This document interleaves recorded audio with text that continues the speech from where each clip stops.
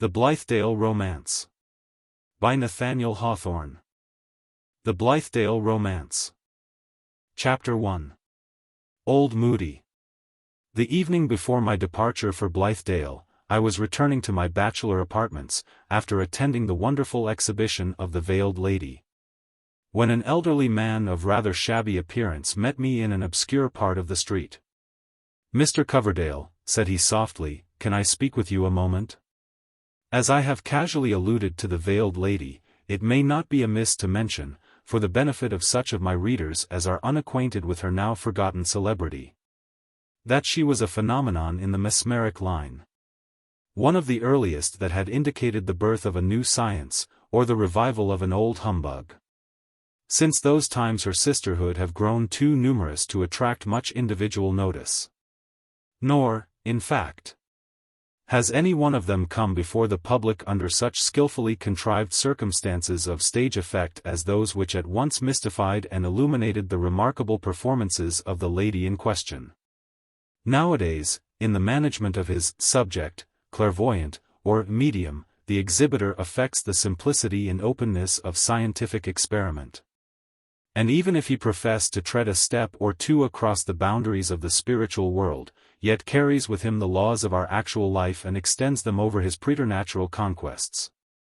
12 or 15 years ago, on the contrary, all the arts of mysterious arrangement, of picturesque disposition, and artistically contrasted light and shade, were made available, in order to set the apparent miracle in the strongest attitude of opposition to ordinary facts. In the case of the Veiled Lady, moreover, the interest of the spectator was further wrought up by the enigma of her identity, and an absurd rumor, probably set afloat by the exhibitor, and at one time very prevalent, that a beautiful young lady, of family and fortune, was enshrouded within the misty drapery of the veil. It was white, with somewhat of a subdued silver sheen, like the sunny side of a cloud, and, falling over the wearer from head to foot, was supposed to insulate her from the material world, from time and space, and to endow her with many of the privileges of a disembodied spirit. Her pretensions, however, whether miraculous or otherwise, have little to do with the present narrative, except, indeed, that I had propounded, for the Veiled Lady's prophetic solution, a query as to the success of our Blithedale enterprise. The response, by the by, was of the true Sibylline stamp, nonsensical in its first aspect, yet on closer study unfolding a variety of interpretations, one of which has certainly accorded with the event. I was turning over this riddle in my mind, and trying to catch its slippery purport by the tail, when the old man above mentioned interrupted me. "Mr. Coverdale, Mr. Coverdale," said he, repeating my name twice, in order to make up for the hesitating and ineffectual way in which he uttered it. "I ask your pardon, sir, but I hear you are going to Blithedale tomorrow." I knew the pale, elderly face, with the red-tipped nose, and the patch over one eye, and likewise saw something characteristic in the old fellow's way of standing under the arch of a gate, only revealing enough of himself to make me recognize him as an acquaintance. He was a very shy personage, this Mr. Moodie. And the trait was the more singular, as his mode of getting his bread necessarily brought him into the stir and hubbub of the world more than the generality of men. "Yes, Mr. Moodie," I answered, wondering what interest he could take in the fact, "it is my intention to go to Blithedale tomorrow. Can I be of any service to you before my departure?" "If you pleased, Mr. Coverdale," said he, "you might do me a very great favor." "A very great one?" repeated I, in a tone that must have expressed but little alacrity of beneficence, although I was ready to do the old man any amount of kindness involving no special trouble to myself. "A very great favor, do you say? My time is brief, Mr. Moodie, and I have a good many preparations to make. But be good enough to tell me what you wish." "Ah, sir," replied old Moodie, "I don't quite like to do that. And, on further thoughts, Mr. Coverdale, perhaps I had better apply to some older gentleman, or to some lady, if you would have the kindness to make me known to one who may happen to be going to Blithedale." "You are a young man, sir." "Does that fact lessen my availability for your purpose?" asked I. However, if an older man will suit you better, there is Mr. Hollingsworth, who has 3 or 4 years the advantage of me in age, and is a much more solid character, and a philanthropist to boot. I am only a poet, and, so the critics tell me, no great affair at that. But what can this business be, Mr. Moodie? It begins to interest me. Especially since your hint that a lady's influence might be found desirable. Come, I am really anxious to be of service to you. But the old fellow, in his civil and demure manner, was both freakish and obstinate, and he had now taken some notion or other into his head that made him hesitate in his former design. I wonder, sir, said he, whether you know a lady whom they call Zenobia? Not personally, I answered, although I expect that pleasure tomorrow, as she has got the start of the rest of us, and is already a resident at Blithedale. But have you a literary turn, Mr. Moodie? Or have you taken up the advocacy of women's rights? Or what else can have interested you in this lady? Zenobia, by the by, as I suppose you know, is merely her public name. A sort of mask in which she comes before the world, retaining all the privileges of privacy, a contrivance, in short, like the white drapery of the veiled lady, only a little more transparent. But it is late. Will you tell me what I can do for you? Please to excuse me tonight, Mr. Coverdale, said Moodie. You are very kind. But I am afraid I have troubled you, when, after all, there may be no need. Perhaps, with your good leave, I will come to your lodgings tomorrow morning, before you set out for Blithedale. I wish you a good night, sir, and beg pardon for stopping you. And so he slipped away. And, as he did not show himself the next morning, it was only through subsequent events that I ever arrived at a plausible conjecture as to what his business could have been. Arriving at my room, I threw a lump of cannel coal upon the grate, lighted a cigar, and spent an hour in musings of every hue, from the brightest to the most sombre. Being, in truth, not so very confident as at some former periods that this final step, which would mix me up irrevocably with the Blithedale affair, was the wisest that could possibly be taken. It was nothing short of midnight when I went to bed, after drinking a glass of particularly fine sherry on which I used to pride myself in those days. It was the very last bottle. And I finished it, with a friend, the next forenoon, before setting out for Blithedale. How do you find this book? Any thoughts about the book or the author? Any suggestion for improvement? Please take a moment to share your thoughts in a comment. If you like it, share it with your friends who might enjoy it as well. Subscribe to keep in touch. Visit CompleteAudiobooks.com for more quality content. Chapter 2.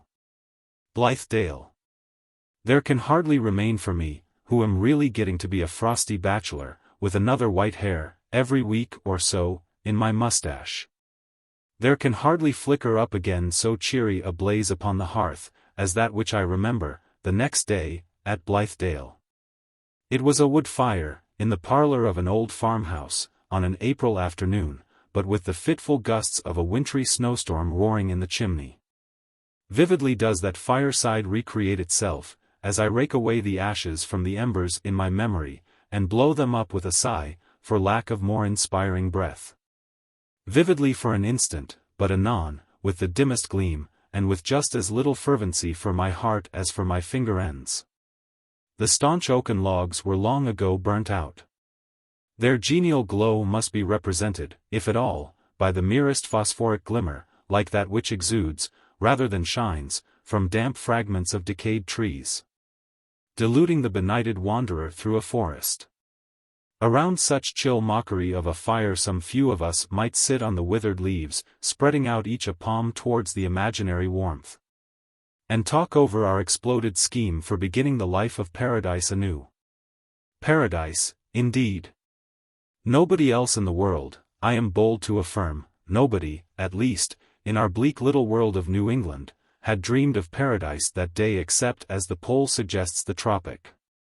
Nor, with such materials as were at hand, could the most skillful architect have constructed any better imitation of Eve's bower than might be seen in the snow hut of an Eskimo. But we made a summer of it, in spite of the wild drifts.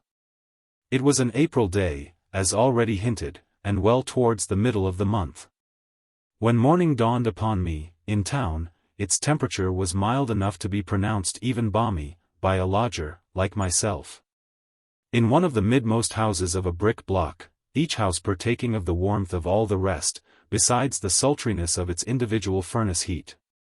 But towards noon there had come snow, driven along the street by a northeasterly blast, and whitening the roofs and sidewalks with a business-like perseverance that would have done credit to our severest January tempest.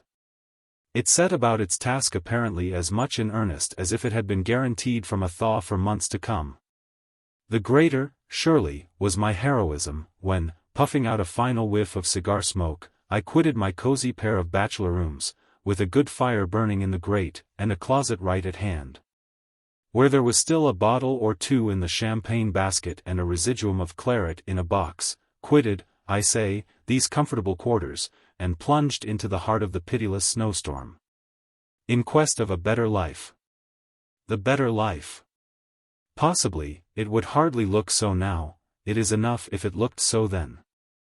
The greatest obstacle to being heroic is the doubt whether one may not be going to prove one's self a fool.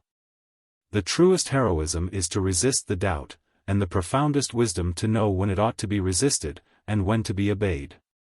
Yet, after all, let us acknowledge it wiser, if not more sagacious, to follow out one's daydream to its natural consummation, although, if the vision have been worth the having, it is certain never to be consummated otherwise than by a failure. And what of that? Its airiest fragments, impalpable as they may be, will possess a value that lurks not in the most ponderous realities of any practicable scheme. They are not the rubbish of the mind. Whatever else I may repent of, therefore, let it be reckoned neither among my sins nor follies that I once had faith and force enough to form generous hopes of the world's destiny, yes, and to do what in me lay for their accomplishment. Even to the extent of quitting a warm fireside, flinging away a freshly lighted cigar, and traveling far beyond the strike of city clocks, through a drifting snowstorm. There were 4 of us who rode together through the storm, and Hollingsworth, who had agreed to be of the number, was accidentally delayed, and set forth at a later hour alone.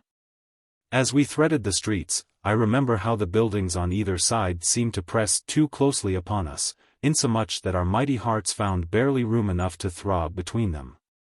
The snowfall, too, looked inexpressibly dreary. I had almost called it dingy, coming down through an atmosphere of city smoke, and alighting on the sidewalk only to be molded into the impress of somebody's patched boot or overshoe. Thus the track of an old conventionalism was visible on what was freshest from the sky. But when we left the pavements, and our muffled hoof-tramps beat upon a desolate extent of country road, and were effaced by the unfettered blast as soon as stamped, then there was better air to breathe. Air that had not been breathed once and again. Air that had not been spoken into words of falsehood, formality, and error, like all the air of the dusky city. How pleasant it is! Remarked I, while the snowflakes flew into my mouth the moment it was opened. How very mild and balmy is this country air! Ah, Coverdale, don't laugh at what little enthusiasm you have left, said one of my companions. I maintain that this nitrous atmosphere is really exhilarating. And, at any rate, we can never call ourselves regenerated men till a February northeaster shall be as grateful to us as the softest breeze of June.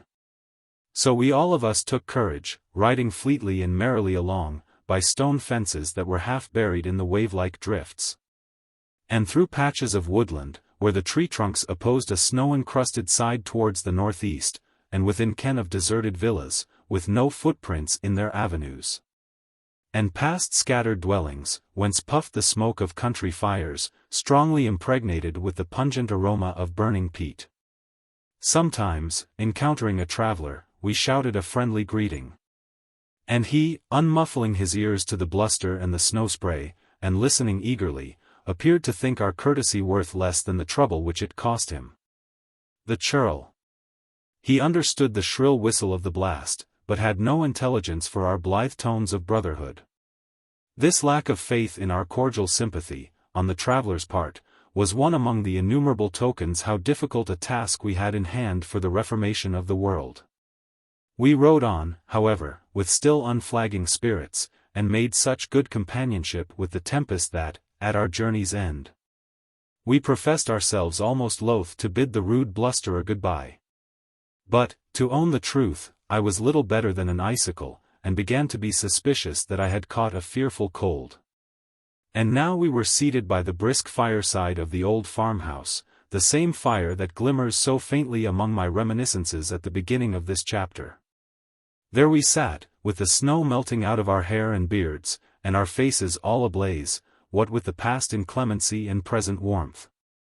It was, indeed, a right good fire that we found awaiting us, built up of great, rough logs, and knotty limbs, and splintered fragments of an oak tree, such as farmers are wont to keep for their own hearths, since these crooked and unmanageable boughs could never be measured into merchantable cords for the market. A family of the old pilgrims might have swung their kettle over precisely such a fire as this, only, no doubt, a bigger one. And, contrasting it with my coal grate, I felt so much the more that we had transported ourselves a worldwide distance from the system of society that shackled us at breakfast time. Good, comfortable Mrs. Foster, the wife of stout Silas Foster, who was to manage the farm at a fair stipend, and be our tutor in the art of husbandry, bade us a hearty welcome. At her back, a back of generous breadth, appeared two young women, smiling most hospitably, but looking rather awkward withal, as not well knowing what was to be their position in our new arrangement of the world. We shook hands affectionately all round, and congratulated ourselves that the blessed state of brotherhood and sisterhood, at which we aimed, might fairly be dated from this moment. Our greetings were hardly concluded when the door opened, and Zenobia, whom I had never before seen, important as was her place in our enterprise, Zenobia entered the parlor. This, as the reader, if at all acquainted with our literary biography, need scarcely be told, was not her real name. She had assumed it, in the first instance, as her magazine signature. And, as it accorded well with something imperial which her friends attributed to this lady's figure and deportment, they half-laughingly adopted it in their familiar intercourse with her. She took the appellation in good part, and even encouraged its constant use. Which, in fact, was thus far appropriate, that our Zenobia, however humble looked her new philosophy, had as much native pride as any queen would have known what to do with. Chapter 3. A Knot of Dreamers. Zenobia bade us welcome, in a fine, frank, mellow voice, and gave each of us her hand, which was very soft and warm. She had something appropriate, I recollect, to say to every individual. And what she said to myself was this: "I have long wished to know you, Mr. Coverdale, and to thank you for your beautiful poetry, some of which I have learned by heart. Or rather it has stolen into my memory, without my exercising any choice or volition about the matter. Of course, permit me to say, you do not think of relinquishing an occupation in which you have done yourself so much credit. I would almost rather give you up as an associate, than that the world should lose one of its true poets." "Ah, no.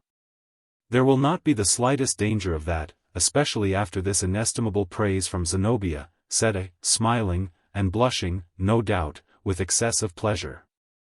"I hope, on the contrary, now to produce something that shall really deserve to be called poetry, true, strong, natural, and sweet, as is the life which we are going to lead, something that shall have the notes of wild birds twittering through it, or a strain like the wind anthems in the woods, as the case may be." "Is it irksome to you to hear your own verses sung?" asked Zenobia, with a gracious smile. "If so, I am very sorry, for you will certainly hear me singing them sometimes, in the summer evenings." "Of all things," answered I, "that is what will delight me most." While this passed, and while she spoke to my companions, I was taking note of Zenobia's aspect. And it impressed itself on me so distinctly, that I can now summon her up, like a ghost, a little wanner than the life but otherwise identical with it. She was dressed as simply as possible, in an American print, I think the dry goods people call it so, but with a silken kerchief, between which and her gown there was one glimpse of a white shoulder. It struck me as a great piece of good fortune that there should be just that glimpse. Her hair, which was dark, glossy, and of singular abundance, was put up rather soberly and primly, without curls, or other ornament, except a single flower. It was an exotic of rare beauty, and as fresh as if the hothouse gardener had just clipped it from the stem. That flower has struck deep root into my memory. I can both see it and smell it, at this moment. So brilliant, so rare, so costly as it must have been, and yet enduring only for a day. It was more indicative of the pride and pomp which had a luxuriant growth in Zenobia's character than if a great diamond had sparkled among her hair. Her hand, though very soft, was larger than most women would like to have, or than they could afford to have. Though not a whit too large in proportion with the spacious plan of Zenobia's entire development. It did one good to see a fine intellect, as hers really was, although its natural tendency lay in another direction than towards literature, so fitly cased. She was, indeed, an admirable figure of a woman, just on the hither verge of her richest maturity, with a combination of features which it is safe to call remarkably beautiful. Even if some fastidious persons might pronounce them a little deficient in softness and delicacy. But we find enough of those attributes everywhere. Preferable, by way of variety, at least, was Zenobia's bloom, health, and vigor, which she possessed in such overflow that a man might well have fallen in love with her for their sake only. In her quiet moods, she seemed rather indolent, but when really in earnest, particularly if there were a spice of bitter feeling, she grew all alive to her fingertips. "I am the first comer," Zenobia went on to say, while her smile beamed warmth upon us all, "so I take the part of hostess for today, and welcome you as if to my own fireside. You shall be my guests, too, at supper. Tomorrow, if you please, we will be brethren and sisters, and begin our new life from daybreak." "Have we our various parts assigned?" asked someone. "Oh, we of the softer sex," responded Zenobia, with her mellow, almost broad laugh, most delectable to hear. "But not in the least like an ordinary woman's laugh. We women, there are 4 of us here already, will take the domestic and indoor part of the business, as a matter of course. To bake, to boil, to roast, to fry, to stew, to wash, and iron, and scrub, and sweep, and, at our idler intervals, to repose ourselves on knitting and sewing, these, I suppose, must be feminine occupations, for the present. By and by, perhaps, when our individual adaptations begin to develop themselves, it may be that some of us who wear the petticoat will go afield, and leave the weaker brethren to take our places in the kitchen." "What a pity," I remarked, "that the kitchen, and the housework generally, cannot be left out of our system altogether. It is odd enough that the kind of labor which falls to the lot of women is just that which chiefly distinguishes artificial life, the life of degenerated mortals, from the life of paradise. Eve had no dinner pot, and no clothes to mend, and no washing day." "I am afraid," said Zenobia, with mirth gleaming out of her eyes, "we shall find some difficulty in adopting the paradisiacal system for at least a month to come.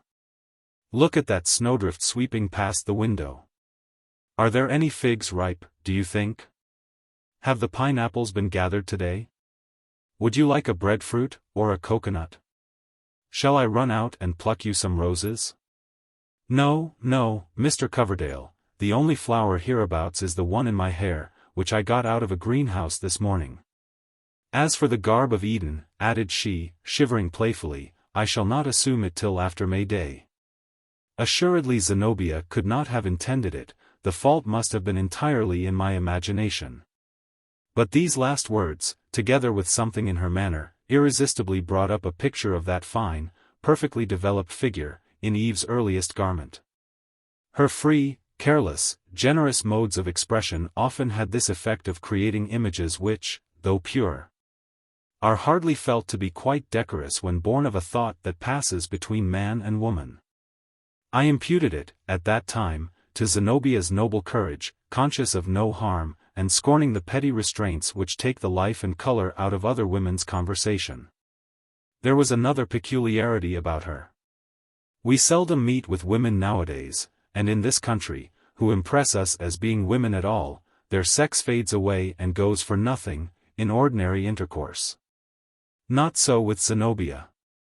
One felt an influence breathing out of her such as we might suppose to come from Eve, when she was just made, and her Creator brought her to Adam, saying, "Behold, here is a woman."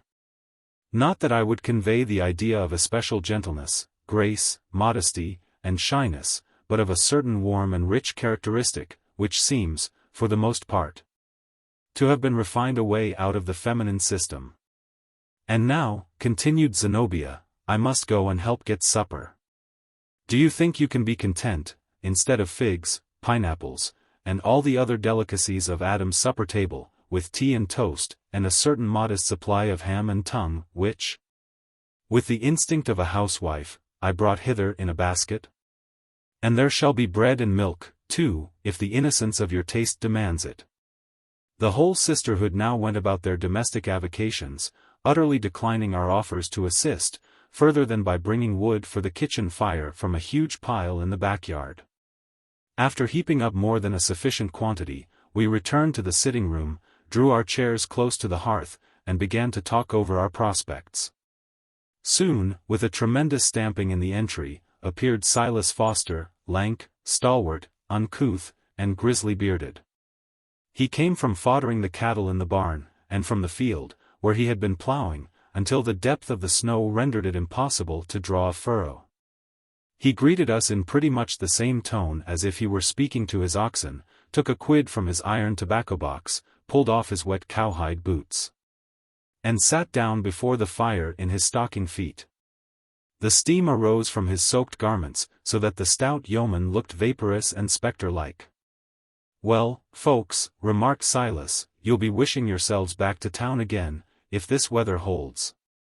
And, true enough, there was a look of gloom, as the twilight fell silently and sadly out of the sky, its grey or sable flakes intermingling themselves with the fast-descending snow. The storm, in its evening aspect, was decidedly dreary. It seemed to have arisen for our especial behoof, a symbol of the cold, desolate, distrustful phantoms that invariably haunt the mind, on the eve of adventurous enterprises, to warn us back within the boundaries of ordinary life. But our courage did not quail. We would not allow ourselves to be depressed by the snowdrift trailing past the window, any more than if it had been the sigh of a summer wind among rustling boughs. There have been few brighter seasons for us than that. If ever men might lawfully dream awake, and give utterance to their wildest visions without dread of laughter or scorn on the part of the audience, yes, and speak of earthly happiness for themselves and mankind, as an object to be hopefully striven for, and probably attained, we who made that little semicircle round the blazing fire were those very men. We had left the rusty iron framework of society behind us. We had broken through many hindrances that are powerful enough to keep most people on the weary treadmill of the established system, even while they feel its irksomeness almost as intolerable as we did. We had stepped down from the pulpit, we had flung aside the pen, we had shut up the ledger. We had thrown off that sweet, bewitching, enervating indolence, which is better, after all, than most of the enjoyments within mortal grasp. It was our purpose, a generous one, certainly, and absurd, no doubt, in full proportion with its generosity, to give up whatever we had heretofore attained, for the sake of showing mankind the example of a life governed by other than the false and cruel principles on which human society has all along been based. And, first of all, we had divorced ourselves from pride, and were striving to supply its place with familiar love. We meant to lessen the laboring man's great burden of toil, by performing our due share of it at the cost of our own thews and sinews. We sought our profit by mutual aid, instead of wresting it by the strong hand from an enemy, or filching it craftily from those less shrewd than ourselves, if, indeed, there were any such in New England, or winning it by selfish competition with a neighbor. In one or another of which fashions every son of woman both perpetrates and suffers his share of the common evil, whether he chooses it or no. And, as the basis of our institution, we purpose to offer up the earnest toil of our bodies, as a prayer no less than an effort for the advancement of our race. Therefore, if we built splendid castles, phalansteries perhaps they might be more fitly called, and pictured beautiful scenes, among the fervid coals of the hearth around which we were clustering. And if all went to wrack with the crumbling embers and have never since arisen out of the ashes, let us take to ourselves no shame. In my own behalf, I rejoice that I could once think better of the world's improbability than it deserved. It is a mistake into which men seldom fall twice in a lifetime. Or, if so, the rarer and higher is the nature that can thus magnanimously persist in error. Stout Silas Foster mingled little in our conversation. But when he did speak, it was very much to some practical purpose. For instance, "Which man among you," quoth he, "is the best judge of swine? Some of us must go to the next Brighton fair, and buy 6 pigs." Pigs! Good heavens! Had we come out from among the swinish multitude for this? And again, in reference to some discussion about raising early vegetables for the market. "We shall never make any hand at market gardening," said Silas Foster, "unless the women folks will undertake to do all the weeding. We haven't team enough for that and the regular farm work, reckoning 3 of your city folks as worth 1 common field hand. No, no. I tell you, we should have to get up a little too early in the morning, to compete with the market gardeners round Boston."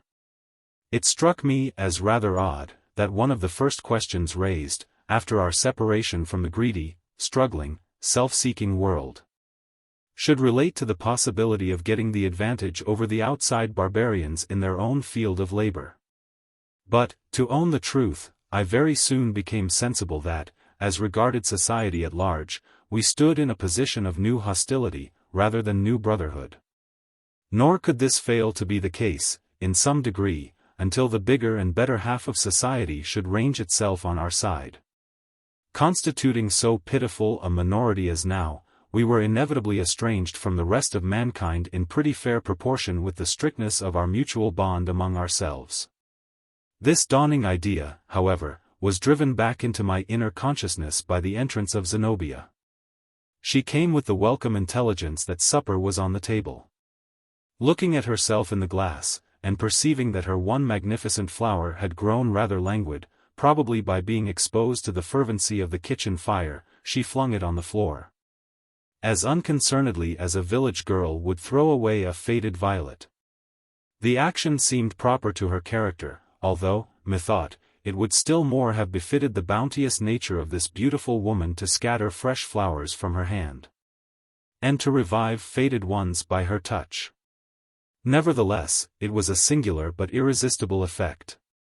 The presence of Zenobia caused our heroic enterprise to show like an illusion, a masquerade, a pastoral, a counterfeit Arcadia, in which we grown-up men and women were making a playday of the years that were given us to live in. I tried to analyze this impression, but not with much success. "It really vexes me," observed Zenobia, as we left the room, "that Mr. Hollingsworth should be such a laggard. I should not have thought him at all the sort of person to be turned back by a puff of contrary wind, or a few snowflakes drifting into his face." "Do you know Hollingsworth personally?" I inquired. "No, only as an auditress, I mean, of some of his lectures," said she. "What a voice he has! And what a man he is! Yet not so much an intellectual man, should say, as a great heart. At least, he moved me more deeply than I think myself capable of being moved, except by the stroke of a true, strong heart against my own. It is a sad pity that he should have devoted his glorious powers to such a grimy, unbeautiful, and positively hopeless object as this reformation of criminals, about which he makes himself and his wretchedly small audiences so very miserable. To tell you a secret, I never could tolerate a philanthropist before." "Could you?" "By no means," I answered, "neither can I now. They are, indeed, an odiously disagreeable set of mortals," continued Zenobia. "I should like Mr. Hollingsworth a great deal better if the philanthropy had been left out. At all events, as a mere matter of taste, I wish he would let the bad people alone, and try to benefit those who are not already past his help. Do you suppose he will be content to spend his life, or even a few months of it, among tolerably virtuous and comfortable individuals like ourselves? Upon my word, I doubt it, said I. If we wish to keep him with us, we must systematically commit at least one crime apiece. Mere peccadilloes will not satisfy him. Zenobia turned, sidelong, a strange kind of a glance upon me.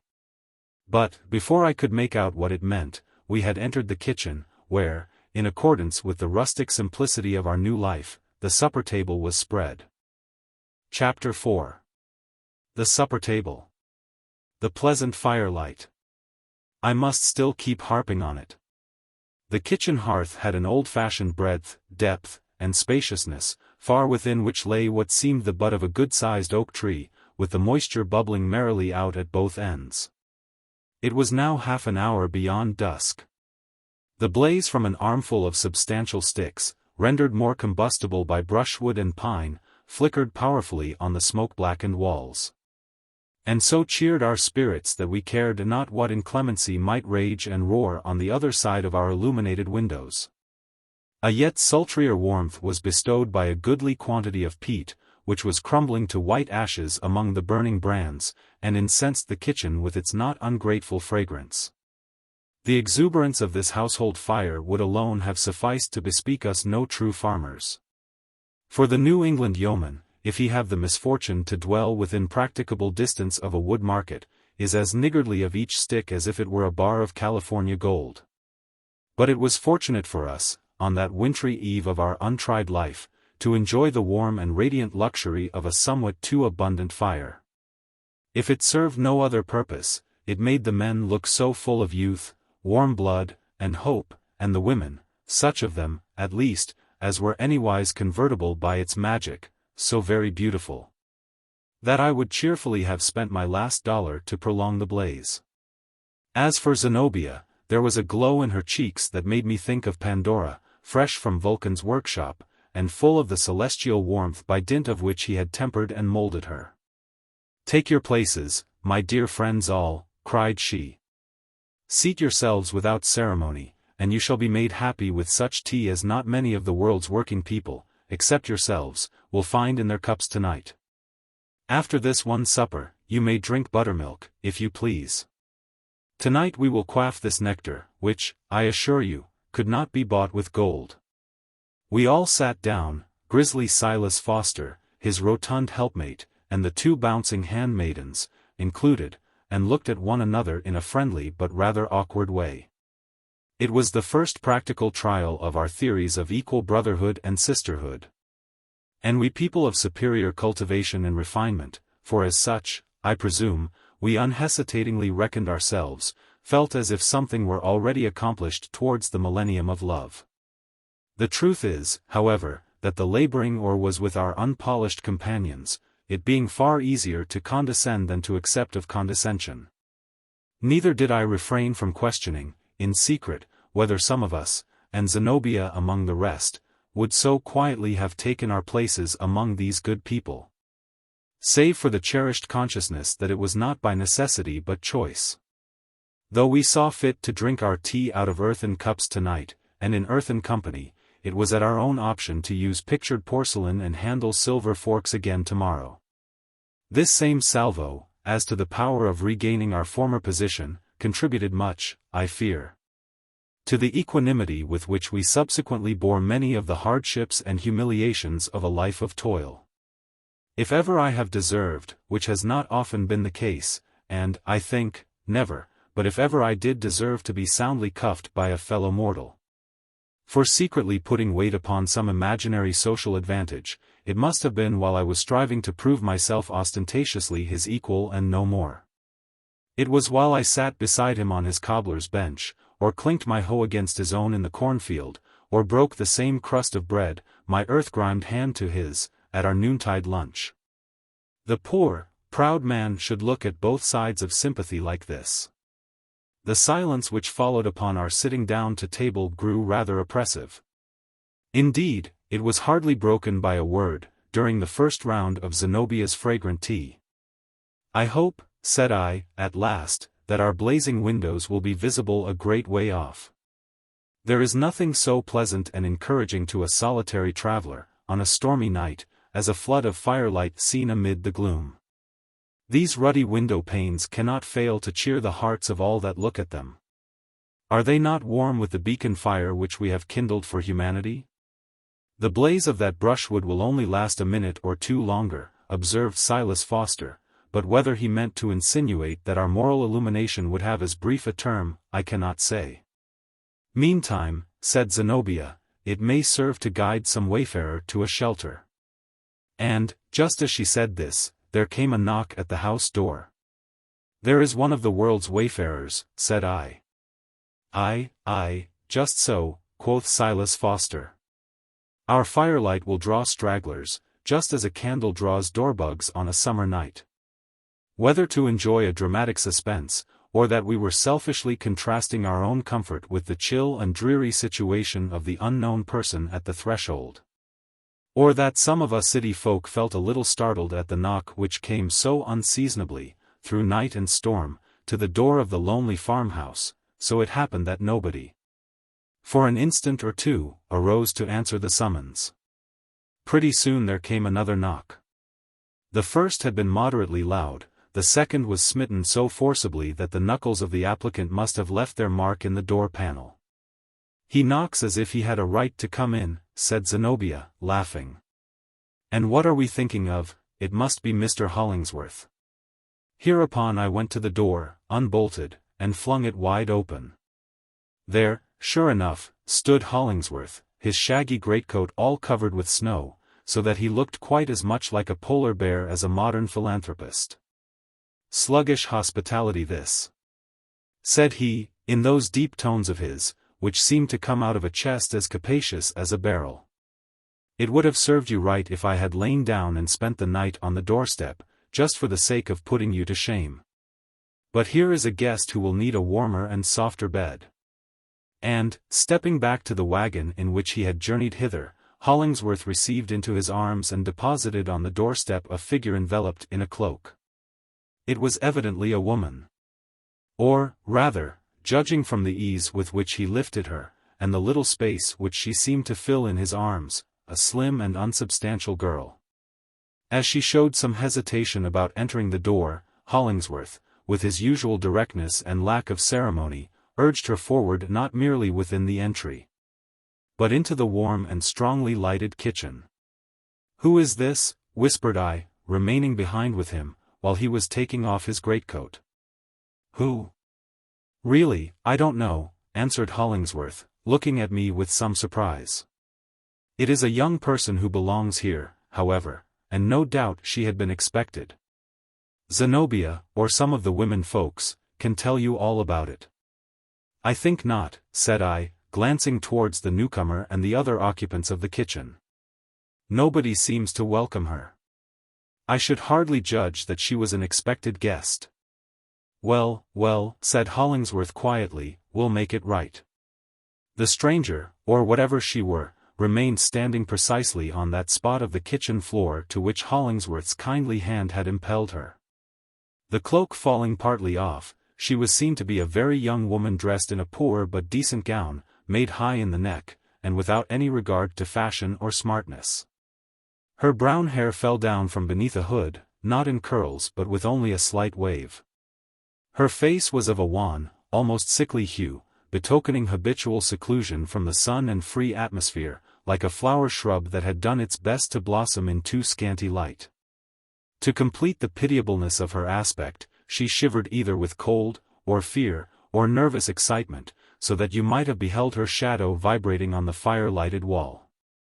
In short, there has seldom been seen so depressed and sad a figure as this young girl's, and it was hardly possible to help being angry with her, from mere despair of doing anything for her comfort. The fantasy occurred to me that she was some desolate kind of a creature, doomed to wander about in snowstorms. And that, though the ruddiness of our window panes had tempted her into a human dwelling, she would not remain long enough to melt the icicles out of her hair. Another conjecture likewise came into my mind.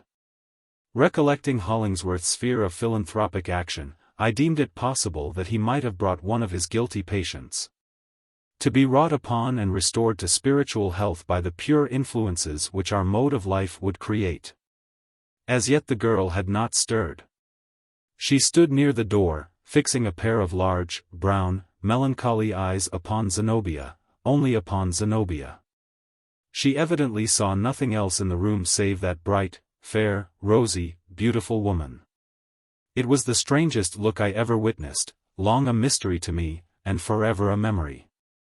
Once she seemed about to move forward and greet her, I know not with what warmth or with what words, but, finally, instead of doing so, she dropped down upon her knees, clasped her hands, and gazed piteously into Zenobia's face.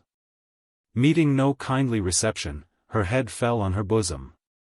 I never thoroughly forgave Zenobia for her conduct on this occasion. But women are always more cautious in their casual hospitalities than men. "What does the girl mean?" cried she in rather a sharp tone. "Is she crazy? Has she no tongue?" And here Hollingsworth stepped forward. "No wonder if the poor child's tongue is frozen in her mouth," said he, and I think he positively frowned at Zenobia. "The very heart will be frozen in her bosom, unless you women can warm it, among you, with the warmth that ought to be in your own." Hollingsworth's appearance was very striking at this moment.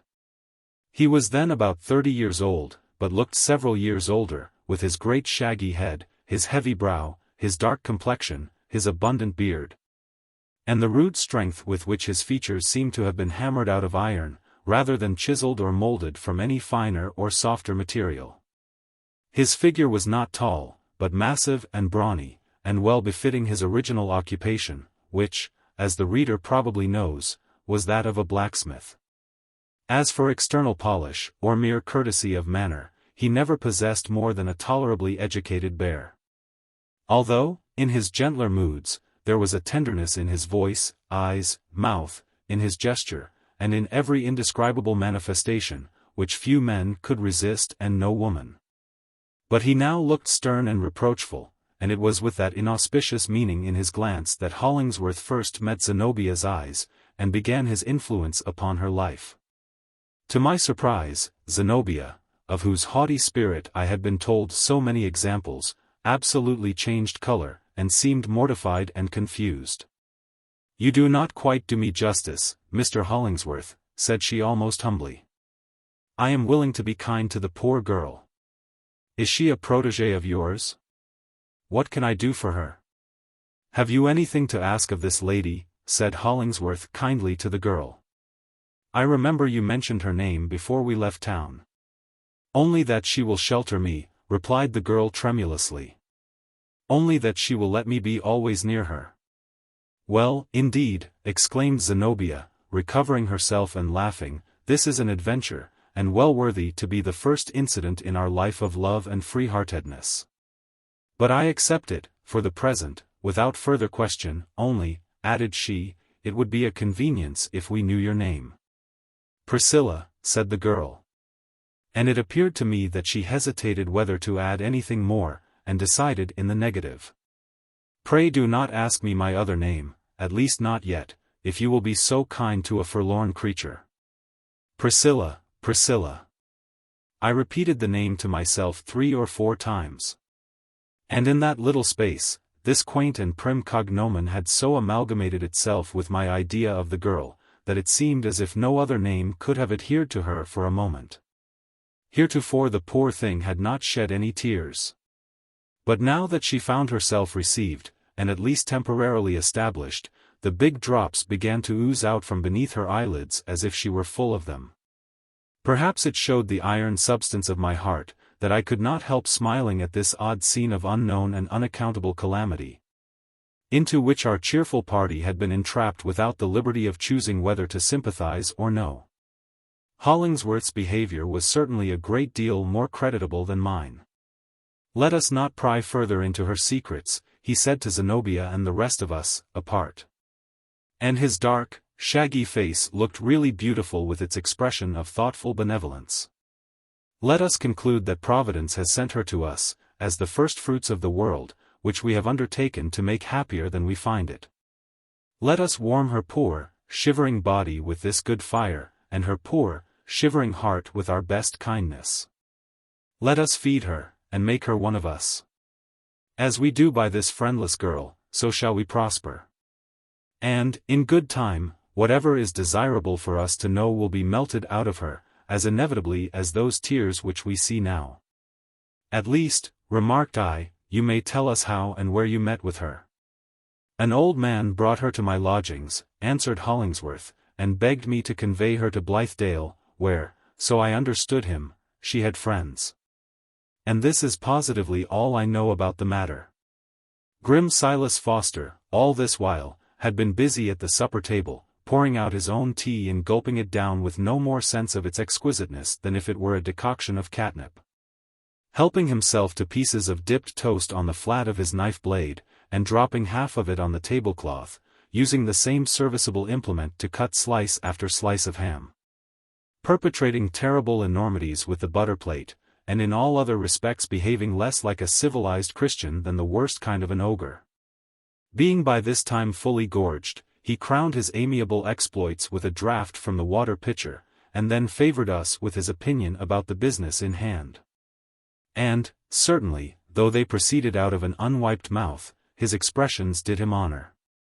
Give the girl a hot cup of tea and a thick slice of this first-rate bacon, said Silas, like a sensible man as he was. That's what she wants. Let her stay with us as long as she likes, and help in the kitchen, and take the cow breath at milking time, and, in a week or two, she'll begin to look like a creature of this world. So we sat down again to supper, and Priscilla along with us. Chapter 5. Until bedtime. Silas Foster, by the time we concluded our meal, had stripped off his coat, and planted himself on a low chair by the kitchen fire, with a lapstone, a hammer, a piece of sole leather, and some waxed ends, in order to cobble an old pair of cowhide boots. He being, in his own phrase, something of a dab, whatever degree of skill that may imply, at the shoemaking business. We heard the tap of his hammer at intervals for the rest of the evening. The remainder of the party adjourned to the sitting-room. Good Mrs. Foster took her knitting work, and soon fell fast asleep, still keeping her needles in brisk movement, and, to the best of my observation, absolutely footing a stocking out of the texture of a dream. And a very substantial stocking it seemed to be. One of the two handmaidens hemmed a towel, and the other appeared to be making a ruffle, for her Sunday's wear, out of a little bit of embroidered muslin which Zenobia had probably given her. It was curious to observe how trustingly, and yet how timidly, our poor Priscilla betook herself into the shadow of Zenobia's protection. She sat beside her on a stool, looking up every now and then with an expression of humble delight at her new friend's beauty. A brilliant woman is often an object of the devoted admiration, it might almost be termed worship, or idolatry, of some young girl, who perhaps beholds the cynosure only at an awful distance, and has as little hope of personal intercourse as of climbing among the stars of heaven. We men are too gross to comprehend it. Even a woman, of mature age, despises or laughs at such a passion. There occurred to me no mode of accounting for Priscilla's behavior, except by supposing that she had read some of Zenobia's stories, as such literature goes everywhere, or her tracts in defense of the sex, and had come hither with the one purpose of being her slave. There is nothing parallel to this, I believe, nothing so foolishly disinterested, and hardly anything so beautiful, in the masculine nature, at whatever epoch of life. Or, if there be, a fine and rare development of character might reasonably be looked for from the youth who should prove himself capable of such self-forgetful affection. Zenobia happening to change her seat, I took the opportunity, in an undertone, to suggest some such notion as the above. Since you see the young woman in so poetical a light, replied she in the same tone, you had better turn the affair into a ballad. It is a grand subject, and worthy of supernatural machinery. The storm, the startling knock at the door, the entrance of the sable knight Hollingsworth and this shadowy snow maiden, who, precisely at the stroke of midnight, shall melt away at my feet in a pool of ice-cold water and give me my death with a pair of wet slippers. And when the verses are written and polished quite to your mind, I will favor you with my idea as to what the girl really is. Pray let me have it now, said I. It shall be woven into the ballad. She is neither more nor less, answered Zenobia, than a seamstress from the city. And she has probably no more transcendental purpose than to do my miscellaneous sewing, for I suppose she will hardly expect to make my dresses. How can you decide upon her so easily? I inquired. Oh, we women judge one another by tokens that escape the obtuseness of masculine perceptions, said Zenobia. There is no proof which you would be likely to appreciate, except the needle marks on the tip of her forefinger. Then, my supposition perfectly accounts for her paleness, her nervousness, and her wretched fragility. Poor thing! She has been stifled with the heat of a salamander stove, in a small, close room, and has drunk coffee, and fed upon doughnuts, raisins, candy, and all such trash, till she is scarcely half alive. And so, as she has hardly any physique, a poet like Mr. Miles Coverdale may be allowed to think her spiritual. Look at her now, whispered I. Priscilla was gazing towards us with an inexpressible sorrow in her wan face and great tears running down her cheeks. It was difficult to resist the impression that, cautiously as we had lowered our voices, she must have overheard and been wounded by Zenobia's scornful estimate of her character and purposes. What ears the girl must have, whispered Zenobia, with a look of vexation, partly comic and partly real. I will confess to you that I cannot quite make her out. However, I am positively not an ill-natured person, unless when very grievously provoked, and as you, and especially Mr. Hollingsworth, take so much interest in this odd creature. And as she knocks with a very slight tap against my own heart likewise, why, I mean to let her in. From this moment I will be reasonably kind to her. There is no pleasure in tormenting a person of one's own sex, even if she do favor one with a little more love than one can conveniently dispose of. And that, let me say, Mr. Coverdale, is the most troublesome offense you can offer to a woman. Thank you, said I, smiling, I don't mean to be guilty of it. She went towards Priscilla, took her hand, and passed her own rosy fingertips, with a pretty, caressing movement, over the girl's hair. The touch had a magical effect. So vivid a look of joy flushed up beneath those fingers, that it seemed as if the sad and wan Priscilla had been snatched away, and another kind of creature substituted in her place. This one caress, bestowed voluntarily by Zenobia, was evidently received as a pledge of all that the stranger sought from her, whatever the unuttered boon might be. From that instant, too, she melted in quietly amongst us, and was no longer a foreign element. Though always an object of peculiar interest, a riddle, and a theme of frequent discussion, her tenure at Blithedale was thenceforth fixed.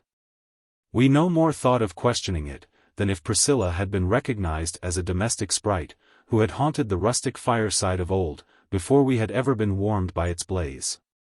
She now produced, out of a work-bag that she had with her, some little wooden instruments, what they are called I never knew, and proceeded to knit, or net. An article which ultimately took the shape of a silk purse. As the work went on, I remembered to have seen just such purses before, indeed, I was the possessor of one. Their peculiar excellence, besides the great delicacy and beauty of the manufacture, lay in the almost impossibility that any uninitiated person should discover the aperture. Although, to a practiced touch, they would open as wide as charity or prodigality might wish. I wondered if it were not a symbol of Priscilla's own mystery. Notwithstanding the new confidence with which Zenobia had inspired her, our guest showed herself disquieted by the storm. When the strong puffs of wind spattered the snow against the windows and made the oaken frame of the farmhouse creak, she looked at us apprehensively, as if to inquire whether these tempestuous outbreaks did not betoken some unusual mischief in the shrieking blast. She had been bred up, no doubt, in some close nook, some inauspiciously sheltered court of the city, where the uttermost rage of a tempest, though it might scatter down the slates of the roof into the bricked area, could not shake the casement of her little room. The sense of vast, undefined space, pressing from the outside against the black panes of our uncurtained windows, was fearful to the poor girl. Heretofore accustomed to the narrowness of human limits, with the lamps of neighboring tenements glimmering across the street. The house probably seemed to her adrift on the great ocean of the night. A little parallelogram of sky was all that she had hitherto known of nature, so that she felt the awfulness that really exists in its limitless extent. Once, while the blast was bellowing, she caught hold of Zenobia's robe, with precisely the air of one who hears her own name spoken at a distance, but is unutterably reluctant to obey the call. We spent rather an incommunicative evening. Hollingsworth hardly said a word, unless when repeatedly and pertinaciously addressed. Then, indeed, he would glare upon us from the thick shrubbery of his meditations like a tiger out of a jungle, make the briefest reply possible, and betake himself back into the solitude of his heart and mind. The poor fellow had contracted this ungracious habit from the intensity with which he contemplated his own ideas, and the infrequent sympathy which they met with from his auditors, a circumstance that seemed only to strengthen the implicit confidence that he awarded to them. His heart, I imagine, was never really interested in our socialist scheme, but was forever busy with his strange, and, as most people thought it, impracticable plan for the reformation of criminals through an appeal to their higher instincts. Much as I liked Hollingsworth, it cost me many a groan to tolerate him on this point.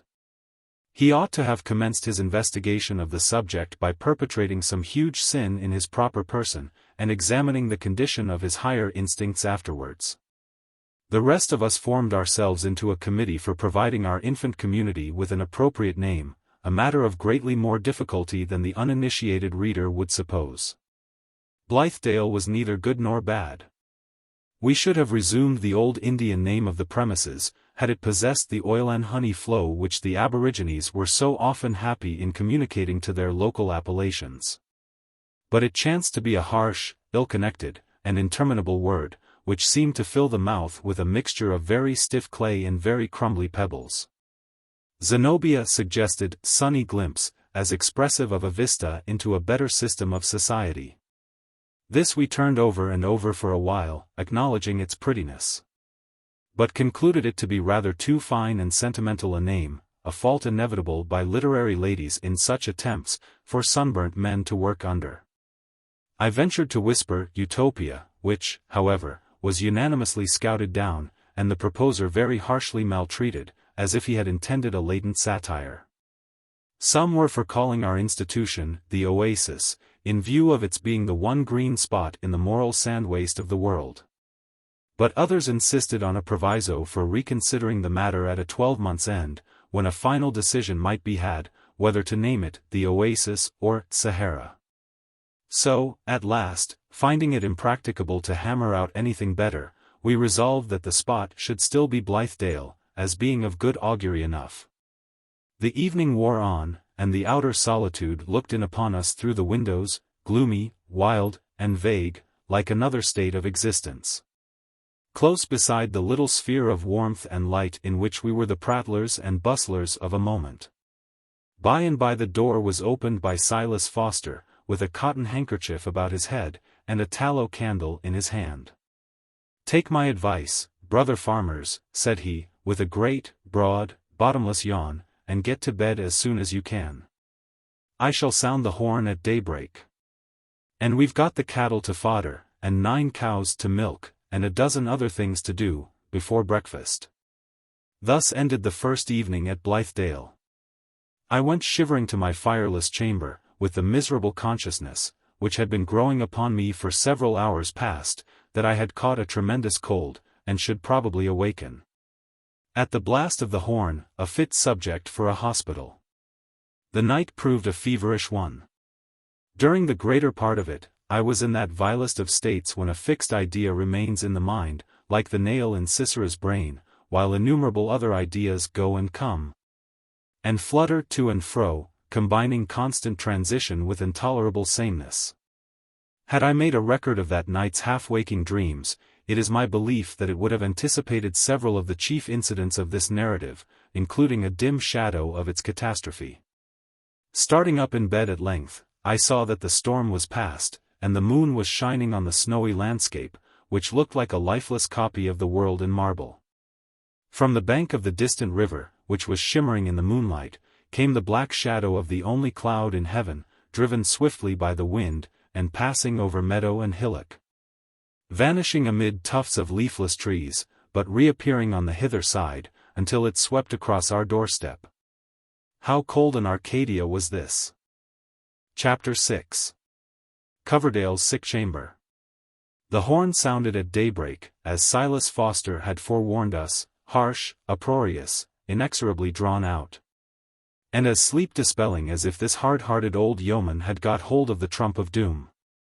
On all sides I could hear the creaking of the bedsteads, as the brethren of Blithedale started from slumber, and thrust themselves into their habiliments, all awry, no doubt, in their haste to begin the reformation of the world. Zenobia put her head into the entry, and besought Silas Foster to cease his clamor, and to be kind enough to leave an armful of firewood and a pail of water at her chamber door. Of the whole household, unless, indeed, it were Priscilla, for whose habits, in this particular, I cannot vouch, of all our apostolic society, whose mission was to bless mankind, Hollingsworth, I apprehend, was the only one who began the enterprise with prayer. My sleeping room being but thinly partitioned from his, the solemn murmur of his voice made its way to my ears, compelling me to be an auditor of his awful privacy with the Creator.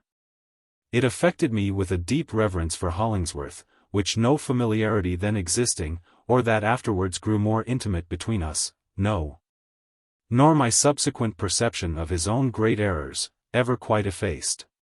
It is so rare, in these times, to meet with a man of prayerful habits, except, of course, in the pulpit, that such an one is decidedly marked out by the light of transfiguration, shed upon him in the divine interview from which he passes into his daily life. As for me, I lay abed, and if I said my prayers, it was backward, cursing my day as bitterly as patient Job himself.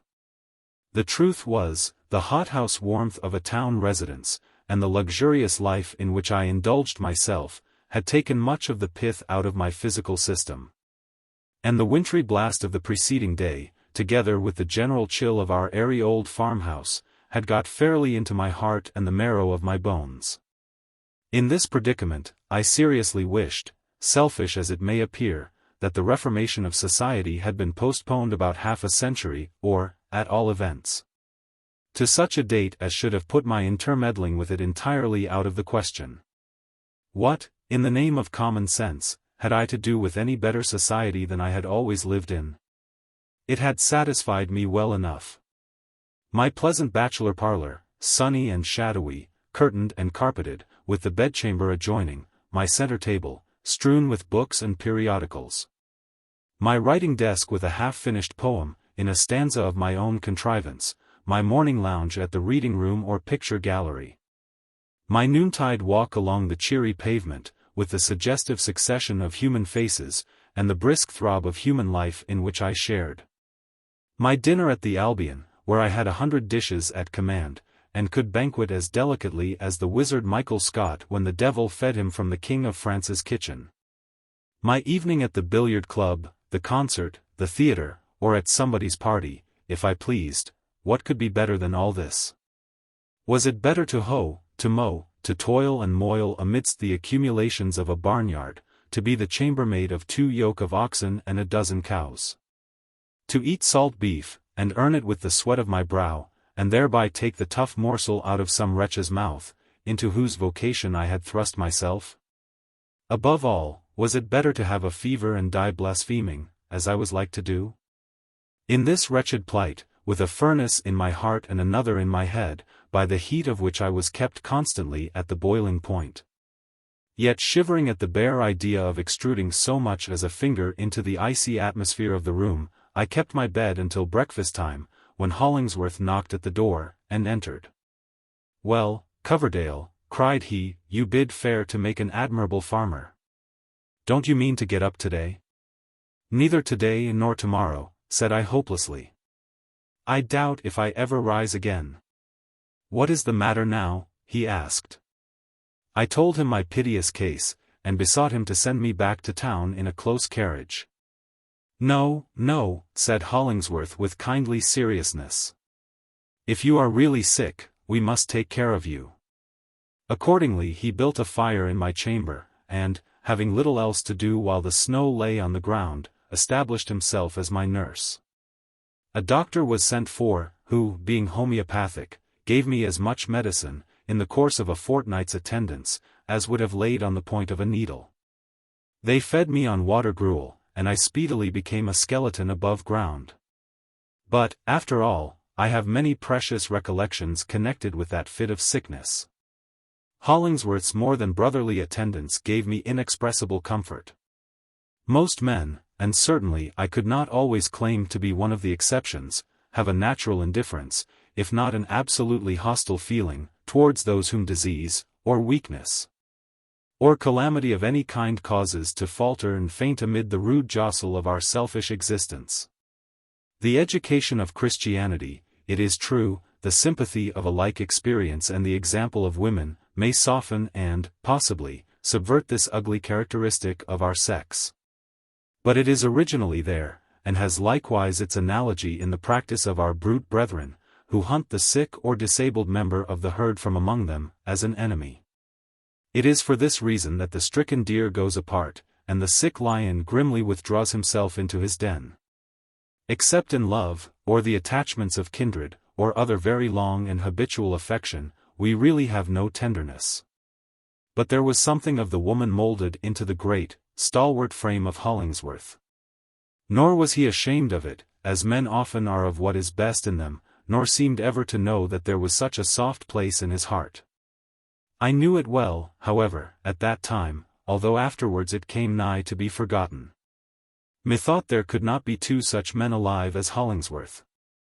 There never was any blaze of a fireside that warmed and cheered me, in the downsinkings and shiverings of my spirit, so effectually as did the light out of those eyes, which lay so deep and dark under his shaggy brows. Happy the man that has such a friend beside him when he comes to die. And unless a friend like Hollingsworth be at hand, as most probably there will not, he had better make up his mind to die alone. How many men, I wonder, does one meet with in a lifetime, whom he would choose for his deathbed companions? At the crisis of my fever I besought Hollingsworth to let nobody else enter the room, but continually to make me sensible of his own presence by a grasp of the hand, a word, a prayer, if he thought good to utter it. And that then he should be the witness how courageously I would encounter the worst. It still impresses me as almost a matter of regret that I did not die then, when I had tolerably made up my mind to it. For Hollingsworth would have gone with me to the hither verge of life, and have sent his friendly and hopeful accents far over on the other side, while I should be treading the unknown path. Now, were I to send for him, he would hardly come to my bedside, nor should I depart the easier for his presence. "You are not going to die, this time," said he, gravely smiling. "You know nothing about sickness, and think your case a great deal more desperate than it is." "Death should take me while I am in the mood," replied I, with a little of my customary levity. "Have you nothing to do in life," asked Hollingsworth, "that you fancy yourself so ready to leave it?" "Nothing," answered I. "Nothing that I know of, unless to make pretty verses, and play a part, with Zenobia and the rest of the amateurs, in our pastoral. It seems but an unsubstantial sort of business, as viewed through a mist of fever. But, dear Hollingsworth, your own vocation is evidently to be a priest, and to spend your days and nights in helping your fellow creatures to draw peaceful dying breaths." "And by which of my qualities," inquired he, "can you suppose me fitted for this awful ministry?" "By your tenderness," I said. "It seems to me the reflection of God's own love." "And you call me tender," repeated Hollingsworth thoughtfully. "I should rather say that the most marked trait in my character is an inflexible severity of purpose. Mortal man has no right to be so inflexible as it is my nature and necessity to be." "I do not believe it," I replied. But, in due time, I remembered what he said. Probably, as Hollingsworth suggested, my disorder was never so serious as, in my ignorance of such matters, I was inclined to consider it. After so much tragical preparation, it was positively rather mortifying to find myself on the mending hand. All the other members of the community showed me kindness, according to the full measure of their capacity. Zenobia brought me my gruel every day, made by her own hands, not very skillfully, if the truth must be told, and, whenever I seemed inclined to converse, would sit by my bedside and talk with so much vivacity as to add several gratuitous throbs to my pulse. Her poor little stories and tracts never half did justice to her intellect. It was only the lack of a fitter avenue that drove her to seek development in literature. She was made, among 1,000 other things that she might have been, for a stump oratress. I recognized no severe culture in Zenobia, her mind was full of weeds. It startled me sometimes, in my state of moral as well as bodily faint-heartedness, to observe the hardihood of her philosophy.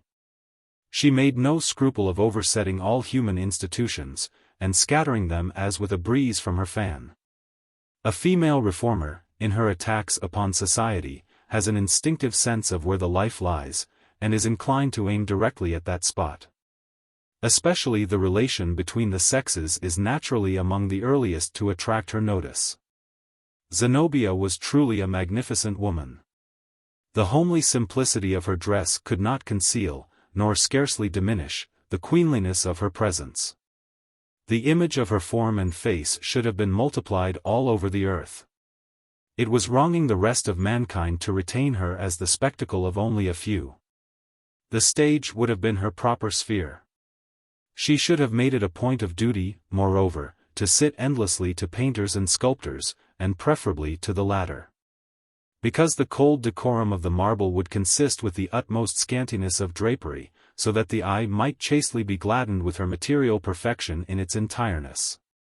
I know not well how to express that the native glow of coloring in her cheeks, and even the flesh warmth over her round arms, and what was visible of her full bust, in a word, her womanliness incarnated, compelled me sometimes to close my eyes, as if it were not quite the privilege of modesty to gaze at her. Illness and exhaustion, no doubt, had made me morbidly sensitive. I noticed, and wondered how Zenobia contrived it, that she had always a new flower in her hair. And still it was a hothouse flower, an outlandish flower, a flower of the tropics, such as appeared to have sprung passionately out of a soil the very weeds of which would be fervid and spicy. Unlike as was the flower of each successive day to the preceding one, it yet so assimilated its richness to the rich beauty of the woman, that I thought it the only flower fit to be worn. So fit, indeed, that nature had evidently created this floral gem, in a happy exuberance, for the one purpose of worthily adorning Zenobia's head. It might be that my feverish fantasies clustered themselves about this peculiarity, and caused it to look more gorgeous and wonderful than if beheld with tempered eyes. In the height of my illness, as I well recollect, I went so far as to pronounce it preternatural. Zenobia is an enchantress, whispered I once to Hollingsworth. She is a sister of the veiled lady. That flower in her hair is a talisman. If you were to snatch it away, she would vanish, or be transformed into something else. What does he say? Asked Zenobia. Nothing that has an atom of sense in it, answered Hollingsworth. He is a little beside himself, I believe, and talks about your being a witch, and of some magical property in the flower that you wear in your hair. It is an idea worthy of a feverish poet, said she, laughing rather compassionately, and taking out the flower. I scorn to owe anything to magic. Here, Mr. Hollingsworth, you may keep the spell while it has any virtue in it, but I cannot promise you not to appear with a new one tomorrow. It is the one relic of my more brilliant, my happier days. The most curious part of the matter was that, long after my slight delirium had passed away, as long, indeed, as I continued to know this remarkable woman, her daily flower affected my imagination. Though more slightly, yet in very much the same way. The reason must have been that, whether intentionally on her part or not, this favored ornament was actually a subtle expression of Zenobia's character. One subject, about which, very impertinently, moreover, I perplexed myself with a great many conjectures, was, whether Zenobia had ever been married. The idea, it must be understood, was unauthorized by any circumstance or suggestion that had made its way to my ears. So young as I beheld her, and the freshest and rosiest woman of 1,000, there was certainly no need of imputing to her a destiny already accomplished. The probability was far greater that her coming years had all life's richest gifts to bring. If the great event of a woman's existence had been consummated, the world knew nothing of it, although the world seemed to know Zenobia well. It was a ridiculous piece of romance, undoubtedly, to imagine that this beautiful personage, wealthy as she was, and holding a position that might fairly enough be called distinguished, could have given herself away so privately, but that some whisper and suspicion, and by degrees a full understanding of the fact, would eventually be blown abroad. But then, as I failed not to consider, her original home was at a distance of many hundred miles. Rumors might fill the social atmosphere, or might once have filled it, there, which would travel but slowly, against the wind, towards our northeastern metropolis, and perhaps melt into thin air before reaching it. There was not, and I distinctly repeat it, the slightest foundation in my knowledge for any surmise of the kind. But there is a species of intuition, either a spiritual lie or the subtle recognition of a fact, which comes to us in a reduced state of the corporeal system. The soul gets the better of the body, after wasting illness, or when a vegetable diet may have mingled too much ether in the blood. Vapors then rise up to the brain, and take shapes that often image falsehood, but sometimes truth. The spheres of our companions have, at such periods, a vastly greater influence upon our own than when robust health gives us a repellent and self-defensive energy. Zenobia's sphere, I imagine, impressed itself powerfully on mine, and transformed me, during this period of my weakness, into something like a mesmerical clairvoyant. Then, also, as anybody could observe, the freedom of her deportment, though, to some tastes, it might commend itself as the utmost perfection of manner in a youthful widow or a blooming matron, was not exactly maidenlike. What girl had ever laughed as Zenobia did? What girl had ever spoken in her mellow tones? Her unconstrained and inevitable manifestation, I said often to myself, was that of a woman to whom wedlock had thrown wide the gates of mystery. Yet sometimes I strove to be ashamed of these conjectures. I acknowledged it as a masculine grossness, a sin of wicked interpretation, of which man is often guilty towards the other sex, thus to mistake the sweet, liberal, but womanly frankness of a noble and generous disposition. Still, it was of no avail to reason with myself nor to upbraid myself. Pertinaciously the thought, Zenobia is a wife, Zenobia has lived and loved. There is no folded petal, no latent dewdrop, in this perfectly developed rose. Irresistibly that thought drove out all other conclusions, as often as my mind reverted to the subject. Zenobia was conscious of my observation, though not, I presume, of the point to which it led me. "Mr. Coverdale," said she one day, as she saw me watching her, while she arranged my gruel on the table, "I have been exposed to a great deal of eyeshot in the few years of my mixing in the world. But never, I think, to precisely such glances as you are in the habit of favoring me with. I seem to interest you very much, and yet, or else a woman's instinct is for once deceived, I cannot reckon you as an admirer. What are you seeking to discover in me?" "The mystery of your life," answered I, surprised into the truth by the unexpectedness of her attack. "And you will never tell me?" She bent her head towards me, and let me look into her eyes, as if challenging me to drop a plummet line down into the depths of her consciousness. "I see nothing now," said I, closing my own eyes, "unless it be the face of a sprite laughing at me from the bottom of a deep well." A bachelor always feels himself defrauded, when he knows or suspects that any woman of his acquaintance has given herself away. Otherwise, the matter could have been no concern of mine. It was purely speculative, for I should not, under any circumstances, have fallen in love with Zenobia. The riddle made me so nervous, however, in my sensitive condition of mind and body, that I most ungratefully began to wish that she would let me alone. Then, too, her gruel was very wretched stuff, with almost invariably the smell of pine smoke upon it, like the evil taste that is said to mix itself up with a witch's best concocted dainties. Why could not she have allowed one of the other women to take the gruel in charge? Whatever else might be her gifts, nature certainly never intended Zenobia for a cook. Or, if so, she should have meddled only with the richest and spiciest dishes, and such as are to be tasted at banquets, between draughts of intoxicating wine. Chapter 7. The Convalescent. As soon as my incommodities allowed me to think of past occurrences, I failed not to inquire what had become of the odd little guest whom Hollingsworth had been the medium of introducing among us. It now appeared that poor Priscilla had not so literally fallen out of the clouds, as we were at first inclined to suppose. A letter, which should have introduced her, had since been received from one of the city missionaries, containing a certificate of character and an allusion to circumstances which, in the writer's judgment, made it especially desirable that she should find shelter in our community.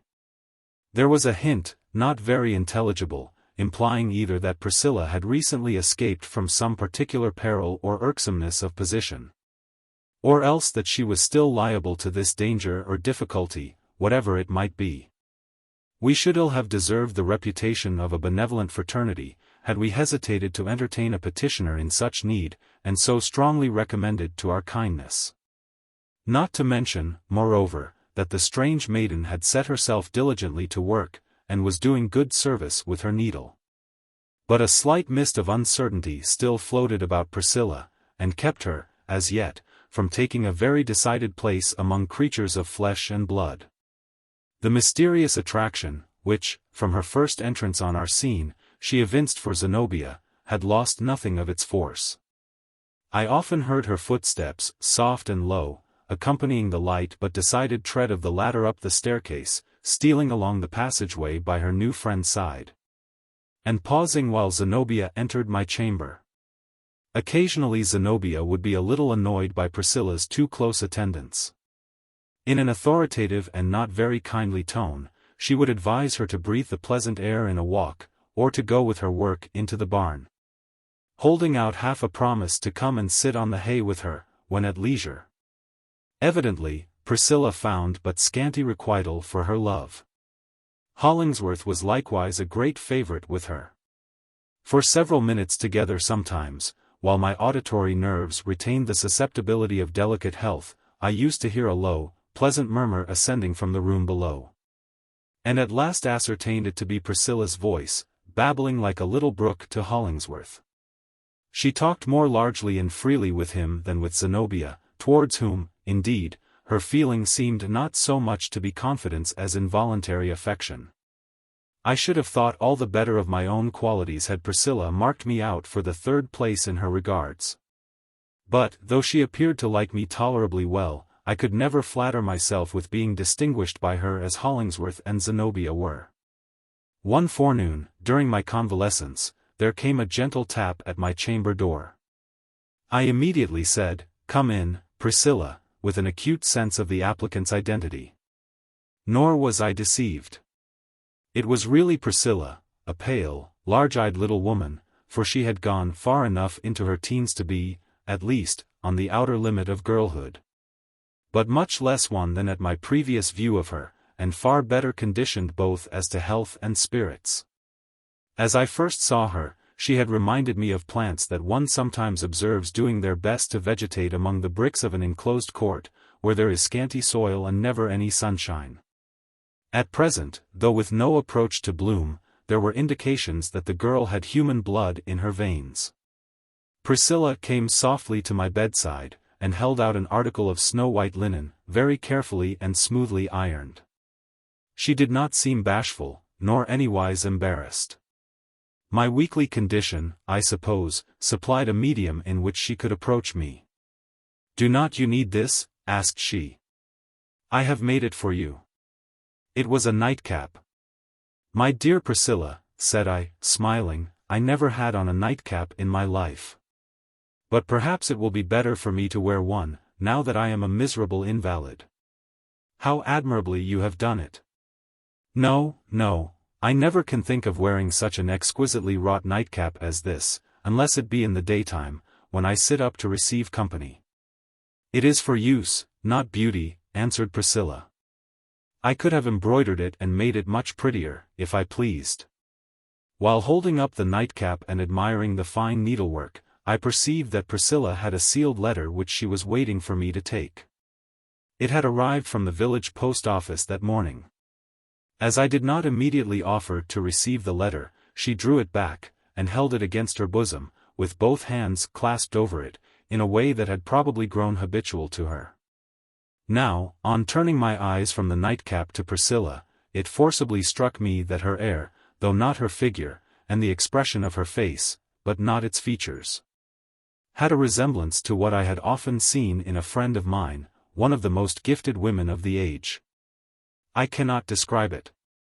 The points easiest to convey to the reader were a certain curve of the shoulders and a partial closing of the eyes, which seemed to look more penetratingly into my own eyes, through the narrowed apertures, than if they had been open at full width. It was a singular anomaly of likeness coexisting with perfect dissimilitude. "Will you give me the letter, Priscilla?" said I. She started, put the letter into my hand, and quite lost the look that had drawn my notice.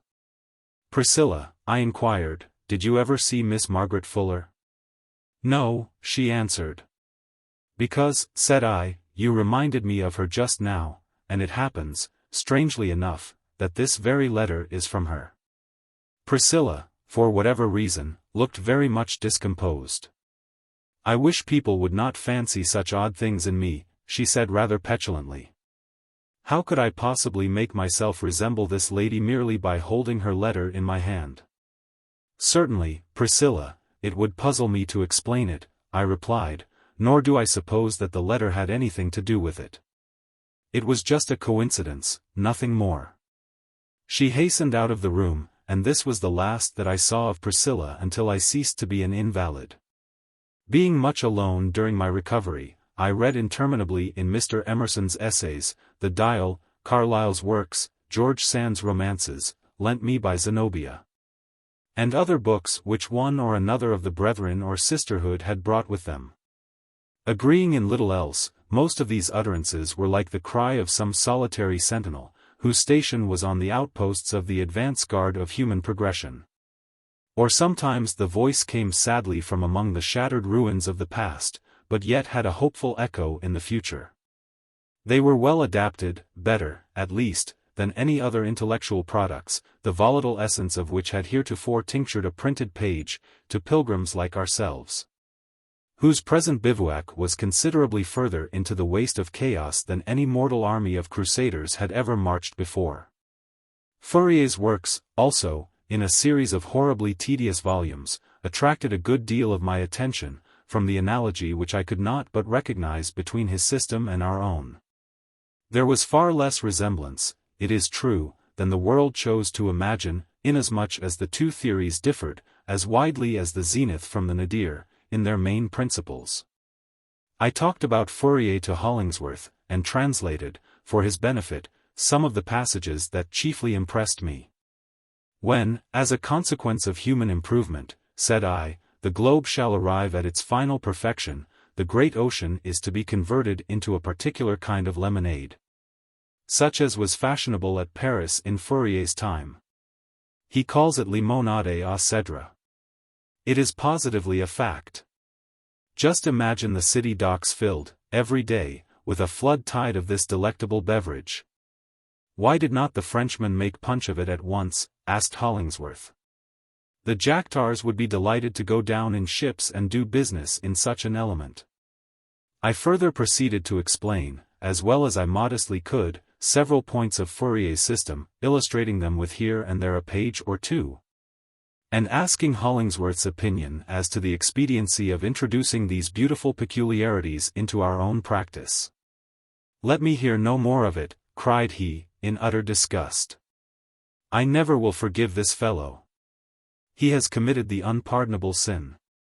For what more monstrous iniquity could the devil himself contrive than to choose the selfish principle, the principle of all human wrong, the very blackness of man's heart, the portion of ourselves which we shudder at, and which it is the whole aim of spiritual discipline to eradicate, to choose it as the master workman of his system?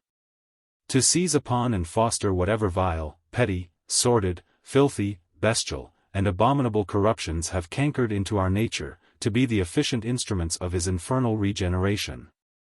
And his consummated paradise, as he pictures it, would be worthy of the agency which he counts upon for establishing it.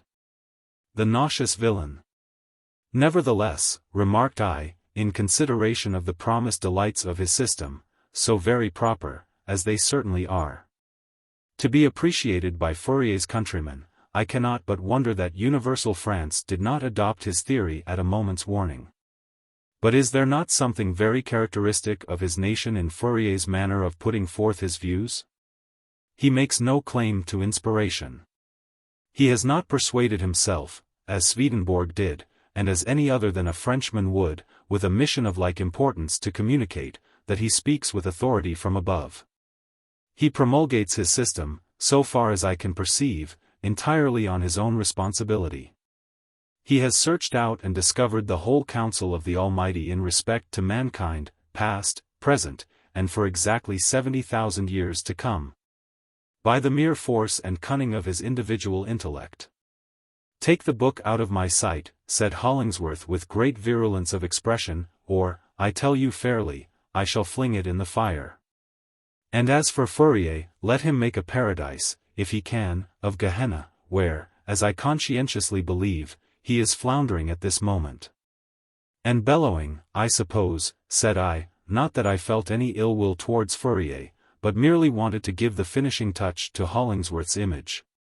Bellowing for the least drop of his beloved limonade au cèdre. There is but little profit to be expected in attempting to argue with a man who allows himself to declaim in this manner, so I dropped the subject, and never took it up again. But had the system at which he was so enraged combined almost any amount of human wisdom, spiritual insight, and imaginative beauty, I question whether Hollingsworth's mind was in a fit condition to receive it. I began to discern that he had come among us actuated by no real sympathy with our feelings and our hopes, but chiefly because we were estranging ourselves from the world, with which his lonely and exclusive object in life had already put him at odds. Hollingsworth must have been originally endowed with a great spirit of benevolence, deep enough and warm enough to be the source of as much disinterested good as Providence often allows a human being the privilege of conferring upon his fellows. This native instinct yet lived within him. I myself had profited by it, in my necessity. It was seen, too, in his treatment of Priscilla. Such casual circumstances as were here involved would quicken his divine power of sympathy, and make him seem, while their influence lasted, the tenderest man and the truest friend on earth. But by and by you missed the tenderness of yesterday, and grew drearily conscious that Hollingsworth had a closer friend than ever you could be. And this friend was the cold, spectral monster which he had himself conjured up, and on which he was wasting all the warmth of his heart, and of which, at last, as these men of a mighty purpose so invariably do, he had grown to be the bond-slave. It was his philanthropic theory. This was a result exceedingly sad to contemplate, considering that it had been mainly brought about by the very ardor and exuberance of his philanthropy. Sad, indeed, but by no means unusual, he had taught his benevolence to pour its warm tide exclusively through one channel, so that there was nothing to spare for other great manifestations of love to man, nor scarcely for the nutriment of individual attachments, unless they could minister in some way to the terrible egotism which he mistook for an angel of God. Had Hollingsworth's education been more enlarged, he might not so inevitably have stumbled into this pitfall. But this identical pursuit had educated him. He knew absolutely nothing, except in a single direction, where he had thought so energetically, and felt to such a depth, that no doubt the entire reason and justice of the universe appeared to be concentrated thitherward. It is my private opinion that, at this period of his life, Hollingsworth was fast going mad. And, as with other crazy people, among whom I include humorists of every degree, it required all the constancy of friendship to restrain his associates from pronouncing him an intolerable bore. Such prolonged fiddling upon one string, such multiform presentation of one idea. His specific object, of which he made the public more than sufficiently aware, through the medium of lectures and pamphlets, was to obtain funds for the construction of an edifice, with a sort of collegiate endowment, On this foundation he purposed to devote himself and a few disciples to the reform and mental culture of our criminal brethren. His visionary edifice was Hollingsworth's one castle in the air. It was the material type in which his philanthropic dream strove to embody itself. And he made the scheme more definite, and caught hold of it the more strongly, and kept his clutch the more pertinaciously, by rendering it visible to the bodily eye. I have seen him, 100 times, with a pencil and sheet of paper, sketching the facade, the side view, or the rear of the structure, or planning the internal arrangements. As lovingly as another man might plan those of the projected home where he meant to be happy with his wife and children. I have known him to begin a model of the building with little stones, gathered at the brookside, whither we had gone to cool ourselves in the sultry noon of haying time. Unlike all other ghosts, his spirit haunted an edifice, which, instead of being time-worn, and full of storied love, and joy, and sorrow, had never yet come into existence. "Dear friend," said I once to Hollingsworth, before leaving my sick chamber, "I heartily wish that I could make your schemes my schemes. Because it would be so great a happiness to find myself treading the same path with you. But I am afraid there is not stuff in me stern enough for a philanthropist, or not in this peculiar direction, or, at all events, not solely in this. Can you bear with me, if such should prove to be the case?" "I will at least wait a while," answered Hollingsworth, gazing at me sternly and gloomily. "But how can you be my lifelong friend, except you strive with me towards the great object of my life?" "Heaven forgive me!" A horrible suspicion crept into my heart, and stung the very core of it as with the fangs of an adder. I wondered whether it were possible that Hollingsworth could have watched by my bedside, with all that devoted care, only for the ulterior purpose of making me a proselyte to his views. Chapter 8. A Modern Arcadia. May Day, I forget whether by Zenobia's sole decree, or by the unanimous vote of our community, had been declared a movable festival. It was deferred until the sun should have had a reasonable time to clear away the snowdrifts along the lee of the stone walls, and bring out a few of the readiest wild flowers. On the forenoon of the substituted day, after admitting some of the balmy air into my chamber, I decided that it was nonsense and effeminacy to keep myself a prisoner any longer. So I descended to the sitting-room, and finding nobody there, proceeded to the barn, whence I had already heard Zenobia's voice. And along with it a girlish laugh which was not so certainly recognizable. Arriving at the spot, it a little surprised me to discover that these merry outbreaks came from Priscilla. The two had been aiming together. They had found anemones in abundance, houstonias by the handful, some columbines, a few long-stalked violets, and a quantity of white everlasting flowers. And had filled up their basket with the delicate spray of shrubs and trees. None were prettier than the maple twigs, the leaf of which looks like a scarlet bud in May, and like a plate of vegetable gold in October.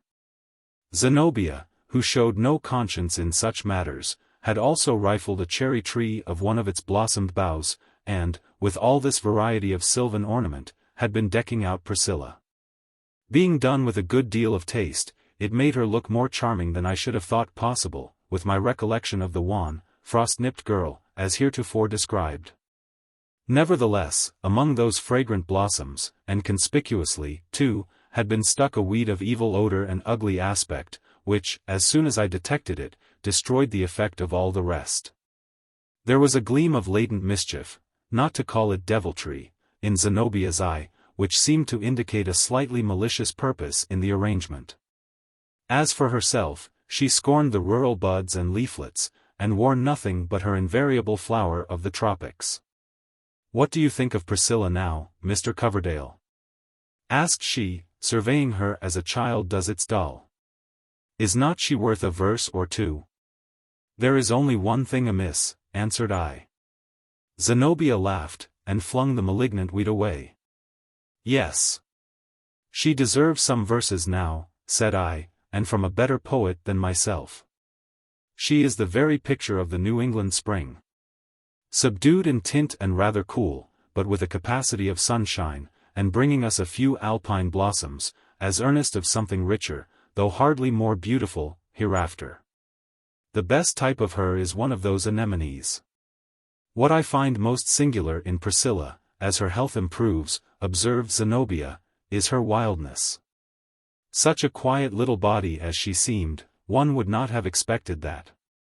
Why, as we strolled the woods together, I could hardly keep her from scrambling up the trees, like a squirrel. She has never before known what it is to live in the free air, and so it intoxicates her as if she were sipping wine.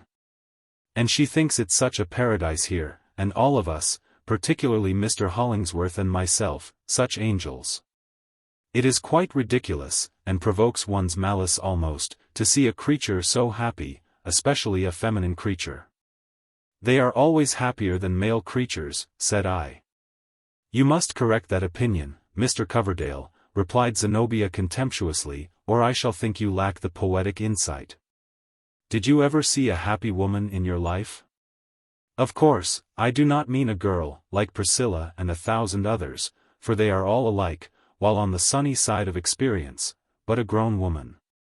How can she be happy, after discovering that fate has assigned her but one single event, which she must contrive to make the substance of her whole life? A man has his choice of innumerable events. A woman, I suppose, answered I, by constant repetition of her one event, may compensate for the lack of variety. Indeed, said Zenobia. While we were talking, Priscilla caught sight of Hollingsworth at a distance, in a blue frock, and with a hoe over his shoulder, returning from the field. She immediately set out to meet him, running and skipping, with spirits as light as the breeze of the May morning, but with limbs too little exercised to be quite responsive. She clapped her hands, too, with great exuberance of gesture, as is the custom of young girls when their electricity overcharges them. But, all at once, midway to Hollingsworth, she paused, looked round about her, towards the river, the road, the woods, and back towards us, appearing to listen. As if she heard someone calling her name, and knew not precisely in what direction. Have you bewitched her? I exclaimed. It is no sorcery of mine, said Zenobia, but I have seen the girl do that identical thing once or twice before. Can you imagine what is the matter with her? No, unless, said I, she has the gift of hearing those airy tongues that syllable men's names, which Milton tells about. From whatever cause, Priscilla's animation seemed entirely to have deserted her. She seated herself on a rock, and remained there until Hollingsworth came up. And when he took her hand and led her back to us, she rather resembled my original image of the wan and spiritless Priscilla than the flowery May Queen of a few moments ago. These sudden transformations, only to be accounted for by an extreme nervous susceptibility, always continued to characterize the girl. Though with diminished frequency as her health progressively grew more robust. I was now on my legs again. My fit of illness had been an avenue between two existences. The low-arched and darksome doorway, through which I crept out of a life of old conventionalisms, on my hands and knees, as it were, and gained admittance into the freer region that lay beyond. In this respect, it was like death. And, as with death, too, it was good to have gone through it. No otherwise could I have rid myself of 1,000 follies, fripperies, prejudices, habits, and other such worldly dust as inevitably settles upon the crowd along the broad highway. Giving them all one sordid aspect before noontime, however freshly they may have begun their pilgrimage in the dewy morning. The very substance upon my bones had not been fit to live within any better, truer, or more energetic mode than that to which I was accustomed. So it was taken off me and flung aside, like any other worn-out or unseasonable garment. And, after shivering a little while in my skeleton, I began to be clothed anew, and much more satisfactorily than in my previous suit. In literal and physical truth, I was quite another man. I had a lively sense of the exultation with which the spirit will enter on the next stage of its eternal progress after leaving the heavy burden of its mortality in an early grave. With as little concern for what may become of it as now affected me for the flesh which I had lost. Emerging into the genial sunshine, I half fancied that the labors of the Brotherhood had already realized some of Fourier's predictions. Their enlightened culture of the soil, and the virtues with which they sanctified their life, had begun to produce an effect upon the material world and its climate. In my new enthusiasm, man looked strong and stately, and woman, oh, how beautiful, and the earth a green garden, blossoming with many-colored delights. Thus nature, whose laws I had broken in various artificial ways, comported herself towards me as a strict but loving mother, who uses the rod upon her little boy for his naughtiness, and then gives him a smile, a kiss, and some pretty playthings to console the urchin for her severity. In the interval of my seclusion, there had been a number of recruits to our little army of saints and martyrs. They were mostly individuals who had gone through such an experience as to disgust them with ordinary pursuits, but who were not yet so old, nor had suffered so deeply, as to lose their faith in the better time to come. On comparing their minds one with another, they often discovered that this idea of a community had been growing up, in silent and unknown sympathy, for years. Thoughtful, strongly lined faces were among them. Somber brows, but eyes that did not require spectacles, unless prematurely dimmed by the student's lamplight, and hair that seldom showed a thread of silver. Age, wedded to the past, encrusted over with a stony layer of habits, and retaining nothing fluid in its possibilities, would have been absurdly out of place in an enterprise like this. Youth, too, in its early dawn, was hardly more adapted to our purpose.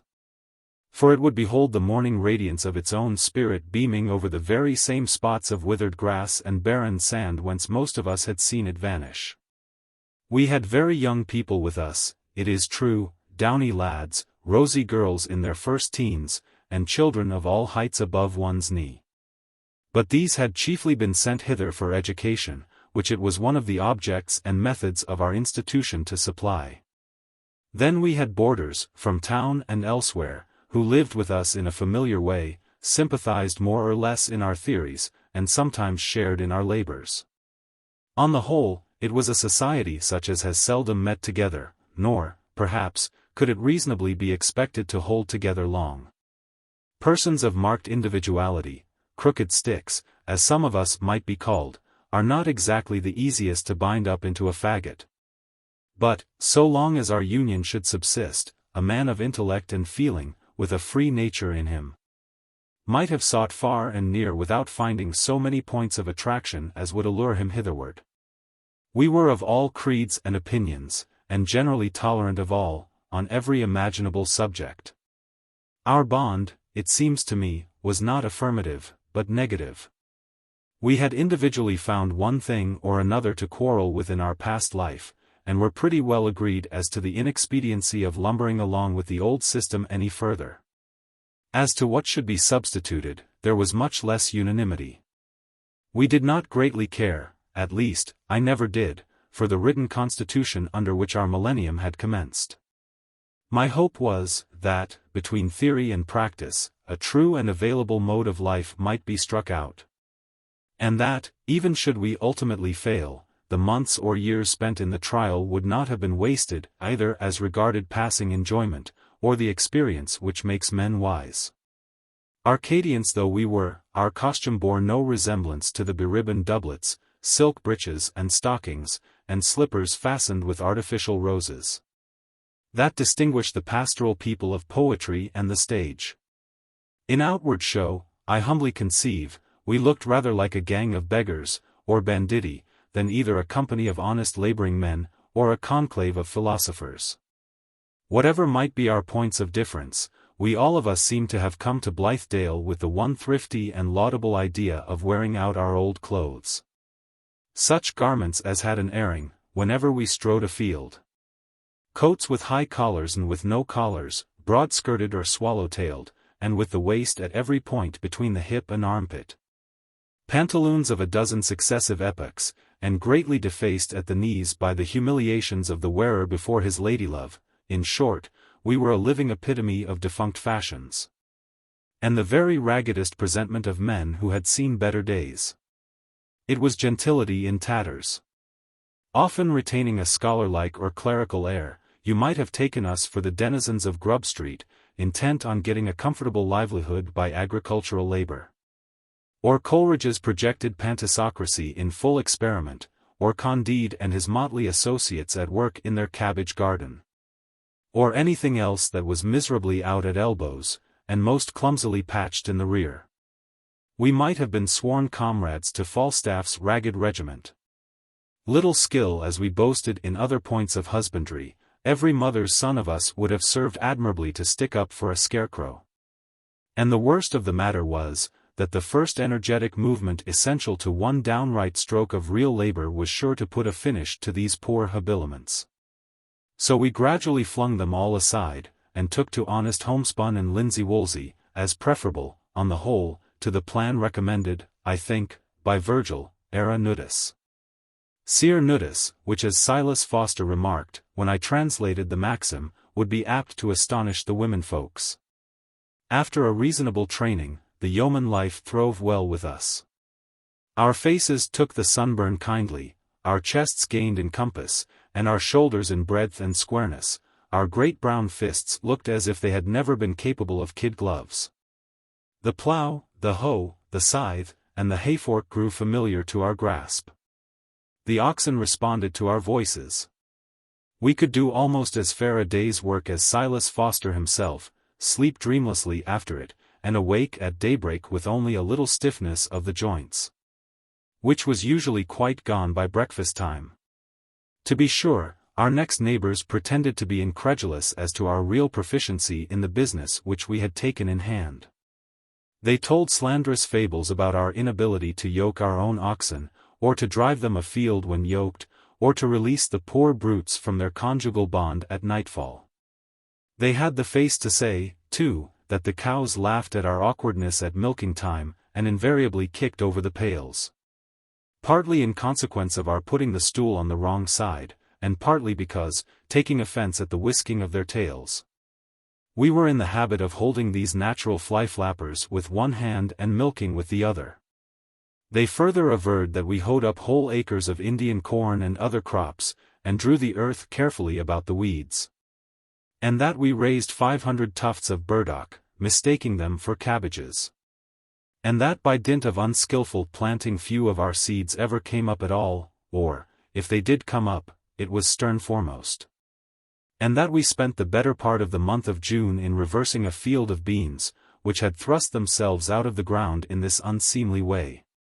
They quoted it as nothing more than an ordinary occurrence for one or other of us to crop off 2 or 3 fingers, of a morning, by our clumsy use of the hay-cutter. Finally, and as an ultimate catastrophe, these mendacious rogues circulated a report that we communitarians were exterminated, to the last man, by severing ourselves asunder with the sweep of our own scythes. And that the world had lost nothing by this little accident. But this was pure envy and malice on the part of the neighboring farmers. The peril of our new way of life was not lest we should fail in becoming practical agriculturists, but that we should probably cease to be anything else. While our enterprise lay all in theory, we had pleased ourselves with delectable visions of the spiritualization of labor. It was to be our form of prayer and ceremonial of worship. Each stroke of the hoe was to uncover some aromatic root of wisdom, heretofore hidden from the sun. Pausing in the field, to let the wind exhale the moisture from our foreheads, we were to look upward, and catch glimpses into the far-off soul of truth. In this point of view, matters did not turn out quite so well as we anticipated. It is very true that, sometimes, gazing casually around me, out of the midst of my toil, I used to discern a richer picturesqueness in the visible scene of earth and sky.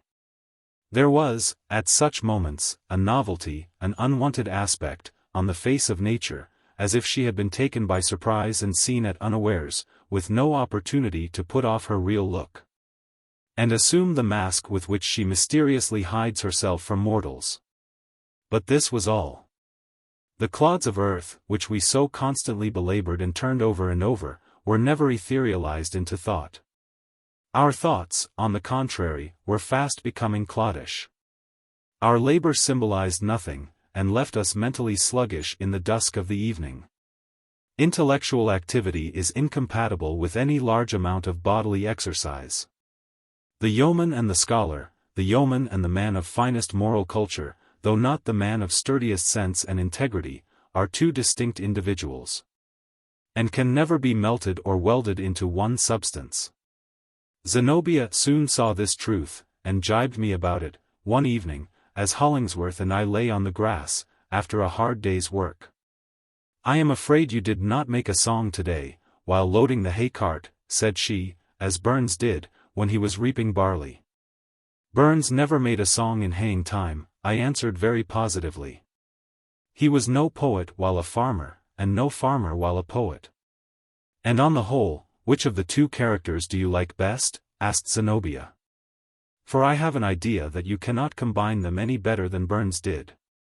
"Ah, I see, in my mind's eye, what sort of an individual you are to be, 2 or 3 years hence. Grim Silas Foster is your prototype, with his palm of sole leather, and his joints of rusty iron, which all through summer keep the stiffness of what he calls his winter's rheumatiz. And his brain of, I don't know what his brain is made of, unless it be a Savoy cabbage. But yours may be cauliflower, as a rather more delicate variety. Your physical man will be transmuted into salt beef and fried pork, at the rate, should imagine, of £1.50 a day. That being about the average which we find necessary in the kitchen. You will make your toilet for the day, still like this delightful Silas Foster, by rinsing your fingers and the front part of your face in a little tin pan of water at the doorstep. And teasing your hair with a wooden pocket comb before a 7x9-inch looking-glass. Your only pastime will be to smoke some very vile tobacco in the black stump of a pipe. "Pray, spare me," cried I, "but the pipe is not Silas's only mode of solacing himself with the weed. Your literature," continued Zenobia, apparently delighted with her description, "will be the farmer's almanac, for I observe our friend Foster never gets so far as the newspaper. When you happen to sit down, at odd moments, you will fall asleep, and make nasal proclamation of the fact, as he does. And invariably you must be jogged out of a nap, after supper, by the future Mrs. Coverdale, and persuaded to go regularly to bed. And on Sundays, when you put on a blue coat with brass buttons, you will think of nothing else to do but to go and lounge over the stone walls and rail fences, and stare at the corn growing. And you will look with a knowing eye at oxen, and will have a tendency to clamber over into pigsties, and feel of the hogs. And give a guess how much they will weigh after you shall have stuck and dressed them. Already I have noticed you begin to speak through your nose, and with a drawl. Pray, if you really did make any poetry today, let us hear it in that kind of utterance." "Coverdale has given up making verses now," said Hollingsworth, who never had the slightest appreciation of my poetry. "Just think of him penning a sonnet with a fist like that. There is at least this good in a life of toil, that it takes the nonsense and fancy work out of a man, and leaves nothing but what truly belongs to him. If a farmer can make poetry at the plough-tail, it must be because his nature insists on it. And if that be the case, let him make it, in heaven's name." "And how is it with you?" asked Zenobia, in a different voice, for she never laughed at Hollingsworth, as she often did at me. "You, I think, cannot have ceased to live a life of thought and feeling." "I have always been in earnest," answered Hollingsworth. "I have hammered thought out of iron, after heating the iron in my heart. It matters little what my outward toil may be. Were I a slave at the bottom of a mine, should keep the same purpose, the same faith in its ultimate accomplishment, that I do now. Miles Coverdale is not in earnest, either as a poet or a laborer." "You give me hard measure, Hollingsworth," said I, a little hurt. "I have kept pace with you in the field. And my bones feel as if I had been in earnest, whatever may be the case with my brain." "I cannot conceive," observed Zenobia with great emphasis, and, no doubt, she spoke fairly the feeling of the moment, "I cannot conceive of being so continually as Mr. Coverdale is within the sphere of a strong and noble nature, without being strengthened and ennobled by its influence." This amiable remark of the fair Zenobia confirmed me in what I had already begun to suspect, that Hollingsworth, like many other illustrious prophets, reformers, and philanthropists, was likely to make at least 2 proselytes among the women to 1 among the men. Zenobia and Priscilla. These, I believe, unless my unworthy self might be reckoned for a third, were the only disciples of his mission. And I spent a great deal of time, uselessly, in trying to conjecture what Hollingsworth meant to do with them, and they with him. Chapter 9. Hollingsworth, Zenobia, Priscilla. It is not, I apprehend, a healthy kind of mental occupation to devote ourselves too exclusively to the study of individual men and women. If the person under examination be oneself, the result is pretty certain to be diseased action of the heart, almost before we can snatch a second glance. Or if we take the freedom to put a friend under our microscope, we thereby insulate him from many of his true relations, magnify his peculiarities, inevitably tear him into parts. And of course patch him very clumsily together again. What wonder, then, should we be frightened by the aspect of a monster, which, after all, though we can point to every feature of his deformity in the real personage, may be said to have been created mainly by ourselves. Thus, as my conscience has often whispered me, I did Hollingsworth a great wrong by prying into his character. And am perhaps doing him as great a one, at this moment, by putting faith in the discoveries which I seem to make. But I could not help it. Had I loved him less, I might have used him better. He and Zenobia and Priscilla, both for their own sakes and as connected with him, were separated from the rest of the community, to my imagination, and stood forth as the indices of a problem which it was my business to solve.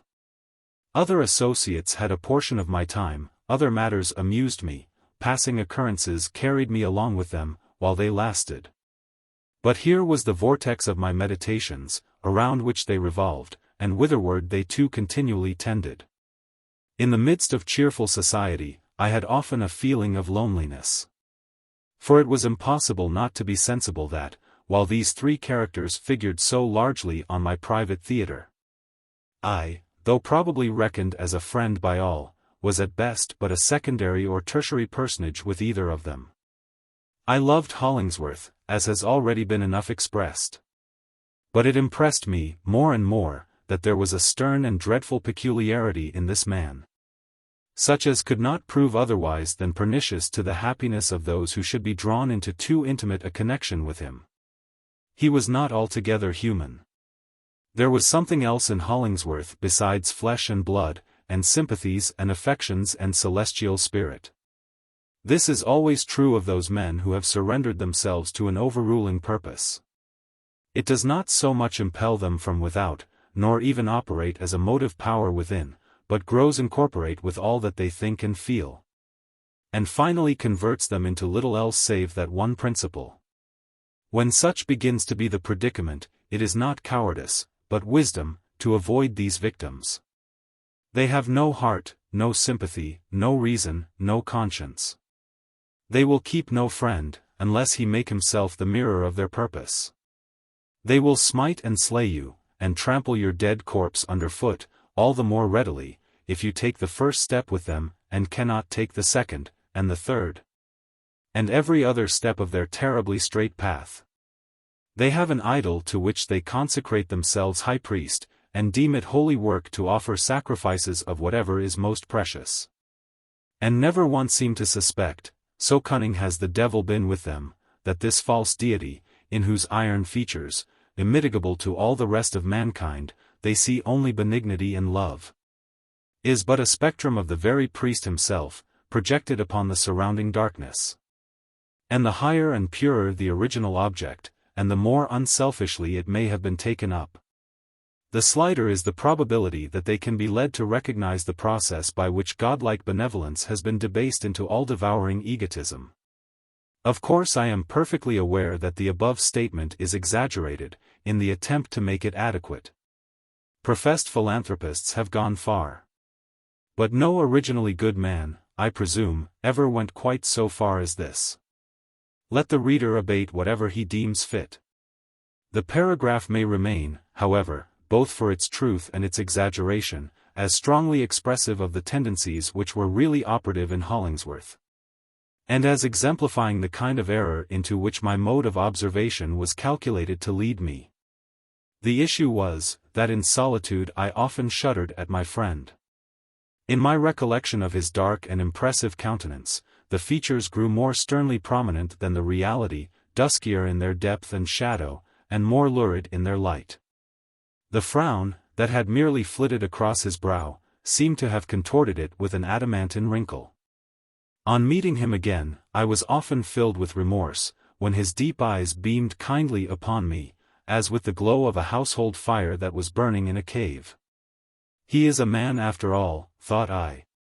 His Maker's own truest image, a philanthropic man, not that steel engine of the devil's contrivance, a philanthropist. But in my woodwalks, and in my silent chamber, the dark face frowned at me again. When a young girl comes within the sphere of such a man, she is as perilously situated as the maiden whom, in the old classical myths, the people used to expose to a dragon. If I had any duty whatever, in reference to Hollingsworth, it was to endeavor to save Priscilla from that kind of personal worship which her sex is generally prone to lavish upon saints and heroes. It often requires but one smile out of the hero's eyes into the girl's or woman's heart, to transform this devotion, from a sentiment of the highest approval and confidence, into passionate love. Now, Hollingsworth smiled much upon Priscilla, more than upon any other person. If she thought him beautiful, it was no wonder. I often thought him so, with the expression of tender human care and gentlest sympathy which she alone seemed to have power to call out upon his features. Zenobia, I suspect, would have given her eyes, bright as they were, for such a look. It was the least that our poor Priscilla could do, to give her heart for a great many of them. There was the more danger of this, inasmuch as the footing on which we all associated at Blithedale was widely different from that of conventional society. While inclining us to the soft affections of the Golden Age, it seemed to authorize any individual, of either sex, to fall in love with any other, regardless of what would elsewhere be judged suitable and prudent. Accordingly, the tender passion was very rife among us, in various degrees of mildness or virulence, but mostly passing away with the state of things that had given it origin. This was all well enough, but, for a girl like Priscilla and a woman like Zenobia to jostle one another in their love of a man like Hollingsworth, was likely to be no child's play. Had I been as cold-hearted as I sometimes thought myself, nothing would have interested me more than to witness the play of passions that must thus have been evolved. But, in honest truth, I would really have gone far to save Priscilla, at least, from the catastrophe in which such a drama would be apt to terminate. Priscilla had now grown to be a very pretty girl, and still kept budding and blossoming, and daily putting on some new charm, which you no sooner became sensible of than you thought it worth all that she had previously possessed.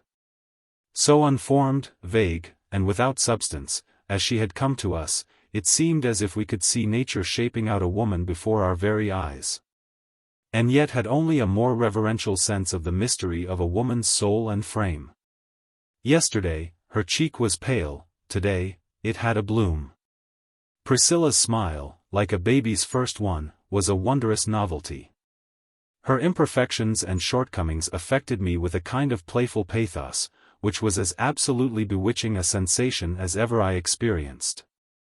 After she had been a month or two at Blithedale, her animal spirits waxed high, and kept her pretty constantly in a state of bubble and ferment, impelling her to far more bodily activity than she had yet strength to endure. She was very fond of playing with the other girls out of doors. There is hardly another sight in the world so pretty as that of a company of young girls, almost women grown, at play, and so giving themselves up to their airy impulse that their tiptoes barely touched the ground.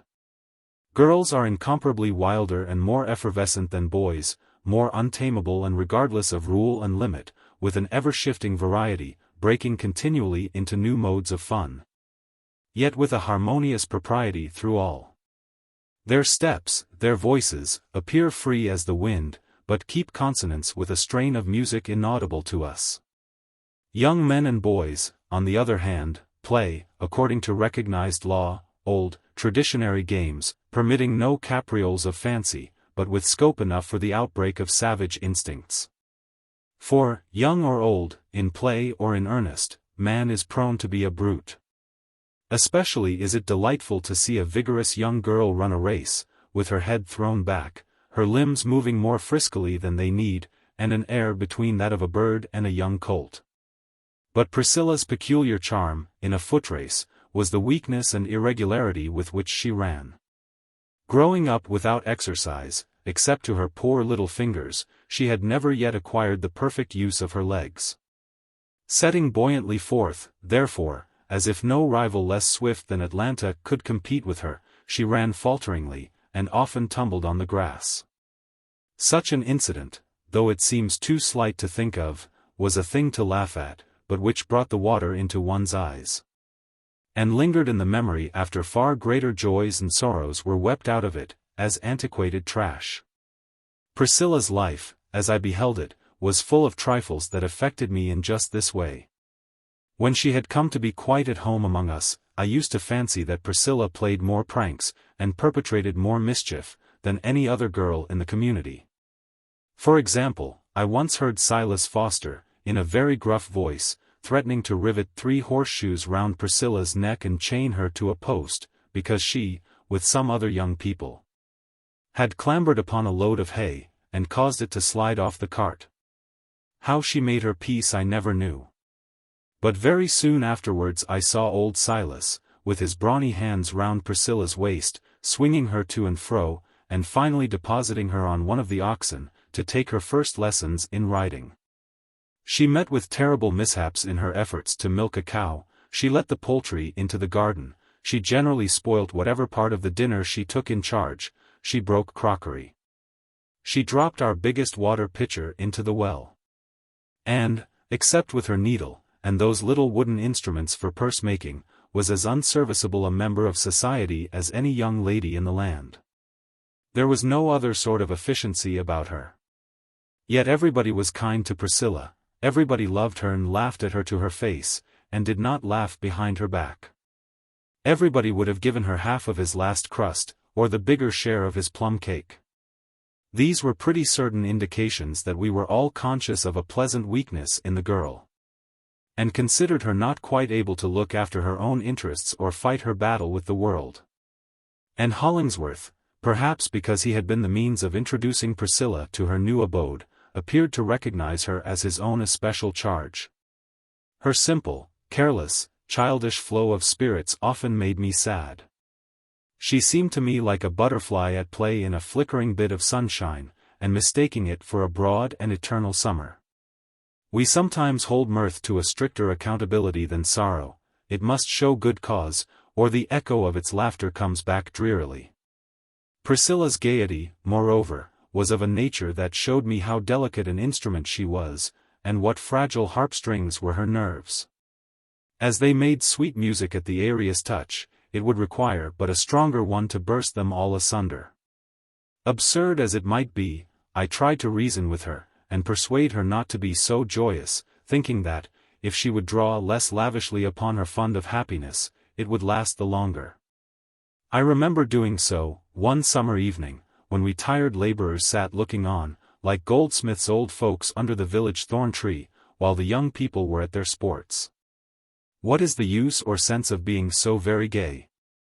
I said to Priscilla, while she was taking breath, after a great frolic. I love to see a sufficient cause for everything, and I can see none for this. Pray tell me, now, what kind of a world you imagine this to be, which you are so merry in. I never think about it at all, answered Priscilla, laughing. But this I am sure of, that it is a world where everybody is kind to me, and where I love everybody. My heart keeps dancing within me, and all the foolish things which you see me do are only the motions of my heart. How can I be dismal, if my heart will not let me? Have you nothing dismal to remember? I suggested. If not, then, indeed, you are very fortunate. Ah, said Priscilla slowly. And then came that unintelligible gesture, when she seemed to be listening to a distant voice. For my part, I continued, beneficently seeking to overshadow her with my own somber humor, my past life has been a tiresome one enough. Yet I would rather look backward 10 times than forward once. For, little as we know of our life to come, we may be very sure, for one thing, that the good we aim at will not be attained. People never do get just the good they seek. If it come at all, it is something else, which they never dreamed of, and did not particularly want. Then, again, we may rest certain that our friends of today will not be our friends of a few years hence, but, if we keep one of them, it will be at the expense of the others. And most probably we shall keep none. To be sure, there are more to be had, but who cares about making a new set of friends, even should they be better than those around us? Not I, said Priscilla. I will live and die with these. Well, but let the future go, resumed I. As for the present moment, if we could look into the hearts where we wish to be most valued, what should you expect to see? One's own likeness, in the innermost, holiest niche? Ah! I don't know. It may not be there at all. It may be a dusty image, thrust aside into a corner, and by to be flung out of doors, where any foot may trample upon it. If not today, then tomorrow. And so, Priscilla, I do not see much wisdom in being so very merry in this kind of a world. It had taken me nearly 7 years of worldly life to hive up the bitter honey which I here offered to Priscilla. And she rejected it. I don't believe one word of what you say. She replied, laughing anew. You made me sad, for a minute, by talking about the past, but the past never comes back again. Do we dream the same dream twice? There is nothing else that I am afraid of. So away she ran, and fell down on the green grass, as it was often her luck to do, but got up again, without any harm. Priscilla, Priscilla, cried Hollingsworth, who was sitting on the doorstep, you had better not run any more tonight. You will weary yourself too much. And do not sit down out of doors, for there is a heavy dew beginning to fall. At his first word, she went and sat down under the porch, at Hollingsworth's feet, entirely contented and happy. What charm was there in his rude massiveness that so attracted and soothed this shadow-like girl? It appeared to me, who have always been curious in such matters, that Priscilla's vague and seemingly causeless flow of felicitous feeling was that with which love blesses inexperienced hearts. Before they begin to suspect what is going on within them, it transports them to the 7th heaven, and if you ask what brought them thither, they neither can tell nor care to learn, but cherish an ecstatic faith that there they shall abide forever. Zenobia was in the doorway, not far from Hollingsworth. She gazed at Priscilla in a very singular way. Indeed, it was a sight worth gazing at, and a beautiful sight, too, as the fair girl sat at the feet of that dark, powerful figure.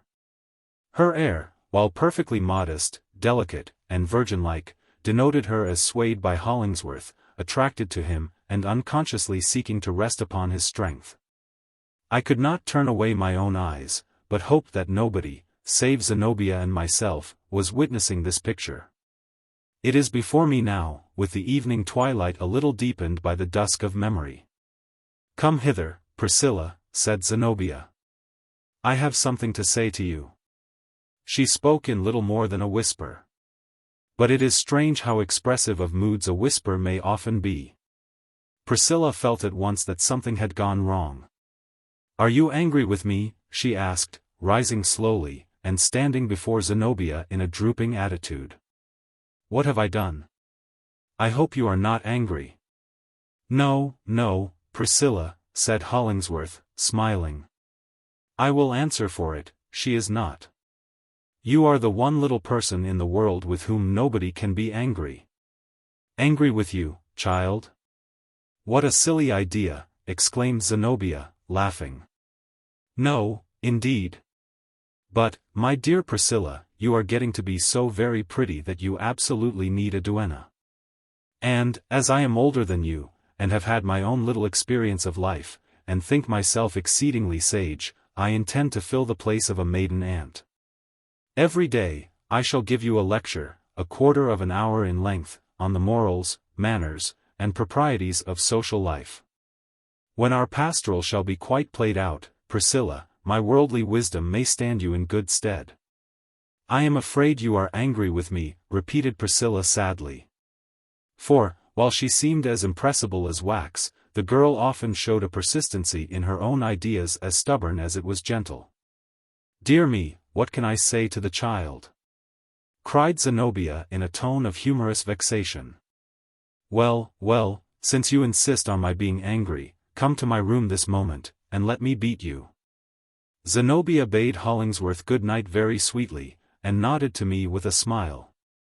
But, just as she turned aside with Priscilla into the dimness of the porch, I caught another glance at her countenance. It would have made the fortune of a tragic actress, could she have borrowed it for the moment when she fumbles in her bosom for the concealed dagger, or the exceedingly sharp bodkin, or mingles the ratsbane in her lover's bowl of wine or her rival's cup of tea. Not that I in the least anticipated any such catastrophe, it being a remarkable truth that custom has in no one point a greater sway than over our modes of wreaking our wild passions. And besides, had we been in Italy, instead of New England, it was hardly yet a crisis for the dagger or the bowl. It often amazed me, however, that Hollingsworth should show himself so recklessly tender towards Priscilla, and never once seem to think of the effect which it might have upon her heart. But the man, as I have endeavored to explain, was thrown completely off his moral balance, and quite bewildered as to his personal relations, by his great excrescence of a philanthropic scheme. I used to see, or fancy, indications that he was not altogether obtuse to Zenobia's influence as a woman. No doubt, however, he had a still more exquisite enjoyment of Priscilla's silent sympathy with his purposes, so unalloyed with criticism, and therefore more grateful than any intellectual approbation, which always involves a possible reserve of latent censure. A man, poet, prophet, or whatever he may be, readily persuades himself of his right to all the worship that is voluntarily tendered. In requital of so rich benefits as he was to confer upon mankind, it would have been hard to deny Hollingsworth the simple solace of a young girl's heart, which he held in his hand, and smelled too like a rosebud. But what if, while pressing out its fragrance, he should crush the tender rosebud in his grasp? As for Zenobia, I saw no occasion to give myself any trouble. With her native strength, and her experience of the world, she could not be supposed to need any help of mine. Nevertheless, I was really generous enough to feel some little interest likewise for Zenobia.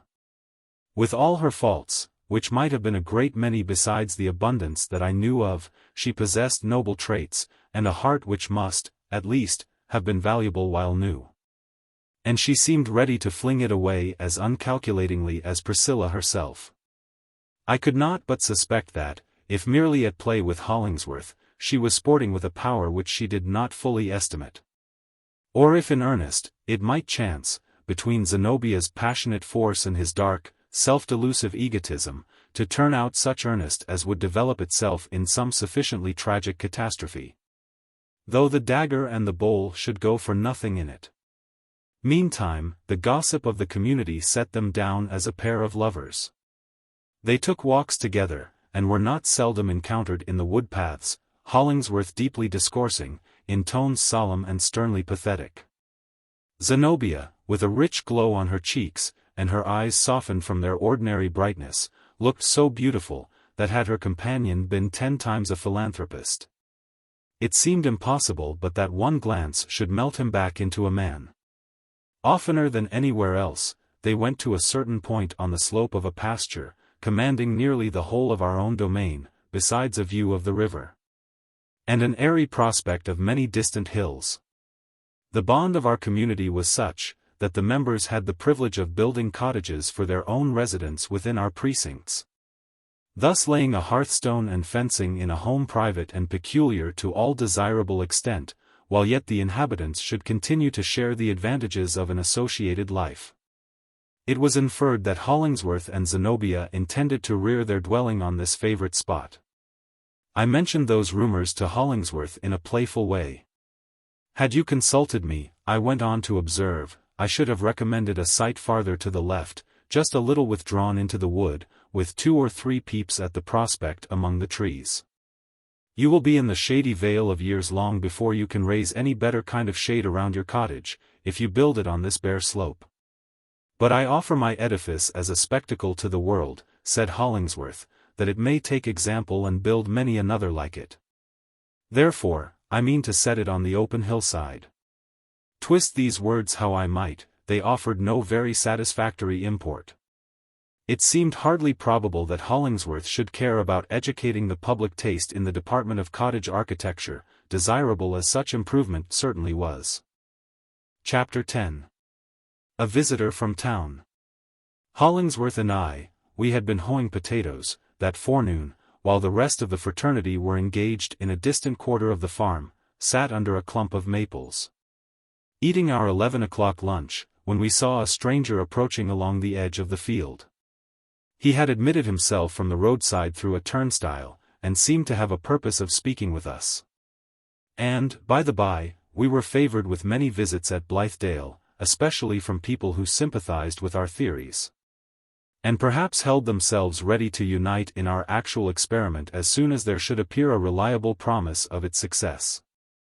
It was rather ludicrous, indeed, to me, at least, whose enthusiasm had insensibly been exhaled together with the perspiration of many a hard day's toil. It was absolutely funny, therefore, to observe what a glory was shed about our life and labors, in the imaginations of these longing proselytes. In their view, we were as poetical as Arcadians, besides being as practical as the hardest-fisted husbandmen in Massachusetts. We did not, it is true, spend much time in piping to our sheep, or warbling our innocent loves to the sisterhood. But they gave us credit for imbuing the ordinary rustic occupations with a kind of religious poetry, insomuch that our very cowyards and pigsties were as delightfully fragrant as a flower garden. Nothing used to please me more than to see one of these lay enthusiasts snatch up a hoe, as they were very prone to do, and set to work with a vigor that perhaps carried him through about a dozen ill-directed strokes. Men are wonderfully soon satisfied, in this day of shameful bodily enervation, when, from one end of life to the other, such multitudes never taste the sweet weariness that follows accustomed toil. I seldom saw the new enthusiasm that did not grow as flimsy and flaccid as the proselyte's moistened shirt collar, with a quarter of an hour's active labor under a July sun. But the person now at hand had not at all the air of one of these amiable visionaries. He was an elderly man, dressed rather shabbily, yet decently enough, in a grey frock coat, faded towards a brown hue, and wore a broad-brimmed white hat, of the fashion of several years gone by. His hair was perfect silver, without a dark thread in the whole of it. His nose, though it had a scarlet tip, by no means indicated the jollity of which a red nose is the generally admitted symbol. He was a subdued, undemonstrative old man, who would doubtless drink a glass of liquor, now and then, and probably more than was good for him, not, however, with a purpose of undue exhilaration, but in the hope of bringing his spirits up to the ordinary level of the world's cheerfulness. Drawing nearer, there was a shy look about him, as if he were ashamed of his poverty, or, at any rate, for some reason or other, would rather have us glance at him sidelong than take a full front view. He had a queer appearance of hiding himself behind the patch on his left eye. "I know this old gentleman," said I to Hollingsworth, as we sat observing him. "That is, I have met him 100 times in town, and have often amused my fancy with wondering what he was before he came to be what he is. He haunts restaurants and such places, and has an odd way of lurking in corners or getting behind a door whenever practicable, and holding out his hand with some little article in it which he wishes you to buy. The eye of the world seems to trouble him, although he necessarily lives so much in it. I never expected to see him in an open field." "Have you learned anything of his history?" asked Hollingsworth. "Not a circumstance," I answered, "but there must be something curious in it. I take him to be a harmless sort of a person, and a tolerably honest one. But his manners, being so furtive, remind me of those of a rat without the mischief, the fierce eye, the teeth to bite with, or the desire to bite. See, now. He means to skulk along that fringe of bushes, and approach us on the other side of our clump of maples." We soon heard the old man's velvet tread on the grass, indicating that he had arrived within a few feet of where we sat. "Good morning, Mr. Moodie," said Hollingsworth, addressing the stranger as an acquaintance. "You must have had a hot and tiresome walk from the city." Sit down, and take a morsel of our bread and cheese." The visitor made a grateful little murmur of acquiescence, and sat down in a spot somewhat removed. So that, glancing round, I could see his grey pantaloons and dusty shoes, while his upper part was mostly hidden behind the shrubbery. Nor did he come forth from this retirement during the whole of the interview that followed. We handed him such food as we had, together with a brown jug of molasses and water, would that it had been brandy, or something better, for the sake of his chill old heart. Like priests offering dainty sacrifice to an enshrined and invisible idol. I have no idea that he really lacked sustenance. But it was quite touching, nevertheless, to hear him nibbling away at our crusts. "Mr. Moodie," said I, "do you remember selling me one of those very pretty little silk purses, of which you seem to have a monopoly in the market? I keep it to this day, I can assure you." "Ah, thank you," said our guest. "Yes, Mr. Coverdale, I used to sell a good many of those little purses." He spoke languidly, and only those few words, like a watch with an inelastic spring, that just ticks a moment or two and stops again. He seemed a very forlorn old man. In the wantonness of youth, strength, and comfortable condition, making my prey of people's individualities, as my custom was, I tried to identify my mind with the old fellow's. And take his view of the world, as if looking through a smoke-blackened glass at the sun. It robbed the landscape of all its life. Those pleasantly swelling slopes of our farm, descending towards the wide meadows, through which sluggishly circled the brimful tide of the Charles. Bathing the long sedges on its hither and farther shores. The broad, sunny gleam over the winding water. That peculiar picturesqueness of the scene where capes and headlands put themselves boldly forth upon the perfect level of the meadow, as into a green lake, with inlets between the promontories. The shadowy woodland, with twinkling showers of light falling into its depths. The sultry heat vapor, which rose everywhere like incense, and in which my soul delighted, as indicating so rich a fervor in the passionate day. And in the earth that was burning with its love, I beheld all these things as through old Moodie's eyes. When my eyes are dimmer than they have yet come to be, I will go thither again, and see if I did not catch the tone of his mind aright. And if the cold and lifeless tint of his perceptions be not then repeated in my own. Yet it was unaccountable to myself, the interest that I felt in him. "Have you any objection," said I, "to telling me who made those little purses?" "Gentlemen have often asked me that," said Moodie slowly, "but I shake my head, and say little or nothing, and creep out of the way as well as I can. I am a man of few words. And if gentlemen were to be told one thing, they would be very apt, I suppose, to ask me another. But it happens just now, Mr. Coverdale, that you can tell me more about the maker of those little purses than I can tell you." "Why do you trouble him with needless questions, Coverdale?" interrupted Hollingsworth. "You must have known, long ago, that it was Priscilla. And so, my good friend, you have come to see her? Well, I am glad of it. You will find her altered very much for the better, since that winter evening when you put her into my charge.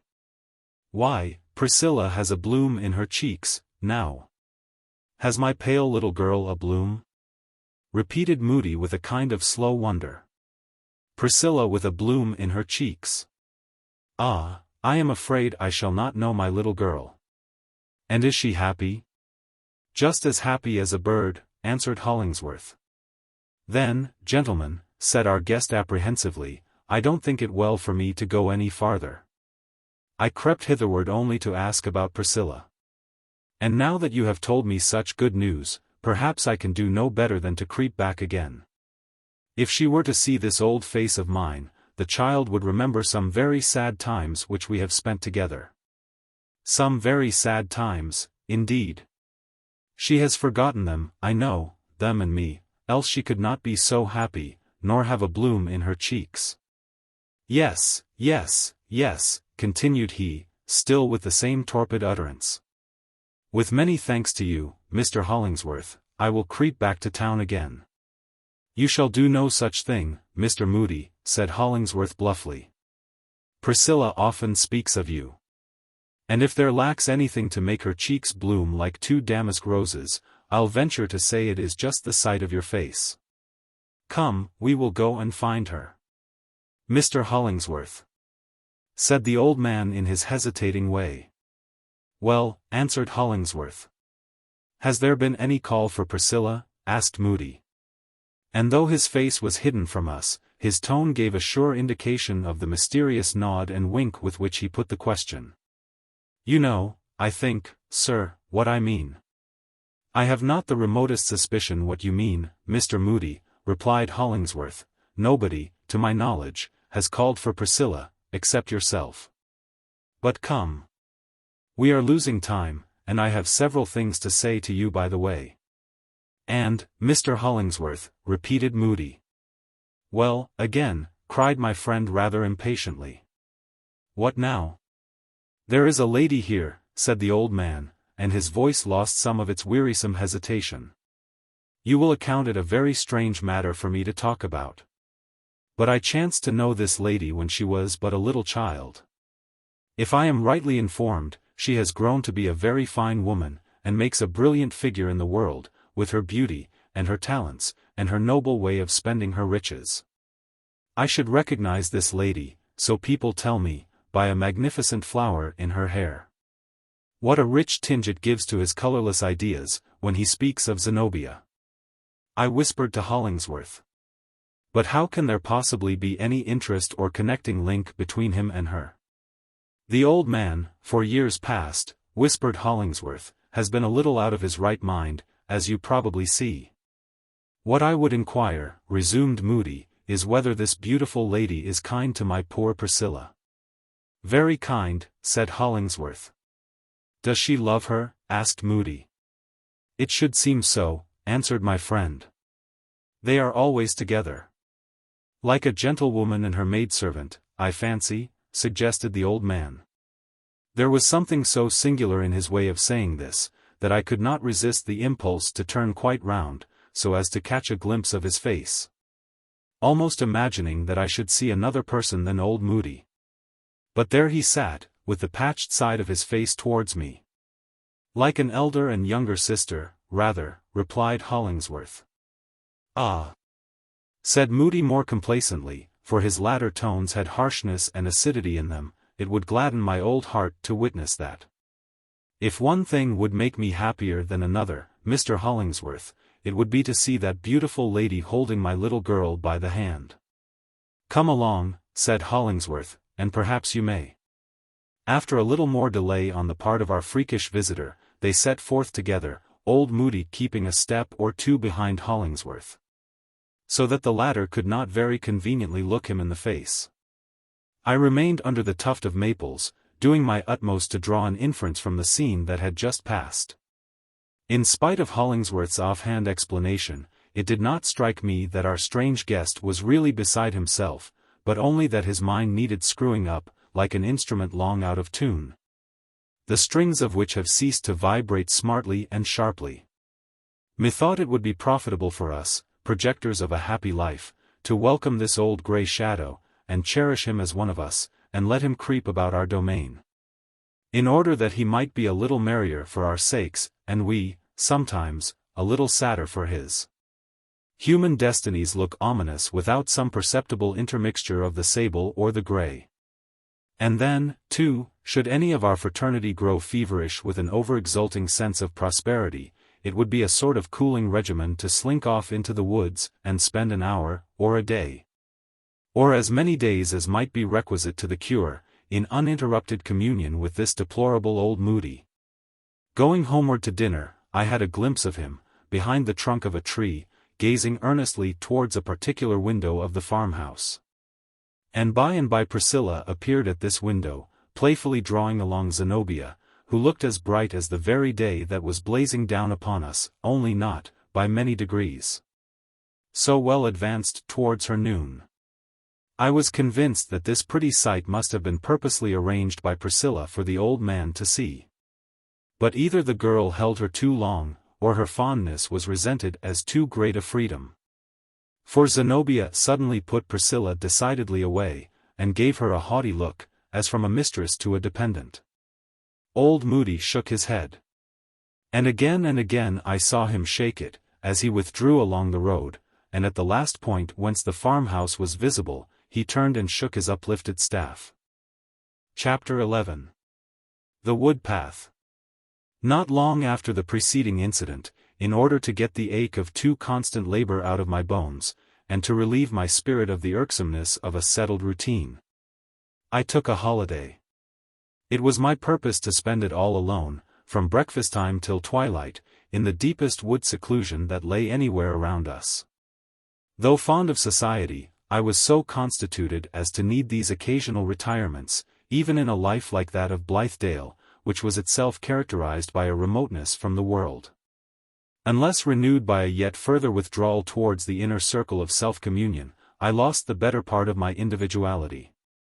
My thoughts became of little worth, and my sensibilities grew as arid as a tuft of moss, a thing whose life is in the shade, the rain, or the noontide dew, crumbling in the sunshine after long expectance of a shower. So, with my heart full of a drowsy pleasure, and cautious not to dissipate my mood by previous intercourse with anyone, I hurried away, and was soon pacing a wood path, arched overhead with boughs, and dusky brown beneath my feet. At first I walked very swiftly, as if the heavy flood tide of social life were roaring at my heels, and would outstrip and overwhelm me, without all the better diligence in my escape. But, threading the more distant windings of the track, I abated my pace, and looked about me for some side aisle, that should admit me into the innermost sanctuary of this green cathedral, just as, in human acquaintanceship, a casual opening sometimes lets us, all of a sudden, into the long-sought intimacy of a mysterious heart. So much was I absorbed in my reflections, or, rather, in my mood, the substance of which was as yet too shapeless to be called thought, that footsteps rustled on the leaves, and a figure passed me by, almost without impressing either the sound or sight upon my consciousness. A moment afterwards, I heard a voice at a little distance behind me, speaking so sharply and impertinently that it made a complete discord with my spiritual state, and caused the latter to vanish as abruptly as when you thrust a finger into a soap bubble. "Halloo, friend," cried this most unseasonable voice. "Stop a moment, I say. I must have a word with you." I turned about, in a humor ludicrously irate.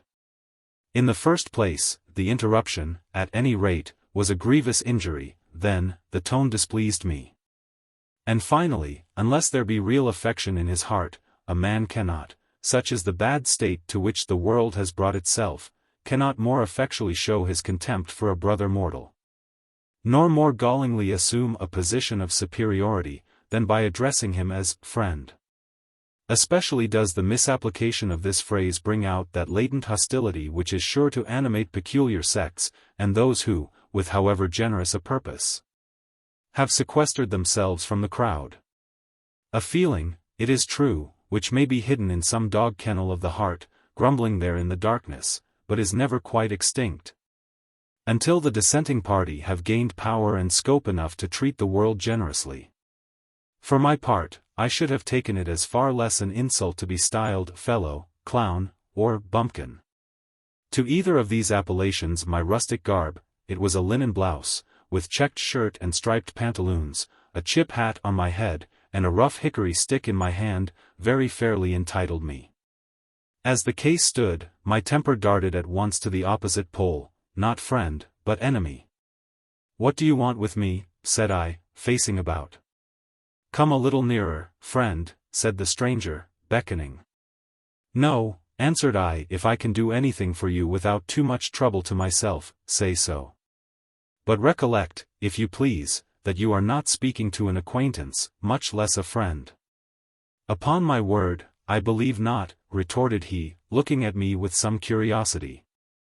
And, lifting his hat, he made me a salute which had enough of sarcasm to be offensive, and just enough of doubtful courtesy to render any resentment of it absurd. "But I ask your pardon. I recognize a little mistake. If I may take the liberty to suppose it, you, sir, are probably one of the aesthetic, or shall I rather say ecstatic, laborers, who have planted themselves hereabouts. This is your forest of Arden, and you are either the banished duke in person, or one of the chief nobles in his train. The melancholy Jacques, perhaps? Be it so. In that case, you can probably do me a favor. I never, in my life, felt less inclined to confer a favor on any man. I am busy, said I. So unexpectedly had the stranger made me sensible of his presence, that he had almost the effect of an apparition. And certainly a less appropriate one, taking into view the dim woodland solitude about us, than if the savage man of antiquity, hirsute and cinctured with a leafy girdle, had started out of a thicket. He was still young, seemingly a little under 30, of a tall and well-developed figure, and as handsome a man as ever I beheld. The style of his beauty, however, though a masculine style, did not at all commend itself to my taste. His countenance, I hardly know how to describe the peculiarity, had an indecorum in it, a kind of rudeness, a hard, coarse, forth-putting freedom of expression, which no degree of external polish could have abated one single jot. Not that it was vulgar. But he had no fineness of nature. There was in his eyes, although they might have artifice enough of another sort, the naked exposure of something that ought not to be left prominent. With these vague allusions to what I have seen in other faces as well as his, I leave the quality to be comprehended best, because with an intuitive repugnance, by those who possess least of it. His hair, as well as his beard and mustache, was coal-black, his eyes, too, were black and sparkling, and his teeth remarkably brilliant. He was rather carelessly but well and fashionably dressed, in a summer morning costume. There was a gold chain, exquisitely wrought, across his vest. I never saw a smoother or whiter gloss than that upon his shirt bosom, which had a pin in it, set with a gem that glimmered, in the leafy shadow where he stood, like a living tip of fire. He carried a stick with a wooden head, carved in vivid imitation of that of a serpent. I hated him, partly, I do believe, from a comparison of my own homely garb with his well-ordered foppishness. Well, sir, said I, a little ashamed of my first irritation, but still with no waste of civility, be pleased to speak at once, as I have my own business in hand. I regret that my mode of addressing you was a little unfortunate, said the stranger, smiling, for he seemed a very acute sort of person, and saw, in some degree, how I stood affected towards him. I intended no offence, and shall certainly comport myself with due ceremony hereafter. I merely wished to make a few inquiries respecting a lady, formerly of my acquaintance, who is now resident in your community, and, I believe, largely concerned in your social enterprise. You call her, I think, Zenobia. That is her name in literature, observed I. A name, too, which possibly she may permit her private friends to know and address her by, but not one which they feel at liberty to recognize when used of her personally by a stranger or casual acquaintance. Indeed, answered this disagreeable person, and he turned aside his face for an instant with a brief laugh, which struck me as a noteworthy expression of his character. Perhaps I might put forward a claim, on your own grounds, to call the lady by a name so appropriate to her splendid qualities. But I am willing to know her by any cognomen that you may suggest. Heartily wishing that he would be either a little more offensive, or a good deal less so, or break off our intercourse altogether, I mentioned Zenobia's real name. True, said he. And in general society I have never heard her called otherwise. And, after all, our discussion of the point has been gratuitous.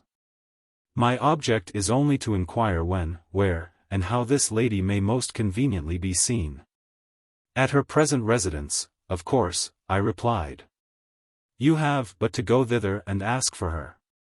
This very path will lead you within sight of the house, so I wish you good morning. One moment, if you please, said the stranger. The course you indicate would certainly be the proper one, in an ordinary morning call. But my business is private, personal, and somewhat peculiar. Now, in a community like this, I should judge that any little occurrence is likely to be discussed rather more minutely than would quite suit my views. I refer solely to myself, you understand, and without intimating that it would be other than a matter of entire indifference to the lady. In short, I especially desire to see her in private. If her habits are such as I have known them, she is probably often to be met with in the woods, or by the riverside. And I think you could do me the favor to point out some favorite walk, where, about this hour, I might be fortunate enough to gain an interview. I reflected that it would be quite a supererogatory piece of quixotism in me to undertake the guardianship of Zenobia, who, for my pains, would only make me the butt of endless ridicule, should the fact ever come to her knowledge. I therefore described a spot which, as often as any other, was Zenobia's resort at this period of the day. Nor was it so remote from the farmhouse as to leave her in much peril, whatever might be the stranger's character. "A single word more," said he. And his black eyes sparkled at me, whether with fun or malice I knew not, but certainly as if the devil were peeping out of them. "Among your fraternity, I understand, there is a certain holy and benevolent blacksmith, a man of iron, in more senses than one. A rough, cross-grained, well-meaning individual, rather boorish in his manners, as might be expected, and by no means of the highest intellectual cultivation. He is a philanthropical lecturer, with 2 or 3 disciples, and a scheme of his own, the preliminary step in which involves a large purchase of land, and the erection of a spacious edifice, at an expense considerably beyond his means. Inasmuch as these are to be reckoned in copper or old iron much more conveniently than in gold or silver. He hammers away upon his one topic as lustily as ever he did upon a horseshoe. Do you know such a person?" I shook my head, and was turning away. "Our friend," he continued, "is described to me as a brawny, shaggy, grim, and ill-favored personage, not particularly well calculated, one would say, to insinuate himself with the softer sex. Yet, so far has this honest fellow succeeded with one lady whom we wot of, that he anticipates, from her abundant resources, the necessary funds for realizing his plan in brick and mortar." Here the stranger seemed to be so much amused with his sketch of Hollingsworth's character and purposes, that he burst into a fit of merriment, of the same nature as the brief, metallic laugh already alluded to, but immensely prolonged and enlarged. In the excess of his delight, he opened his mouth wide, and disclosed a gold band around the upper part of his teeth, thereby making it apparent that every one of his brilliant grinders and incisors was a sham. This discovery affected me very oddly. I felt as if the whole man were a moral and physical humbug. His wonderful beauty of face, for aught I knew, might be removable like a mask. And, tall and comely as his figure looked, he was perhaps but a wizened little elf, grey and decrepit, with nothing genuine about him save the wicked expression of his grin. The fantasy of his spectral character so wrought upon me, together with the contagion of his strange mirth on my sympathies, that I soon began to laugh as loudly as himself. By and by, he paused all at once, so suddenly, indeed, that my own cachinnation lasted a moment longer. "Ah, excuse me," said he. "Our interview seems to proceed more merrily than it began." "It ends here," answered I, "and I take shame to myself that my folly has lost me the right of resenting your ridicule of a friend." "Pray allow me," said the stranger, approaching a step nearer, and laying his gloved hand on my sleeve. "One other favor I must ask of you. You have a young person here at Blithedale, of whom I have heard, whom, perhaps, I have known, and in whom, at all events, I take a peculiar interest. She is one of those delicate, nervous young creatures, not uncommon in New England, and whom I suppose to have become what we find them by the gradual refining away of the physical system among your women. Some philosophers choose to glorify this habit of body by terming it spiritual. But, in my opinion, it is rather the effect of unwholesome food, bad air, lack of outdoor exercise, and neglect of bathing, on the part of these damsels and their female progenitors, all resulting in a kind of hereditary dyspepsia. Zenobia, even with her uncomfortable surplus of vitality, is far the better model of womanhood. But, to revert again to this young person, she goes among you by the name of Priscilla. Could you possibly afford me the means of speaking with her? You have made so many inquiries of me, I observed, that I may at least trouble you with one. "What is your name?" He offered me a card, with Professor Westervelt engraved on it. At the same time, as if to vindicate his claim to the professorial dignity, so often assumed on very questionable grounds, he put on a pair of spectacles, which so altered the character of his face that I hardly knew him again. But I liked the present aspect no better than the former one. "I must decline any further connection with your affairs," said I, drawing back. "I have told you where to find Zenobia. As for Priscilla, she has closer friends than myself, through whom, if they see fit, you can gain access to her." "In that case," returned the professor, ceremoniously raising his hat, "good morning to you." He took his departure, and was soon out of sight among the windings of the wood-path. But after a little reflection, I could not help regretting that I had so peremptorily broken off the interview, while the stranger seemed inclined to continue it. His evident knowledge of matters affecting my three friends might have led to disclosures or inferences that would perhaps have been serviceable. I was particularly struck with the fact that, ever since the appearance of Priscilla, it had been the tendency of events to suggest and establish a connection between Zenobia and her.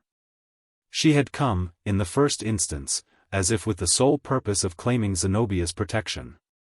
Old Moodie's visit, it appeared, was chiefly to ascertain whether this object had been accomplished. And here, today, was the questionable professor, linking one with the other in his inquiries, and seeking communication with both. Meanwhile, my inclination for a ramble having been balked, I lingered in the vicinity of the farm, with perhaps a vague idea that some new event would grow out of Westervelt's proposed interview with Zenobia. My own part in these transactions was singularly subordinate.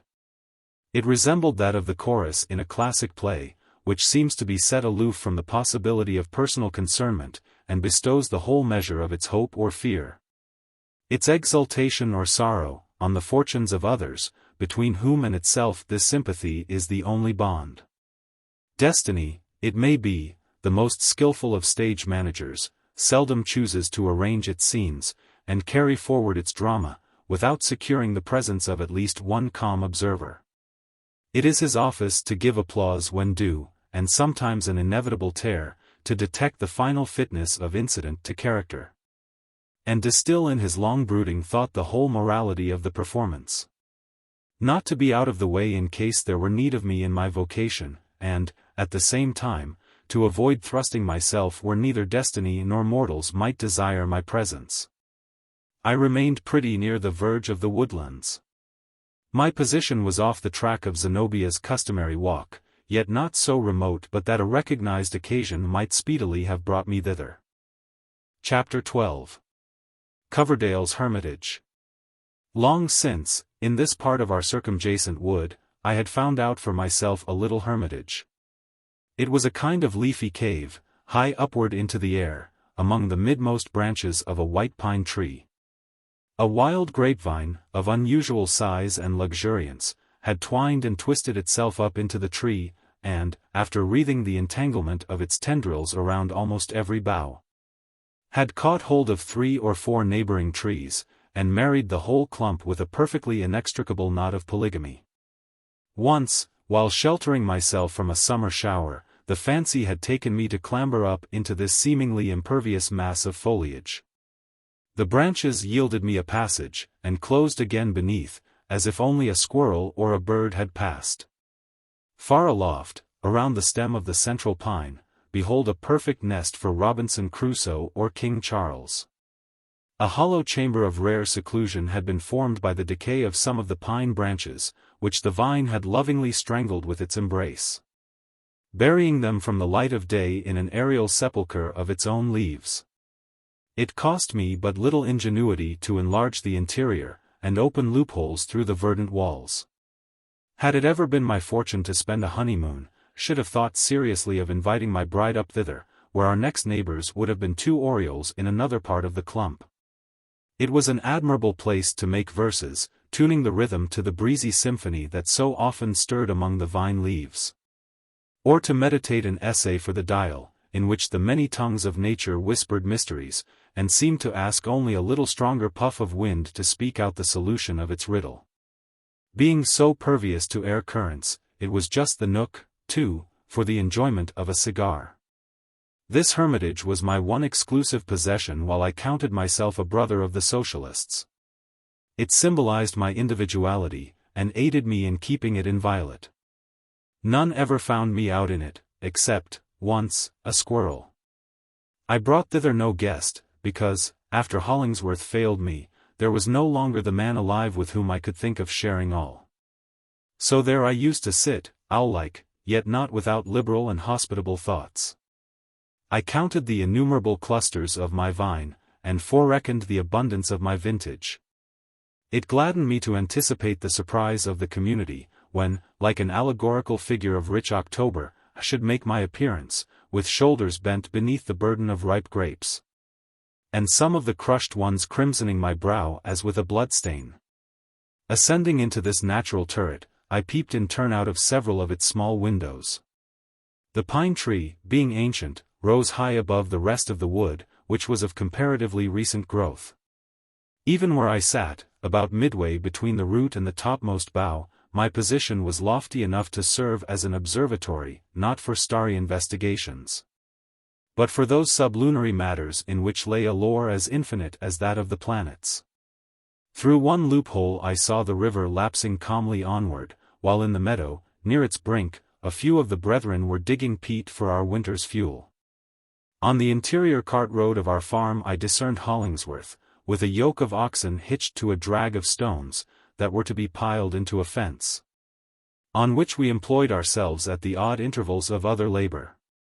The harsh tones of his voice, shouting to the sluggish steers, made me sensible, even at such a distance, that he was ill at ease, and that the balked philanthropist had the battle spirit in his heart.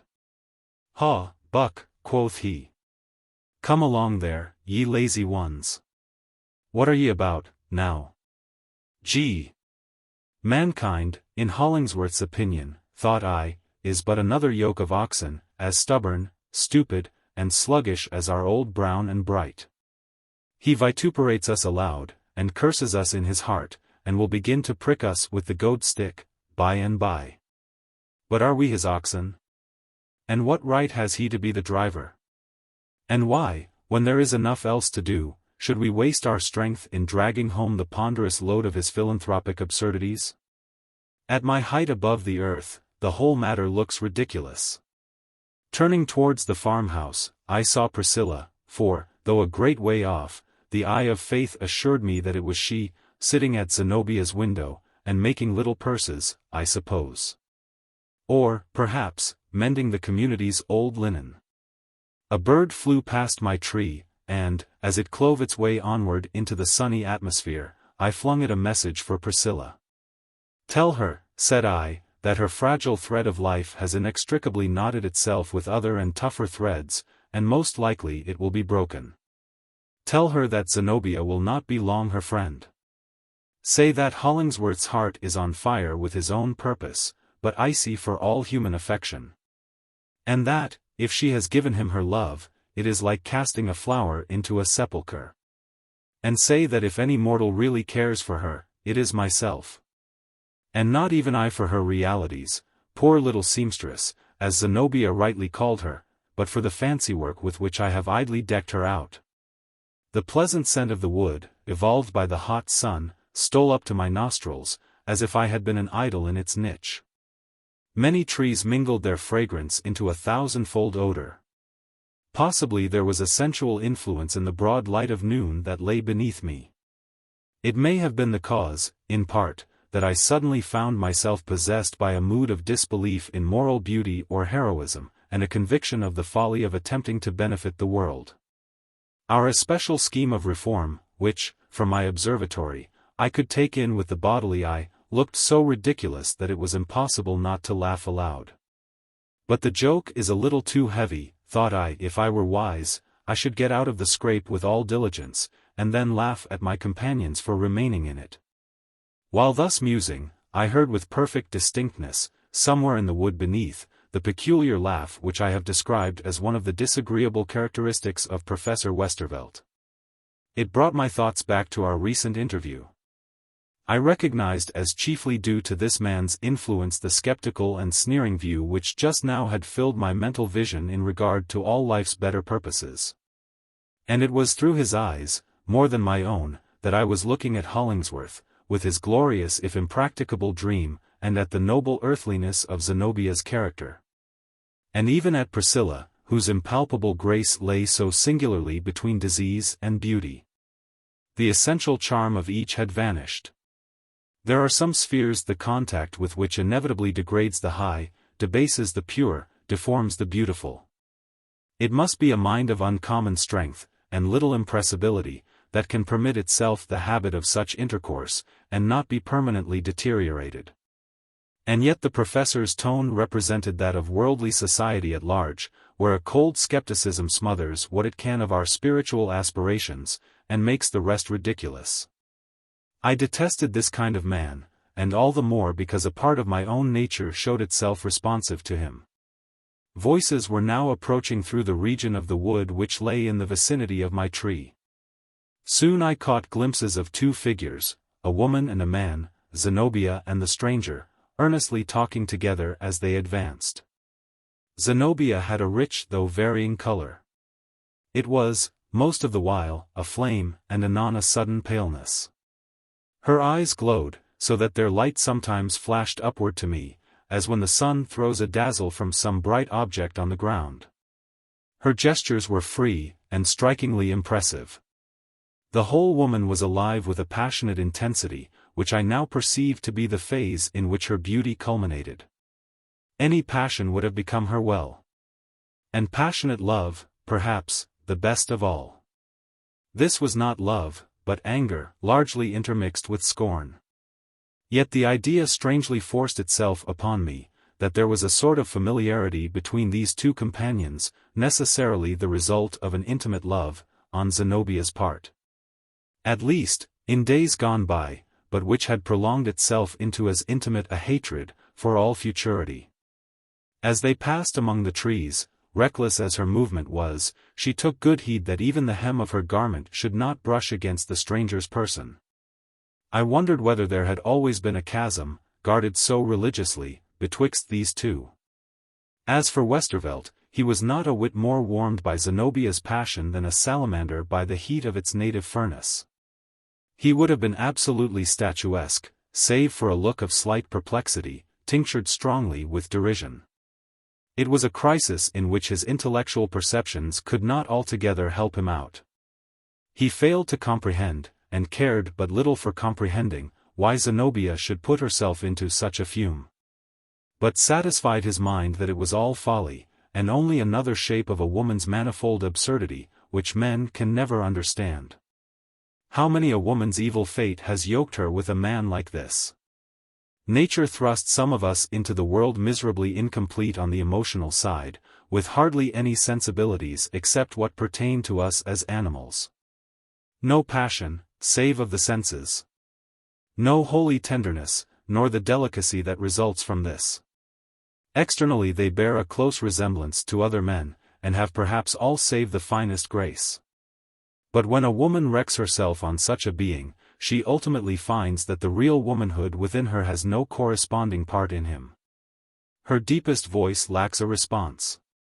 The deeper her cry, the more dead his silence. The fault may be none of his, he cannot give her what never lived within his soul. But the wretchedness on her side, and the moral deterioration attendant on a false and shallow life, without strength enough to keep itself sweet, are among the most pitiable wrongs that mortals suffer. Now, as I look down from my upper region at this man and woman, outwardly so fair a sight, and wandering like two lovers in the wood, I imagined that Zenobia, at an earlier period of youth, might have fallen into the misfortune above indicated. And when her passionate womanhood, as was inevitable, had discovered its mistake, here had ensued the character of eccentricity and defiance which distinguished the more public portion of her life. Seeing how aptly matters had chanced thus far, I began to think it the design of fate to let me into all Zenobia's secrets, and that therefore the couple would sit down beneath my tree, and carry on a conversation which would leave me nothing to inquire. No doubt, however, had it so happened, I should have deemed myself honorably bound to warn them of a listener's presence by flinging down a handful of unripe grapes. Or by sending an unearthly groan out of my hiding place, as if this were one of the trees of Dante's ghostly forest. But real life never arranges itself exactly like a romance. In the first place, they did not sit down at all.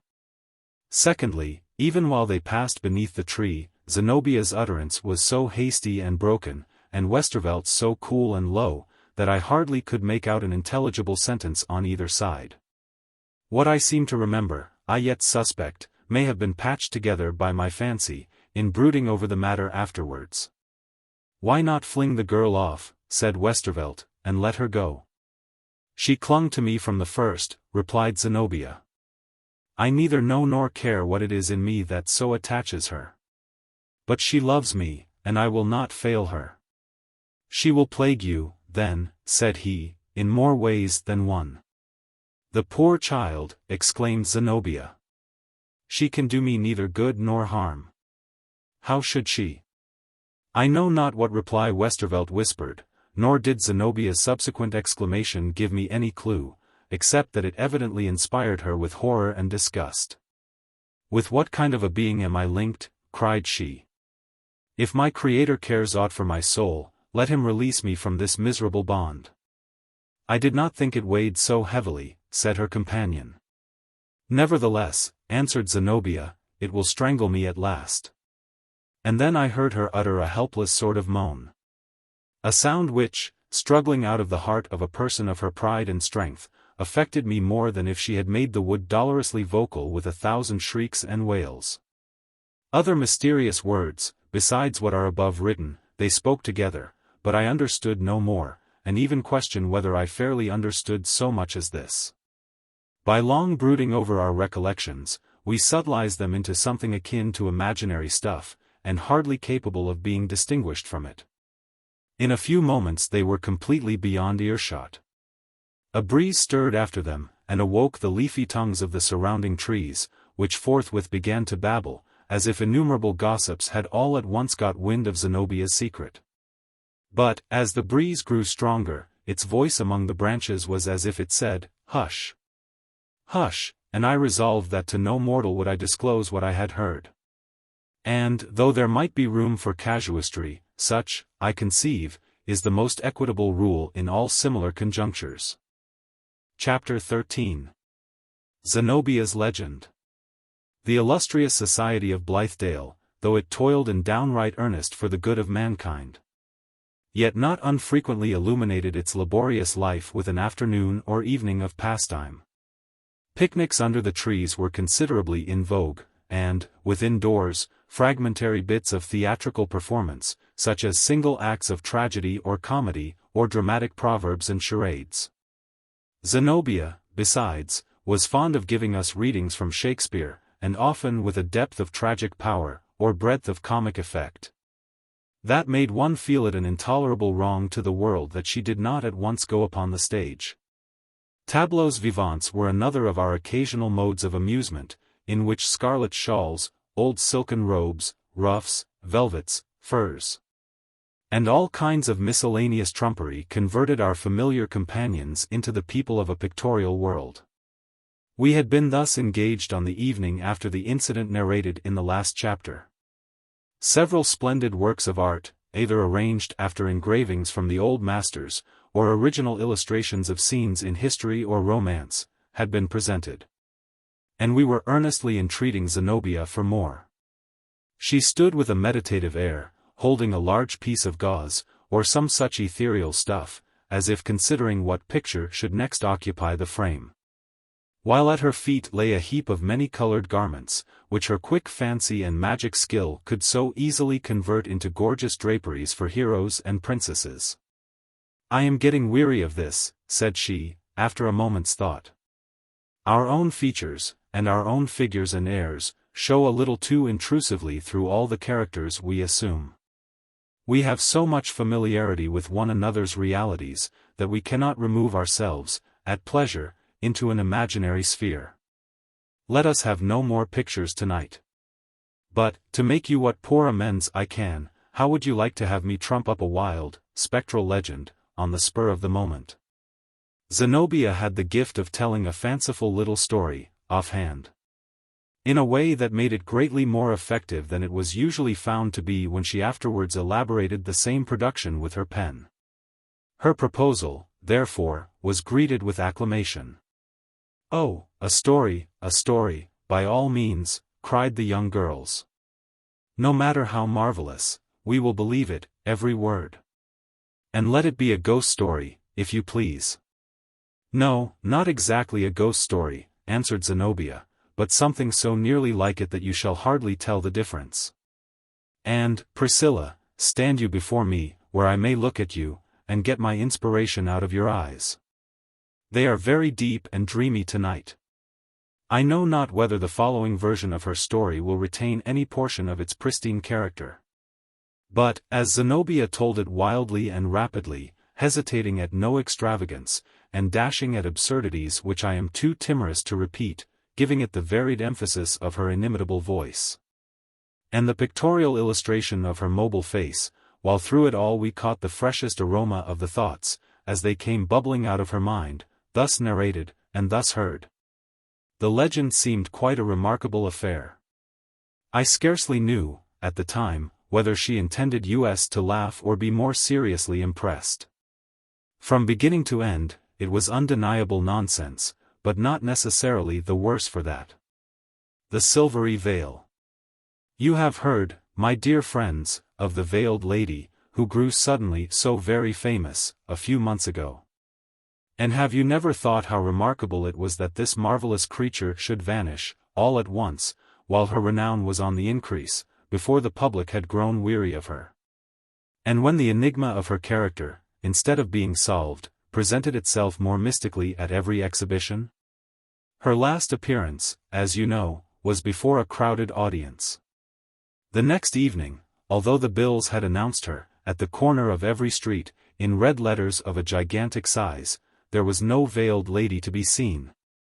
Now, listen to my simple little tale, and you shall hear the very latest incident in the known life, if life it may be called, which seemed to have no more reality than the candlelight image of one's self which peeps at us outside of a dark windowpane, the life of this shadowy phenomenon.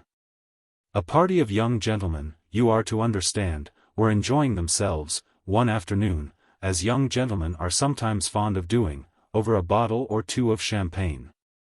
And, among other ladies less mysterious, the subject of the veiled lady, as was very natural, happened to come up before them for discussion.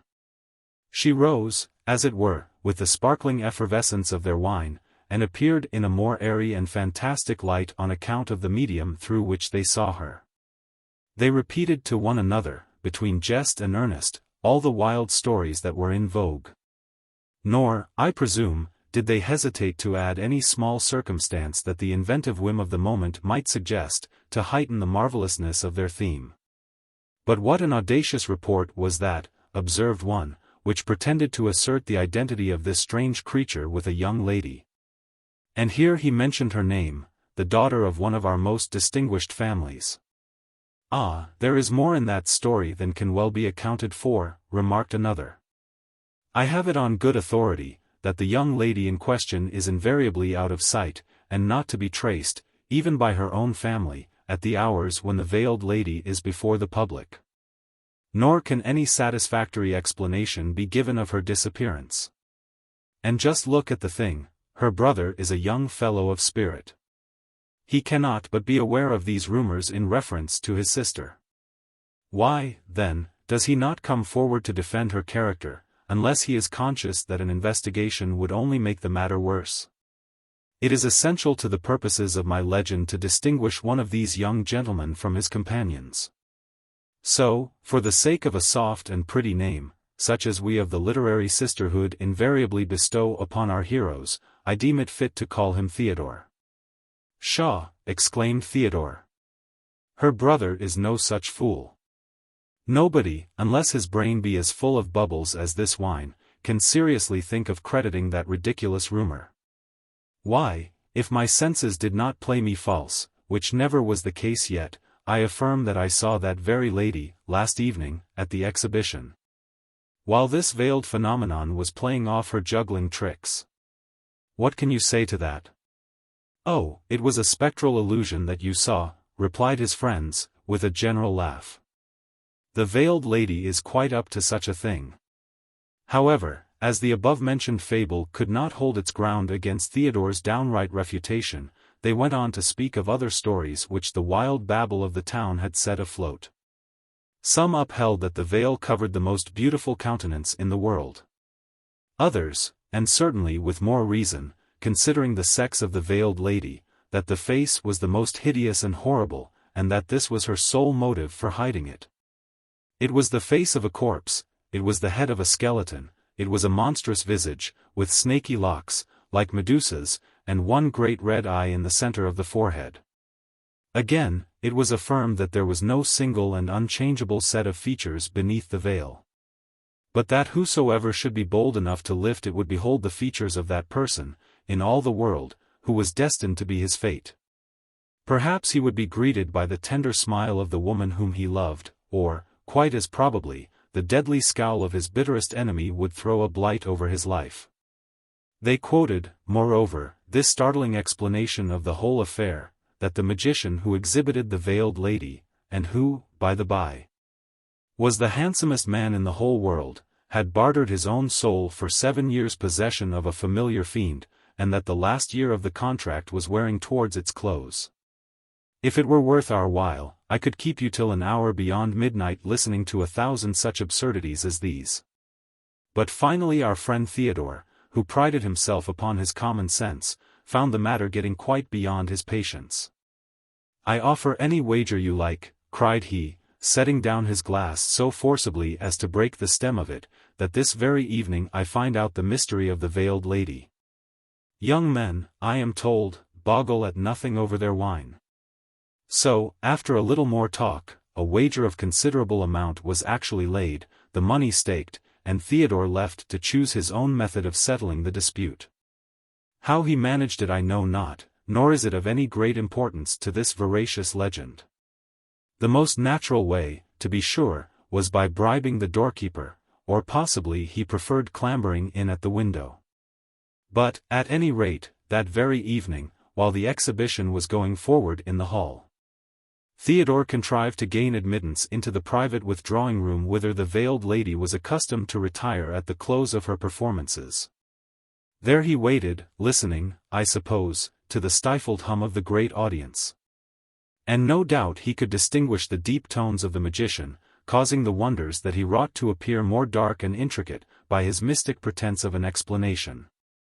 Perhaps, too, in the intervals of the wild breezy music which accompanied the exhibition, he might hear the low voice of the veiled lady, conveying her sibylline responses. Firm as Theodore's nerves might be, and much as he prided himself on his sturdy perception of realities, I should not be surprised if his heart throbbed at a little more than its ordinary rate. Theodore concealed himself behind a screen. In due time the performance was brought to a close, and whether the door was softly opened, or whether her bodiless presence came through the wall, is more than I can say, but, all at once, without the young man's knowing how it happened, a veiled figure stood in the center of the room.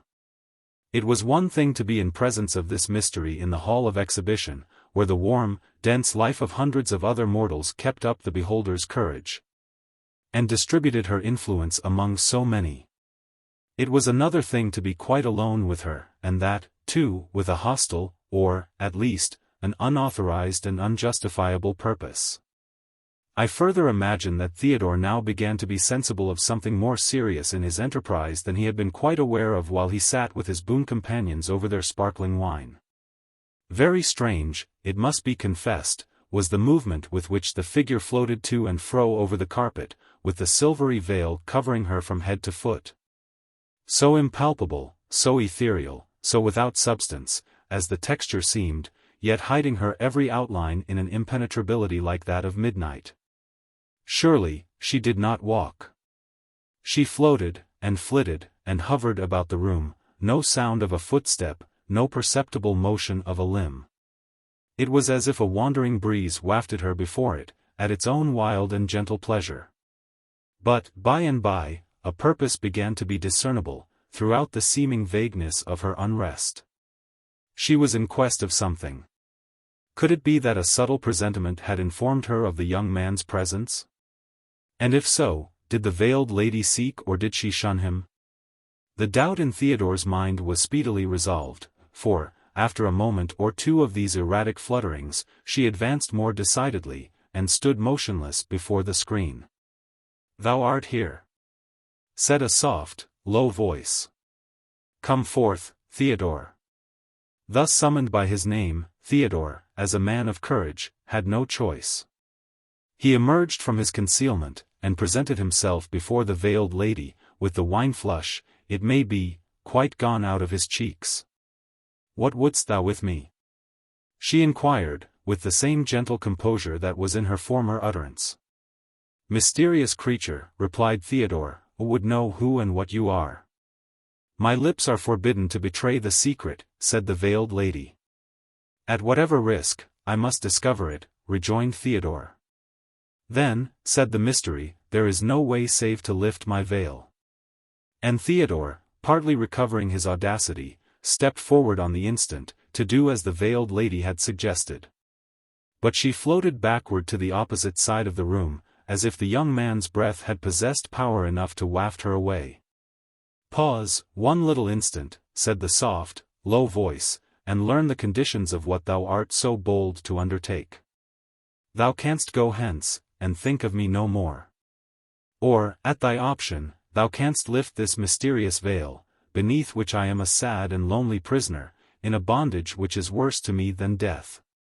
But, before raising it, I entreat thee, in all maiden modesty, to bend forward and impress a kiss where my breath stirs the veil, and my virgin lips shall come forward to meet thy lips.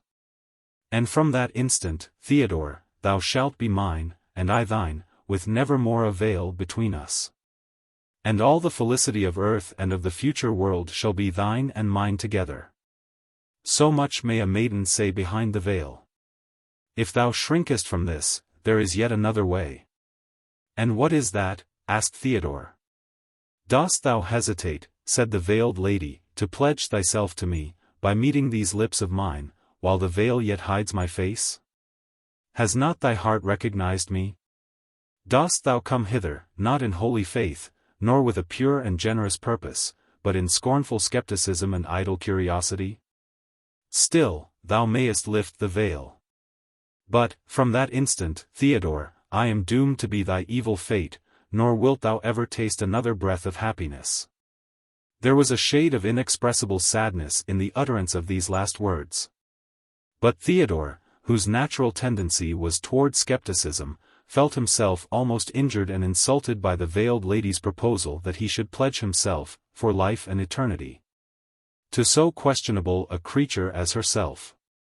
Or even that she should suggest an inconsequential kiss, taking into view the probability that her face was none of the most bewitching. A delightful idea, truly, that he should salute the lips of a dead girl, or the jaws of a skeleton, or the grinning cavity of a monster's mouth. Even should she prove a comely maiden enough in other respects, the odds were 10 to 1 that her teeth were defective, a terrible drawback on the delectableness of a kiss. "Excuse me, fair lady," said Theodore, and I think he nearly burst into a laugh, "if I prefer to lift the veil first, and for this affair of the kiss, we may decide upon it afterwards." "Thou hast made thy choice," said the sweet, sad voice behind the veil. And there seemed a tender but unresentful sense of wrong done to womanhood by the young man's contemptuous interpretation of her offer. "I must not counsel thee to pause, although thy fate is still in thine own hand."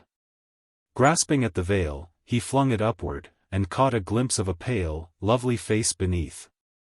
Just one momentary glimpse, and then the apparition vanished, and the silvery veil fluttered slowly down and lay upon the floor. Theodore was alone.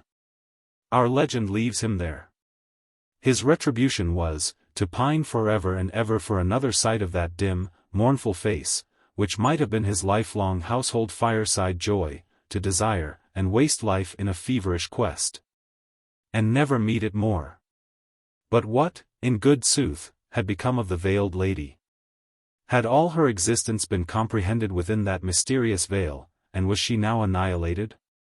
Or was she a spirit, with a heavenly essence, but which might have been tamed down to human bliss, had Theodore been brave and true enough to claim her? Hearken, my sweet friends, and hearken, dear Priscilla, and you shall learn the little more that Zenobia can tell you. Just at the moment, so far as can be ascertained, when the veiled lady vanished, a maiden, pale and shadowy, rose up amid a knot of visionary people, who were seeking for the better life.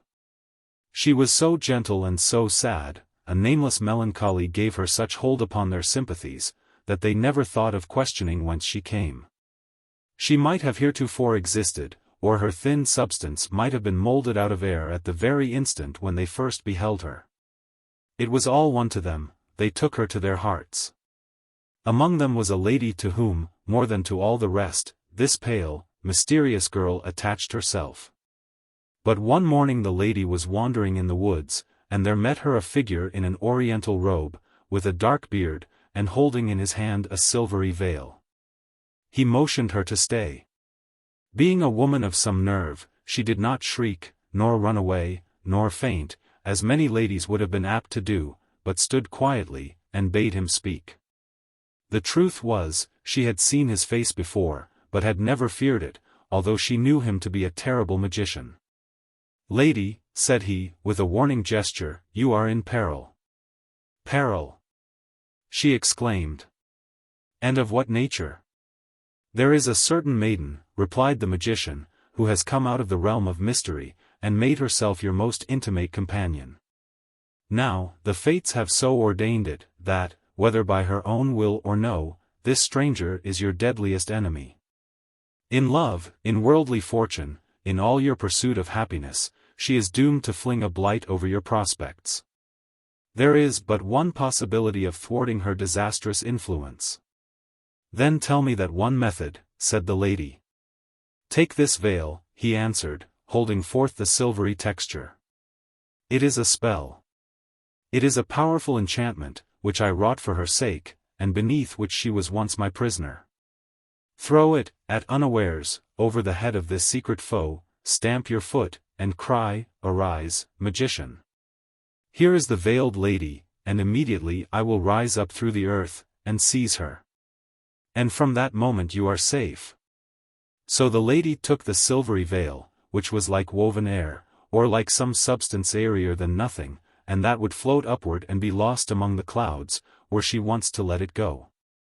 Returning homeward, she found the shadowy girl amid the knot of visionary transcendentalists, who were still seeking for the better life.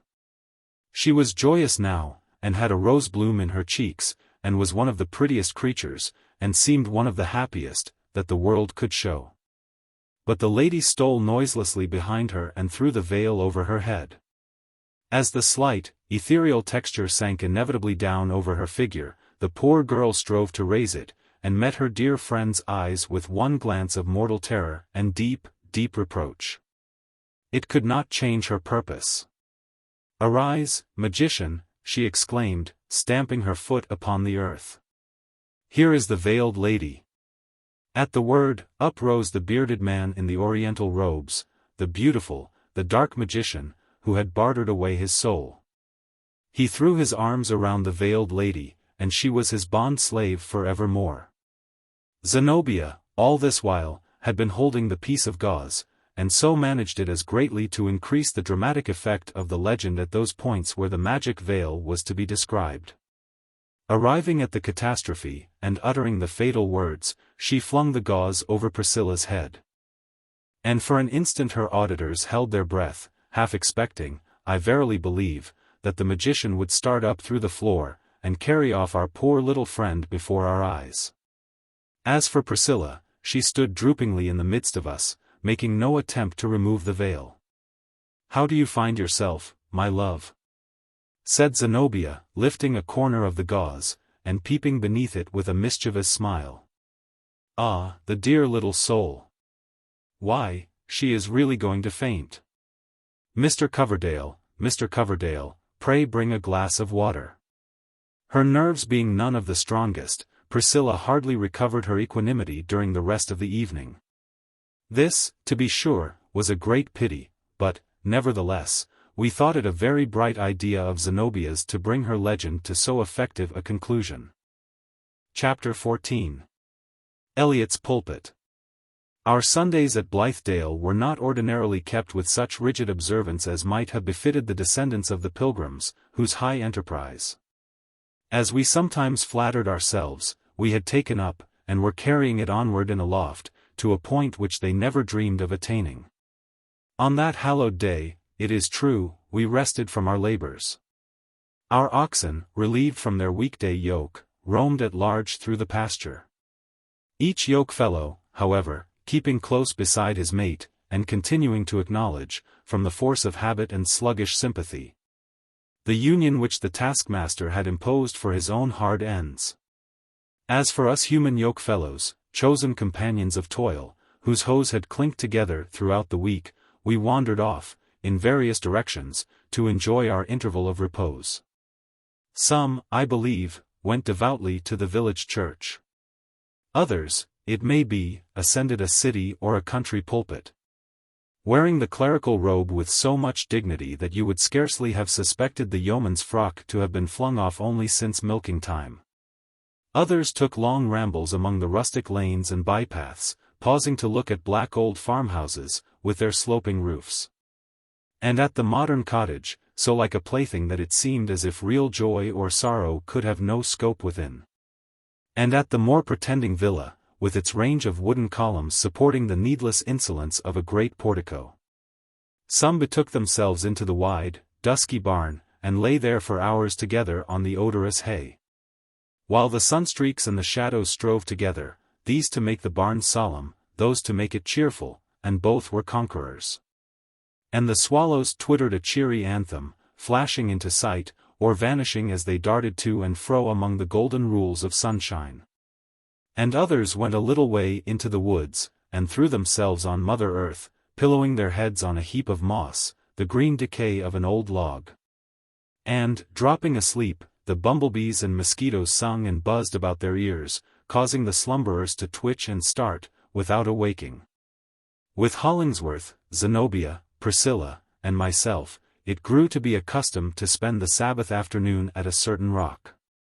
It was known to us under the name of Eliot's Pulpit, from a tradition that the venerable apostle Eliot had preached there, 2 centuries gone by, to an Indian auditory. The old pine forest, through which the apostle's voice was wont to sound, had fallen an immemorial time ago. But the soil, being of the rudest and most broken surface, had apparently never been brought under tillage. Other growths, maple and beech and birch, had succeeded to the primeval trees, so that it was still as wild a tract of woodland as the great-great-great-great-grandson of one of Eliot's Indians, had any such posterity been in existence, could have desired for the site and shelter of his wigwam. These aftergrowths, indeed, lose the stately solemnity of the original forest. If left in due neglect, however, they run into an entanglement of softer wildness, among the rustling leaves of which the sun can scatter cheerfulness as it never could among the dark-browed pines. The rock itself rose some 20 or 30 feet, a shattered granite boulder, or heap of boulders, with an irregular outline and many fissures, out of which sprang shrubs, bushes, and even trees, as if the scanty soil within those crevices were sweeter to their roots than any other earth.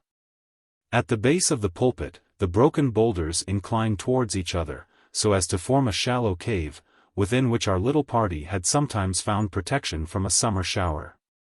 On the threshold, or just across it, grew a tuft of pale columbines, in their season, and violets, sad and shadowy recluses, such as Priscilla was when we first knew her. Children of the sun, who had never seen their father, but dwelt among damp mosses, though not akin to them. At the summit, the rock was overshadowed by the canopy of a birch tree, which served as a sounding board for the pulpit. Beneath this shade, with my eyes of sense half shut and those of the imagination widely opened, I used to see the holy apostle of the Indians, with the sunlight flickering down upon him through the leaves, and glorifying his figure as with the half-perceptible glow of a transfiguration.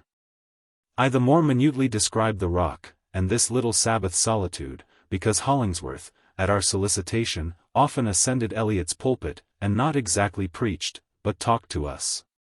His few disciples, in a strain that rose and fell as naturally as the wind's breath among the leaves of the birch tree. No other speech of man has ever moved me like some of those discourses. It seemed most pitiful, a positive calamity to the world, that a treasury of golden thoughts should thus be scattered, by the liberal handful, down among us three, when 1,000 hearers might have been the richer for them. And Hollingsworth the richer, likewise, by the sympathy of multitudes. After speaking much or little, as might happen, he would descend from his grey pulpit, and generally fling himself at full length on the ground, face downward. Meanwhile, we talked around him on such topics as were suggested by the discourse. Since her interview with Westervelt, Zenobia's continual inequalities of temper had been rather difficult for her friends to bear. On the first Sunday after that incident, when Hollingsworth had clambered down from Eliot's pulpit, she declaimed with great earnestness and passion, nothing short of anger, on the injustice which the world did to women, and equally to itself, by not allowing them, in freedom and honor, and with the fullest welcome, their natural utterance in public. "It shall not always be so," cried she. "If I live another year, I will lift up my own voice in behalf of woman's wider liberty." She perhaps saw me smile. "What matter of ridicule do you find in this, Miles Coverdale?" exclaimed Zenobia, with a flash of anger in her eyes. That smile, permit me to say, makes me suspicious of a low tone of feeling and shallow thought. It is my belief, yes, and my prophecy, should I die before it happens, that, when my sex shall achieve its rights, there will be 10 eloquent women where there is now 1 eloquent man. Thus far, no woman in the world has ever once spoken out her whole heart and her whole mind. The mistrust and disapproval of the vast bulk of society throttles us, as with 2 gigantic hands at our throats. We mumble a few weak words, and leave 1,000 better ones unsaid. You let us write a little, it is true, on a limited range of subjects. But the pen is not for woman. Her power is too natural and immediate. It is with the living voice alone that she can compel the world to recognize the light of her intellect and the depth of her heart. Now, though I could not well say so to Zenobia, I had not smiled from any unworthy estimate of woman, or in denial of the claims which she is beginning to put forth. What amused and puzzled me was the fact, that women, however intellectually superior, so seldom disquiet themselves about the rights or wrongs of their sex. Unless their own individual affections chance to lie in idleness, or to be ill at ease. They are not natural reformers, but become such by the pressure of exceptional misfortune. I could measure Zenobia's inward trouble by the animosity with which she now took up the general quarrel of woman against man. "I will give you leave, Zenobia," replied I, "to fling your utmost scorn upon me, if you ever hear me utter a sentiment unfavorable to the widest liberty which woman has yet dreamed of. I would give her all she asks, and add a great deal more, which she will not be the party to demand, but which men, if they were generous and wise, would grant of their own free motion. For instance, I should love dearly, for the next 1,000 years, at least, to have all government devolve into the hands of women. I hate to be ruled by my own sex. It excites my jealousy, and wounds my pride. It is the iron sway of bodily force which abases us, in our compelled submission. But how sweet the free, generous courtesy with which I would kneel before a woman ruler. Yes, if she were young and beautiful, said Zenobia, laughing. But how if she were 60, and a fright? Ah! It is you that rate womanhood low, said I, but let me go on. I have never found it possible to suffer a bearded priest so near my heart and conscience as to do me any spiritual good. I blush at the very thought. Oh, in the better order of things, heaven grant that the ministry of souls may be left in charge of women. The gates of the blessed city will be thronged with the multitude that enter in, when that day comes. The task belongs to woman. God meant it for her. He has endowed her with the religious sentiment in its utmost depth and purity, refined from that gross, intellectual alloy with which every masculine theologist, save only one, who merely veiled himself in mortal and masculine shape, but was, in truth, divine, has been prone to mingle it. I have always envied the Catholics their faith in that sweet, sacred Virgin Mother, who stands between them and the deity, intercepting somewhat of his awful splendor, but permitting his love to stream upon the worshipper more intelligibly to human comprehension through the medium of a woman's tenderness. Have I not said enough, Zenobia? I cannot think that this is true, observed Priscilla, who had been gazing at me with great, disapproving eyes. And I am sure I do not wish it to be true. Poor child, exclaimed Zenobia, rather contemptuously. She is the type of womanhood, such as man has spent centuries in making it. He is never content unless he can degrade himself by stooping towards what he loves. In denying us our rights, he betrays even more blindness to his own interests than profligate disregard of ours. Is this true? Asked Priscilla with simplicity, turning to Hollingsworth. Is it all true, that Mr. Coverdale and Zenobia have been saying? No, Priscilla, answered Hollingsworth with his customary bluntness. They have neither of them spoken one true word yet. Do you despise woman? Said Zenobia. Ah, Hollingsworth, that would be most ungrateful. Despise her? No, cried Hollingsworth, lifting his great shaggy head and shaking it at us, while his eyes glowed almost fiercely. She is the most admirable handiwork of God, in her true place and character. Her place is at man's side. Her office, that of the sympathizer, the unreserved, unquestioning believer. The recognition, withheld in every other manner, but given, in pity, through woman's heart, lest man should utterly lose faith in himself, the echo of God's own voice, pronouncing, "It is well done." All the separate action of woman is, and ever has been, and always shall be, false, foolish, vain, destructive of her own best and holiest qualities, void of every good effect, and productive of intolerable mischiefs. Man is a wretch without woman, but woman is a monster, and, thank heaven, an almost impossible and hitherto imaginary monster, without man as her acknowledged principle.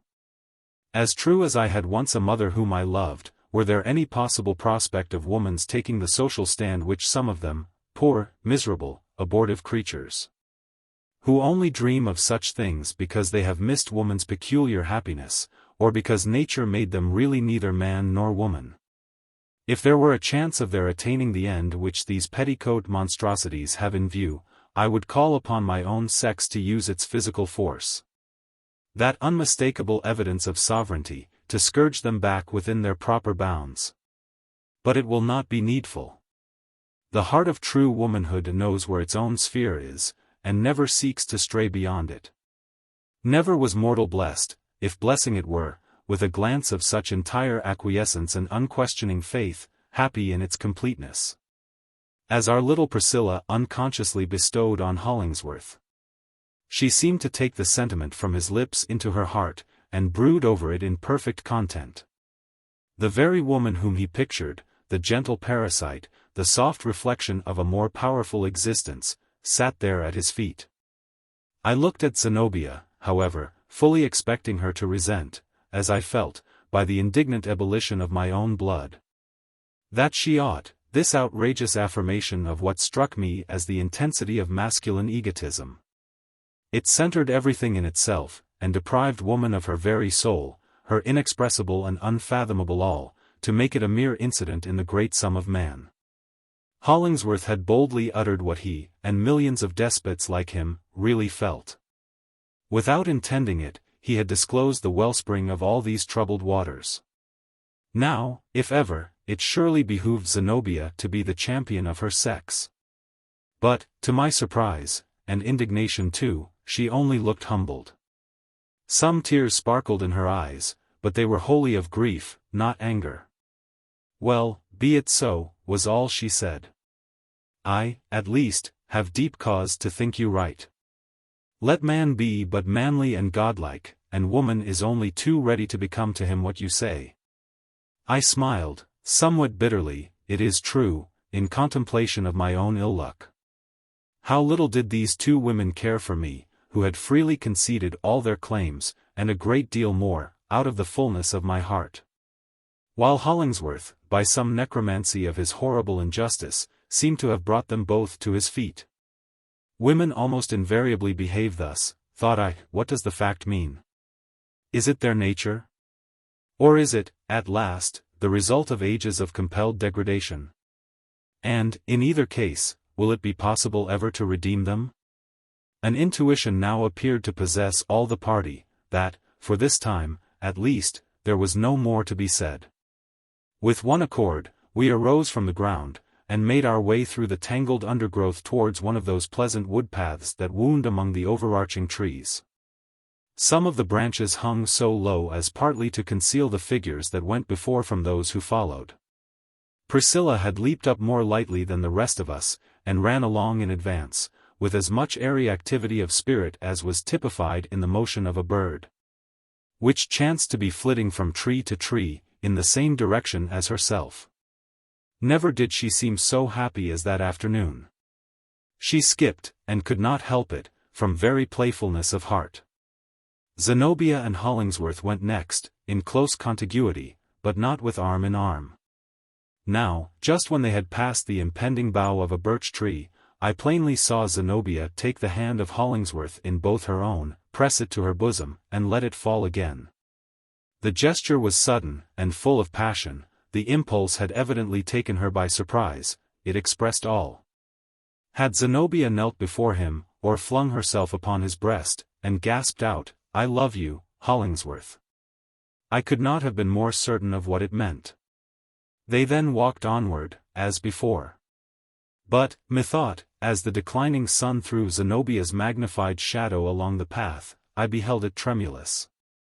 And the delicate stem of the flower which she wore in her hair was likewise responsive to her agitation. Priscilla, through the medium of her eyes, at least, could not possibly have been aware of the gesture above described. Yet, at that instant, I saw her droop. The buoyancy, which just before had been so birdlike, was utterly departed, the life seemed to pass out of her, and even the substance of her figure to grow thin and grey. I almost imagined her a shadow, tiding gradually into the dimness of the wood. Her pace became so slow that Hollingsworth and Zenobia passed by, and I, without hastening my footsteps, overtook her. "Come, Priscilla," said I, looking her intently in the face, which was very pale and sorrowful, "we must make haste after our friends. Do you feel suddenly ill? A moment ago, you flitted along so lightly that I was comparing you to a bird. Now, on the contrary, it is as if you had a heavy heart, and a very little strength to bear it with. Pray take my arm." "No," said Priscilla, "I do not think it would help me. It is my heart, as you say, that makes me heavy, and I know not why. Just now, I felt very happy. No doubt it was a kind of sacrilege in me to attempt to come within her maidenly mystery. But, as she appeared to be tossed aside by her other friends, or carelessly let fall, like a flower which they had done with, I could not resist the impulse to take just one peep beneath her folded petals. "Zenobia and yourself are dear friends of late," I remarked. "At first, that first evening when you came to us, she did not receive you quite so warmly as might have been wished." "I remember it," said Priscilla. "No wonder she hesitated to love me, who was then a stranger to her, and a girl of no grace or beauty, she being herself so beautiful." "But she loves you now, of course," suggested I, "and at this very instant you feel her to be your dearest friend?" "Why do you ask me that question?" exclaimed Priscilla, as if frightened at the scrutiny into her feelings which I compelled her to make. It somehow put strange thoughts into my mind. But I do love Zenobia dearly. If she only loves me half as well, I shall be happy. How is it possible to doubt that, Priscilla?" I rejoined. "But observe how pleasantly and happily Zenobia and Hollingsworth are walking together. I call it a delightful spectacle.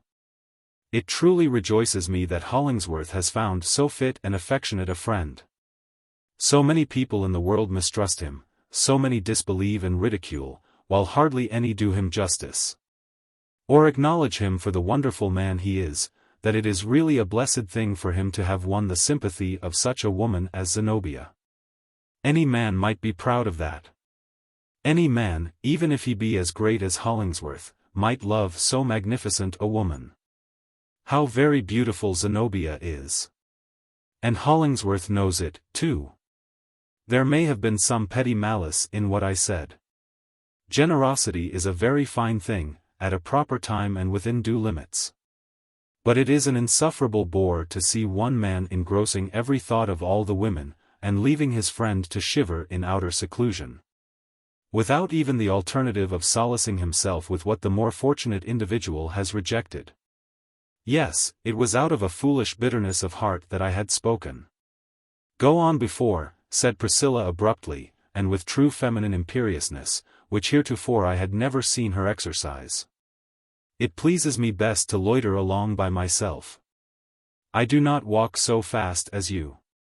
With her hand she made a little gesture of dismissal. It provoked me. Yet, on the whole, was the most bewitching thing that Priscilla had ever done.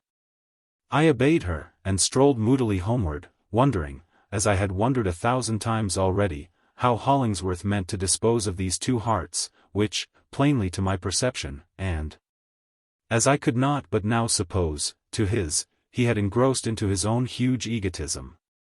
There was likewise another subject hardly less fruitful of speculation. In what attitude did Zenobia present herself to Hollingsworth? Was it in that of a free woman, with no mortgage on her affections nor claimant to her hand, but fully at liberty to surrender both, in exchange for the heart and hand which she apparently expected to receive? But was it a vision that I had witnessed in the wood? Was Westervelt a goblin? Were those words of passion and agony, which Zenobia had uttered in my hearing, a mere stage declamation? Were they formed of a material lighter than common air? Or, supposing them to bear sterling weight, was it a perilous and dreadful wrong which she was meditating towards herself and Hollingsworth? Arriving nearly at the farmhouse, I looked back over the long slope of pasture land, and beheld them standing together, in the light of sunset, just on the spot where, according to the gossip of the community, they meant to build their cottage. Priscilla, alone and forgotten, was lingering in the shadow of the wood. Chapter 15. A crisis. Thus the summer was passing away, a summer of toil, of interest, of something that was not pleasure, but which went deep into my heart, and there became a rich experience. I found myself looking forward to years, if not to a lifetime, to be spent on the same system. The community were now beginning to form their permanent plans. One of our purposes was to erect a phalanstery, as I think we called it, after Fourier. But the phraseology of those days is not very fresh in my remembrance, where the great and general family should have its abiding place. Individual members, too, who made it a point of religion to preserve the sanctity of an exclusive home, were selecting sites for their cottages, by the woodside, or on the breezy swells, or in the sheltered nook of some little valley, according as their taste might lean towards snugness or the picturesque. Altogether, by projecting our minds outward, we had imparted a show of novelty to existence, and contemplated it as hopefully as if the soil beneath our feet had not been fathom deep with the dust of deluded generations, on every one of which, as on ourselves, the world had imposed itself as a hitherto unwed bride. Hollingsworth and myself had often discussed these prospects. It was easy to perceive, however, that he spoke with little or no fervor, but either as questioning the fulfillment of our anticipations, or, at any rate, with a quiet consciousness that it was no personal concern of his. Shortly after the scene at Eliot's Pulpit, while he and I were repairing an old stone fence, I amused myself with sallying forward into the future time. "When we come to be old men," I said, "they will call us uncles, or fathers, Father Hollingsworth and Uncle Coverdale, and we will look back cheerfully to these early days, and make a romantic story for the young people, and if a little more romantic than truth may warrant, it will be no harm, out of our severe trials and hardships. In a century or two, we shall, every one of us, be mythical personages, or exceedingly picturesque and poetical ones, at all events. They will have a great public hall, in which your portrait, and mine, and 20 other faces that are living now, shall be hung up.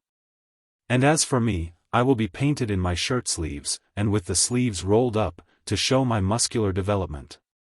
What stories will be rife among them about our mighty strength! Continued I, lifting a big stone and putting it into its place, though our posterity will really be far stronger than ourselves, after several generations of a simple, natural, and active life. What legends of Zenobia's beauty, and Priscilla's slender and shadowy grace, and those mysterious qualities which make her seem diaphanous with spiritual light. In due course of ages, we must all figure heroically in an epic poem, and we will ourselves, at least, I will, bend unseen over the future poet and lend him inspiration while he writes it. You seem, said Hollingsworth, to be trying how much nonsense you can pour out in a breath. I wish you would see fit to comprehend, retorted I, that the profoundest wisdom must be mingled with 9/10 of nonsense, else it is not worth the breath that utters it. But I do long for the cottages to be built, that the creeping plants may begin to run over them, and the moss to gather on the walls. And the trees, which we will set out, to cover them with a breadth of shadow. This spick-and-span novelty does not quite suit my taste.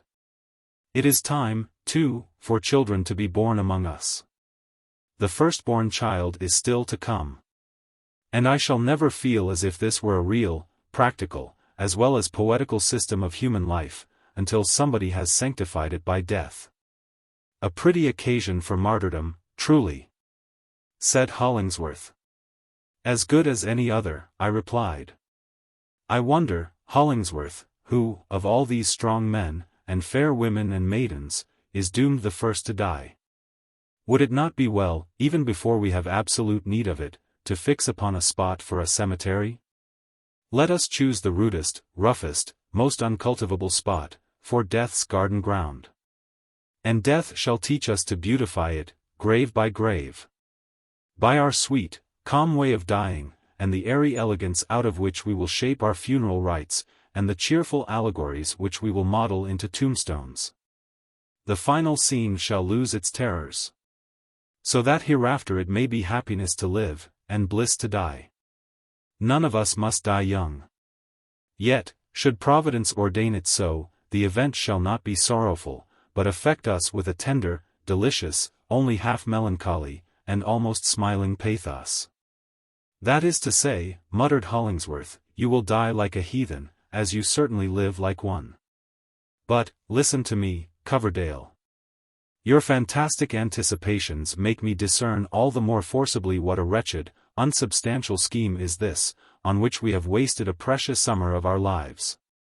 Do you seriously imagine that any such realities as you, and many others here, have dreamed of, will ever be brought to pass? Certainly I do, said I. Of course, when the reality comes, it will wear the everyday, commonplace, dusty, and rather homely garb that reality always does put on. But, setting aside the ideal charm, I hold that our highest anticipations have a solid footing on common sense. You only half believe what you say, rejoined Hollingsworth. And as for me, I neither have faith in your dream, nor would care the value of this pebble for its realization, were that possible. And what more do you want of it? It has given you a theme for poetry. Let that content you. But now I ask you to be, at last, a man of sobriety and earnestness, and aid me in an enterprise which is worth all our strength, and the strength of 1,000 mightier than we. There can be no need of giving in detail the conversation that ensued. It is enough to say that Hollingsworth once more brought forward his rigid and unconquerable idea, a scheme for the reformation of the wicked by methods moral, intellectual, and industrial. By the sympathy of pure, humble, and yet exalted minds, and by opening to his pupils the possibility of a worthier life than that which had become their fate. It appeared, unless he overestimated his own means, that Hollingsworth held it at his choice, and he did so choose, to obtain possession of the very ground on which we had planted our community, and which had not yet been made irrevocably ours, by purchase. It was just the foundation that he desired. Our beginnings might readily be adapted to his great end. The arrangements already completed would work quietly into his system. So plausible looked his theory, and, more than that, so practical, such an air of reasonableness had he, by patient thought, thrown over it, each segment of it was contrived to dovetail into all the rest with such a complicated applicability, and so ready was he with a response for every objection, that, really, so far as logic and argument went, he had the matter all his own way. But, said I, whence can you, having no means of your own, derive the enormous capital which is essential to this experiment? State Street, I imagine, would not draw its purser strings very liberally in aid of such a speculation. I have the funds, as much, at least, as is needed for a commencement, at command, he answered. They can be produced within a month, if necessary. My thoughts reverted to Zenobia. It could only be her wealth which Hollingsworth was appropriating so lavishly. And on what conditions was it to be had? Did she fling it into the scheme with the uncalculating generosity that characterizes a woman when it is her impulse to be generous at all? And did she fling herself along with it? But Hollingsworth did not volunteer an explanation. And have you no regrets, I inquired, in overthrowing this fair system of our new life, which has been planned so deeply, and is now beginning to flourish so hopefully around us? How beautiful it is, and, so far as we can yet see, how practicable. The ages have waited for us, and here we are, the very first that have essayed to carry on our mortal existence in love and mutual help. Hollingsworth, I would be loath to take the ruin of this enterprise upon my conscience. Then let it rest wholly upon mine, he answered, knitting his black brows. I see through the system.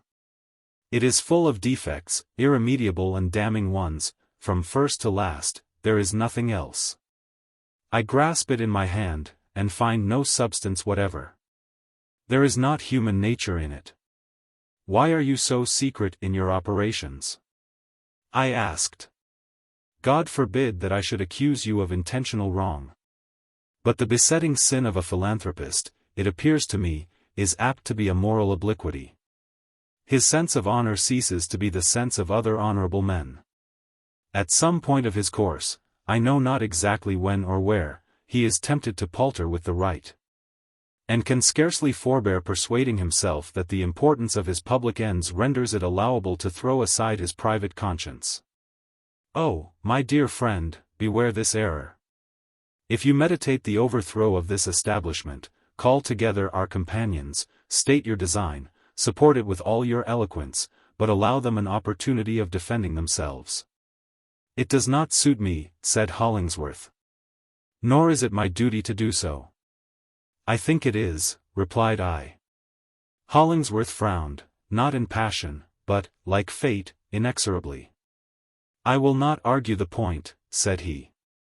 What I desire to know of you is, and you can tell me in one word, whether I am to look for your cooperation in this great scheme of good? Take it up with me. Be my brother in it. It offers you, what you have told me, over and over again, that you most need, a purpose in life, worthy of the extremest self-devotion, worthy of martyrdom, should God so order it. In this view, I present it to you. You can greatly benefit mankind. Your peculiar faculties, as I shall direct them, are capable of being so wrought into this enterprise that not one of them need lie idle. Strike hands with me, and from this moment you shall never again feel the languor and vague wretchedness of an indolent or half-occupied man. There may be no more aimless beauty in your life. But, in its stead, there shall be strength, courage, immitigable will, everything that a manly and generous nature should desire. We shall succeed. We shall have done our best for this miserable world, and happiness, which never comes but incidentally, will come to us unawares. It seemed his intention to say no more. But, after he had quite broken off, his deep eyes filled with tears, and he held out both his hands to me. Coverdale, he murmured, there is not the man in this wide world whom I can love as I could you. Do not forsake me. As I look back upon this scene, through the coldness and dimness of so many years, there is still a sensation as if Hollingsworth had caught hold of my heart, and were pulling it towards him with an almost irresistible force. It is a mystery to me how I withstood it.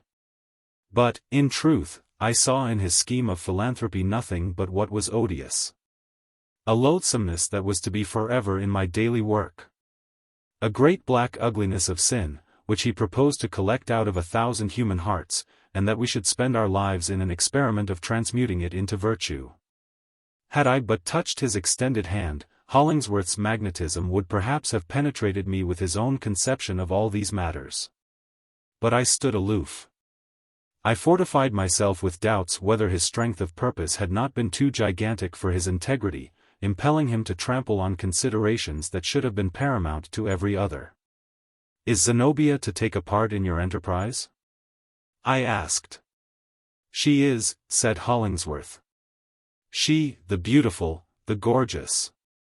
I exclaimed. "And how have you prevailed with such a woman to work in this squalid element?" "Through no base methods, as you seem to suspect," he answered. "But by addressing whatever is best and noblest in her." Hollingsworth was looking on the ground. But, as he often did so, generally, indeed, in his habitual moods of thought, I could not judge whether it was from any special unwillingness now to meet my eyes. What it was that dictated my next question, I cannot precisely say. Nevertheless, it rose so inevitably into my mouth, and, as it were, asked itself so involuntarily, that there must needs have been an aptness in it. "What is to become of Priscilla?" Hollingsworth looked at me fiercely, and with glowing eyes. He could not have shown any other kind of expression than that, had he meant to strike me with a sword. "Why do you bring in the names of these women?" said he, after a moment of pregnant silence. "What have they to do with the proposal which I make you? I must have your answer. Will you devote yourself, and sacrifice all to this great end, and be my friend of friends forever?" "In heaven's name, Hollingsworth," cried I, getting angry, and glad to be angry, because so only was it possible to oppose his tremendous concentrativeness and indomitable will.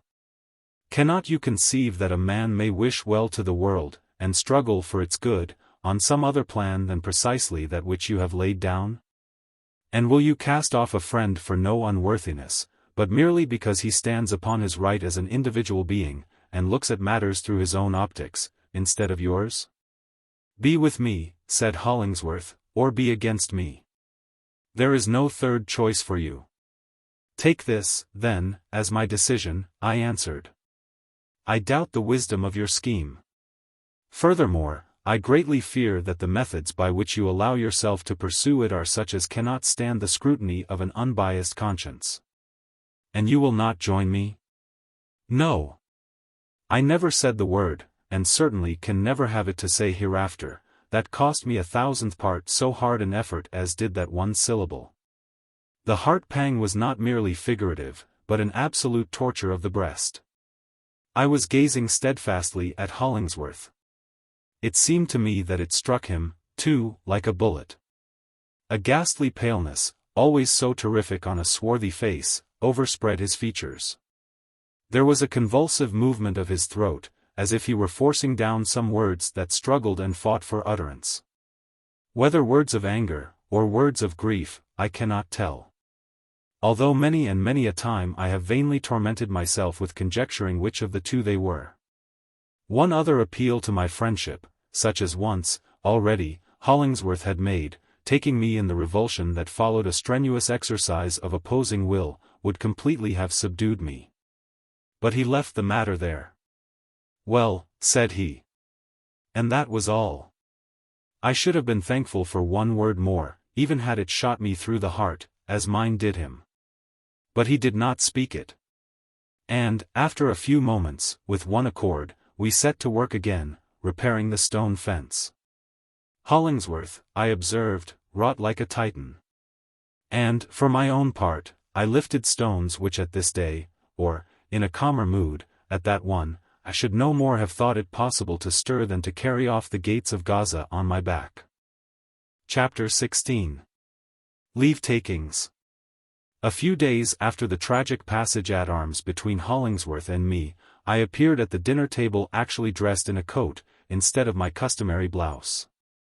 With a satin cravat, too, a white vest, and several other things that made me seem strange and outlandish to myself.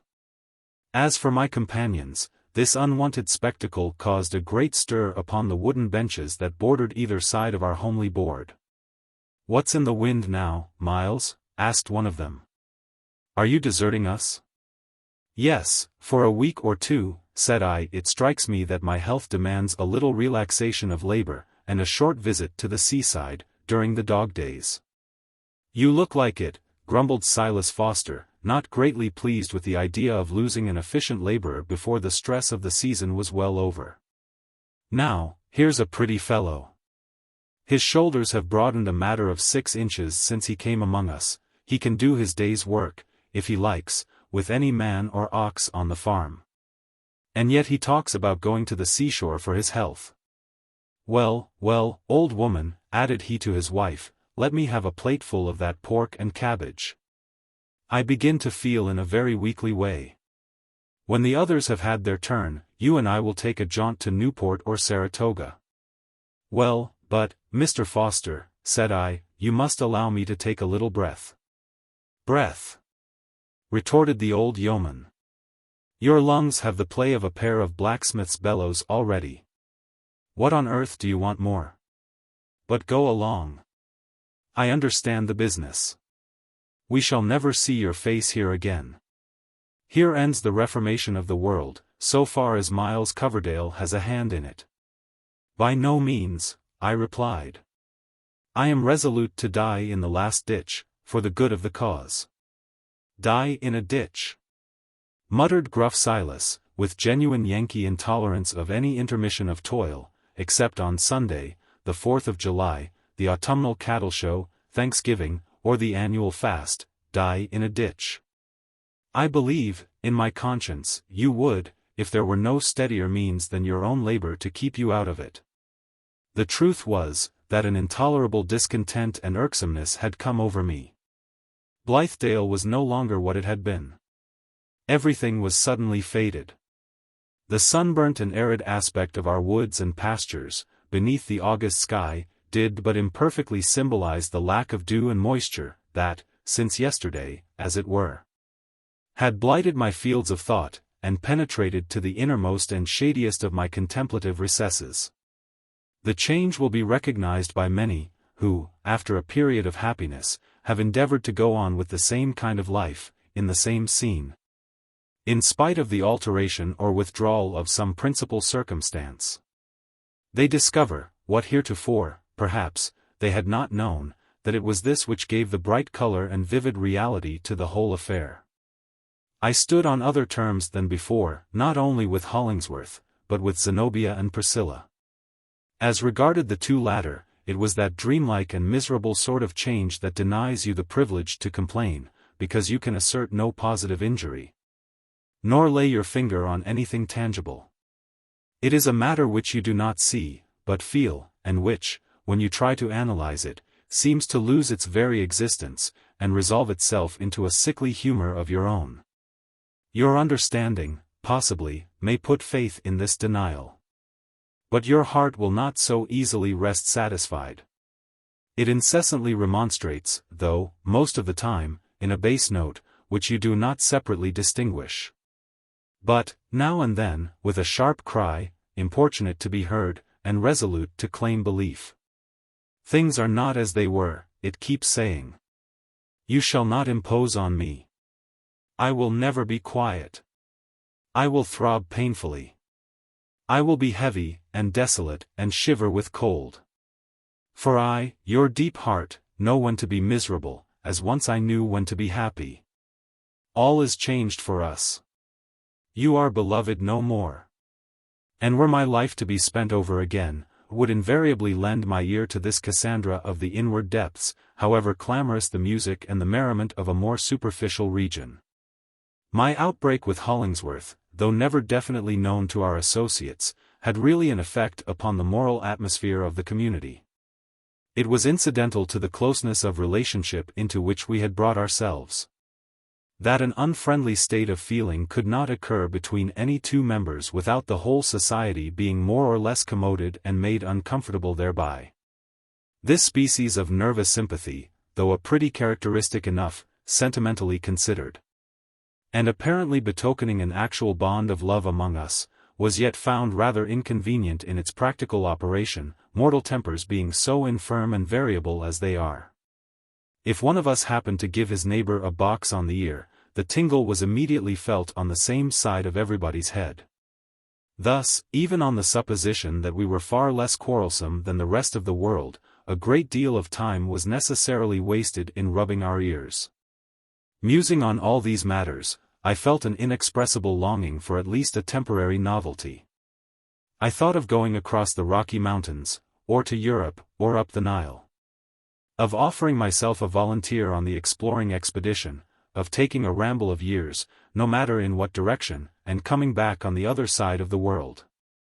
Then, should the colonists of Blithedale have established their enterprise on a permanent basis, I might fling aside my pilgrim staff and dusty shoon, and rest as peacefully here as elsewhere.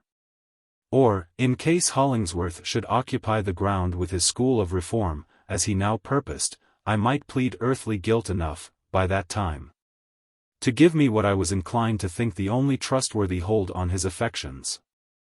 Meanwhile, before deciding on any ultimate plan, I determined to remove myself to a little distance, and take an exterior view of what we had all been about. In truth, it was dizzy work, amid such fermentation of opinions as was going on in the general brain of the community.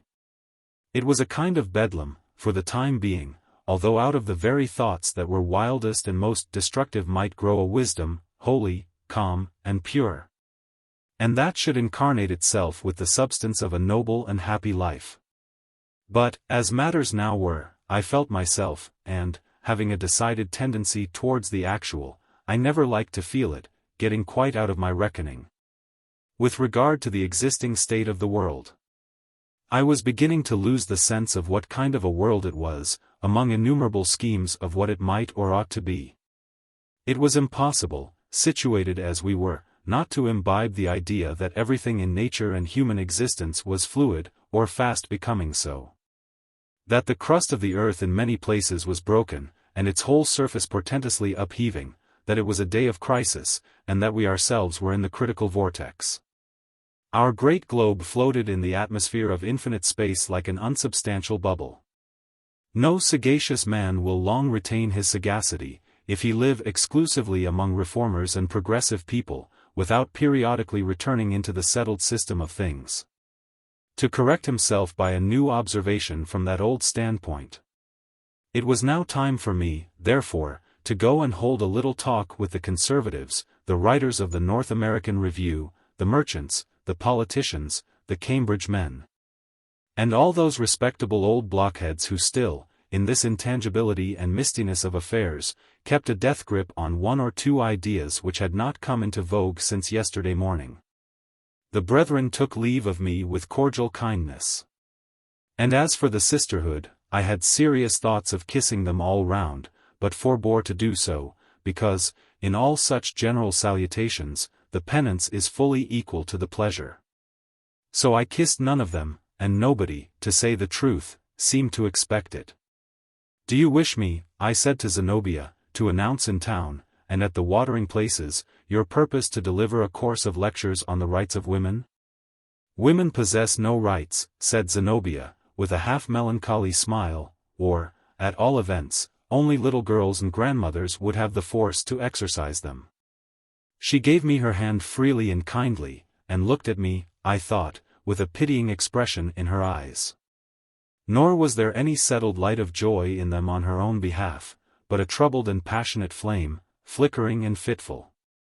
"I regret, on the whole, that you are leaving us," she said. "And all the more, since I feel that this phase of our life is finished, and can never be lived over again. Do you know, Mr. Coverdale, that I have been several times on the point of making you my confidant, for lack of a better and wiser one?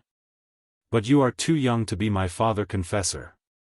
And you would not thank me for treating you like one of those good little handmaidens who share the bosom secrets of a tragedy queen." "I would, at least, be loyal and faithful," answered I. "And would counsel you with an honest purpose, if not wisely." "Yes," said Zenobia, "you would be only too wise, too honest. Honesty and wisdom are such a delightful pastime, at another person's expense. "Ah, Zenobia," I exclaimed, "if you would but let me speak." "By no means," she replied, "especially when you have just resumed the whole series of social conventionalisms, together with that straight-bodied coat. I would as lief open my heart to a lawyer or a clergyman. No, no, Mr. Coverdale, if I choose a counselor, in the present aspect of my affairs, it must be either an angel or a madman. And I rather apprehend that the latter would be likeliest of the two to speak the fitting word. It needs a wild steersman when we voyage through chaos. The anchor is up, farewell." Priscilla, as soon as dinner was over, had betaken herself into a corner, and set to work on a little purse. As I approached her, she let her eyes rest on me with a calm, serious look. For, with all her delicacy of nerves, there was a singular self-possession in Priscilla, and her sensibilities seemed to lie sheltered from ordinary commotion, like the water in a deep well. "Will you give me that purse, Priscilla?" said I, as a parting keepsake. "Yes," she answered, "if you will wait till it is finished." "I must not wait, even for that," I replied. "Shall I find you here, on my return?" "I never wish to go away," said she. "I have sometimes thought," observed I, smiling, "that you, Priscilla, are a little prophetess, or, at least, that you have spiritual intimations respecting matters which are dark to us grosser people. If that be the case, should like to ask you what is about to happen. For I am tormented with a strong foreboding that, were I to return even so soon as tomorrow morning, I should find everything changed. Have you any impressions of this nature?" "Ah, no," said Priscilla, looking at me apprehensively. "If any such misfortune is coming, the shadow has not reached me yet. Heaven forbid. I should be glad if there might never be any change, but one summer follow another, and all just like this."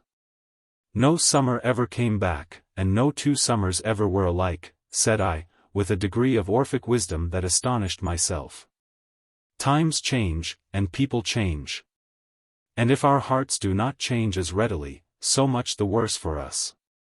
Goodbye, Priscilla."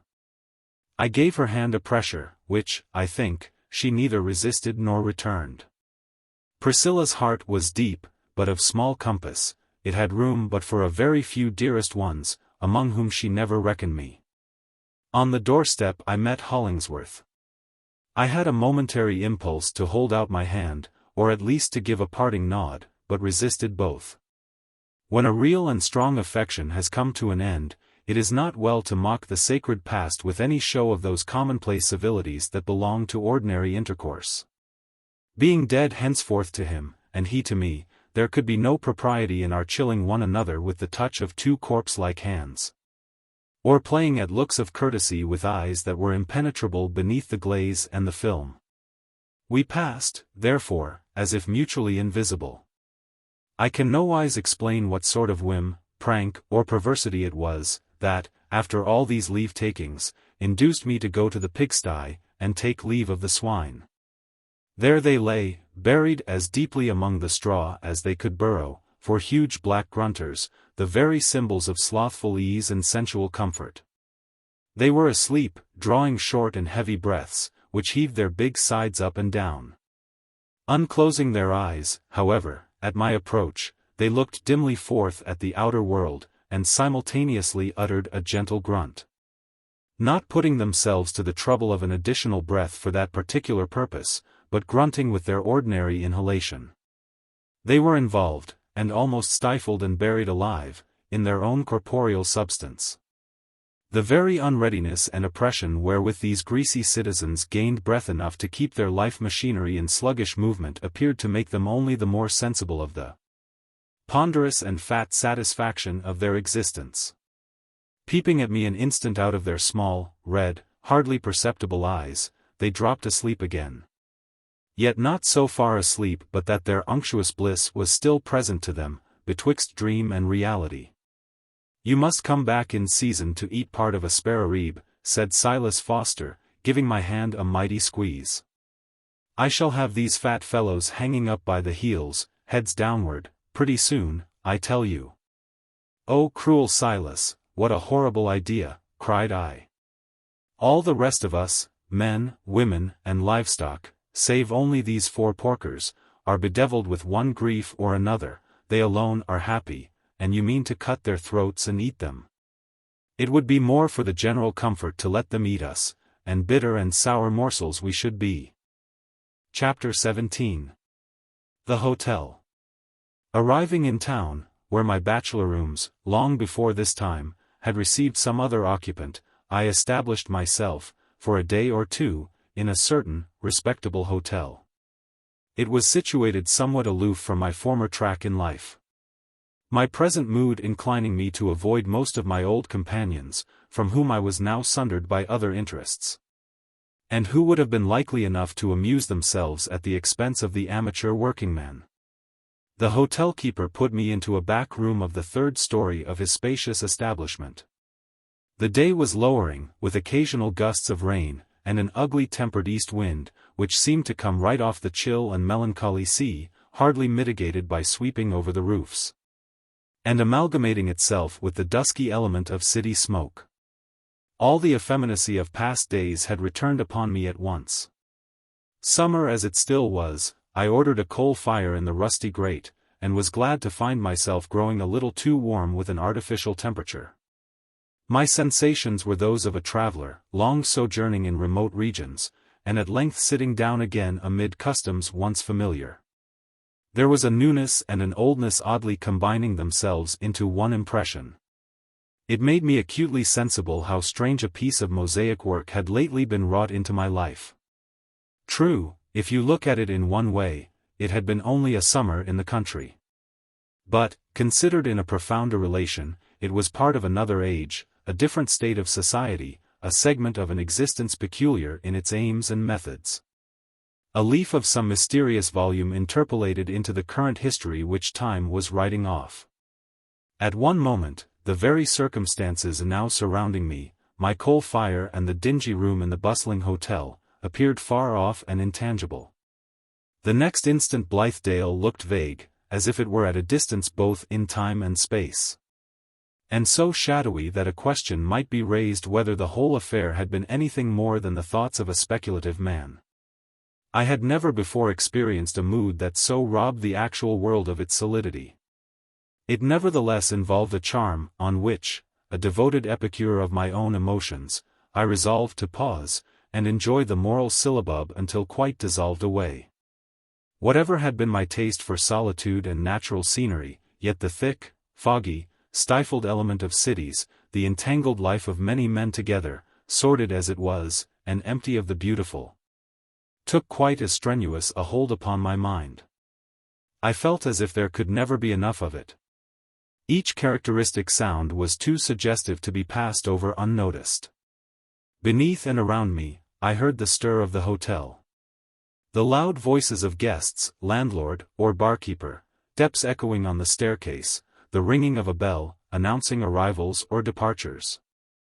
The porter lumbering past my door with baggage, which he thumped down upon the floors of neighboring chambers, the lighter feet of chambermaids scudding along the passages. It is ridiculous to think what an interest they had for me. From the street came the tumult of the pavements, pervading the whole house with a continual uproar, so broad and deep that only an unaccustomed ear would dwell upon it. A company of the city soldiery, with a full military band, marched in front of the hotel, invisible to me, but stirringly audible both by its foot tramp and the clangor of its instruments. Once or twice all the city bells jangled together, announcing a fire, which brought out the engine-men and their machines, like an army with its artillery rushing to battle. Hour by hour the clocks in many steeples responded one to another. In some public hall, not a great way off, there seemed to be an exhibition of a mechanical diorama. For 3 times during the day occurred a repetition of obstreperous music, winding up with the rattle of imitative cannon and musketry, and a huge final explosion. Then ensued the applause of the spectators, with clap of hands and thump of sticks, and the energetic pounding of their heels. All this was just as valuable, in its way, as the sighing of the breeze among the birch trees that overshadowed Eliot's pulpit. Yet I felt a hesitation about plunging into this muddy tide of human activity and pastime. It suited me better, for the present, to linger on the brink, or hover in the air above it. So I spent the first day, and the greater part of the second, in the laziest manner possible, in a rocking chair, inhaling the fragrance of a series of cigars. With my legs and slippered feet horizontally disposed, and in my hand a novel purchased of a railroad bibliopolist. The gradual waste of my cigar accomplished itself with an easy and gentle expenditure of breath. My book was of the dullest, yet had a sort of sluggish flow, like that of a stream in which your boat is as often aground as afloat. Had there been a more impetuous rush, a more absorbing passion of the narrative, I should the sooner have struggled out of its uneasy current, and have given myself up to the swell and subsidence of my thoughts. But, as it was, the torpid life of the book served as an unobtrusive accompaniment to the life within me and about me. At intervals, however, when its effect grew a little too soporific, not for my patience, but for the possibility of keeping my eyes open, I bestirred myself, started from the rocking chair, and looked out of the window.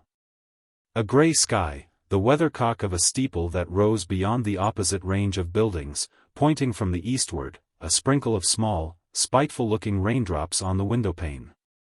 In that ebb tide of my energies, had I thought of venturing abroad, these tokens would have checked the abortive purpose. After several such visits to the window, I found myself getting pretty well acquainted with that little portion of the backside of the universe which it presented to my view. Over against the hotel and its adjacent houses, at the distance of 40 or 50 yards, was the rear of a range of buildings which appeared to be spacious, modern, and calculated for fashionable residences. The interval between was apportioned into grass plots, and here and there an apology for a garden, pertaining severally to these dwellings. There were apple trees, and pear and peach trees, too, the fruit on which looked singularly large, luxuriant, and abundant, as well it might, in a situation so warm and sheltered, and where the soil had doubtless been enriched to a more than natural fertility. In 2 or 3 places grapevines clambered upon trellises, and bore clusters already purple, and promising the richness of Malta or Madeira in their ripened juice. The blighting winds of our rigid climate could not molest these trees and vines. The sunshine, though descending late into this area, and too early intercepted by the height of the surrounding houses, yet lay tropically there, even when less than temperate in every other region. Dreary as was the day, the scene was illuminated by not a few sparrows and other birds, which spread their wings, and flitted and fluttered, and alighted now here, now there, and busily scratched their food out of the wormy earth. Most of these winged people seemed to have their domicile in a robust and healthy buttonwood tree.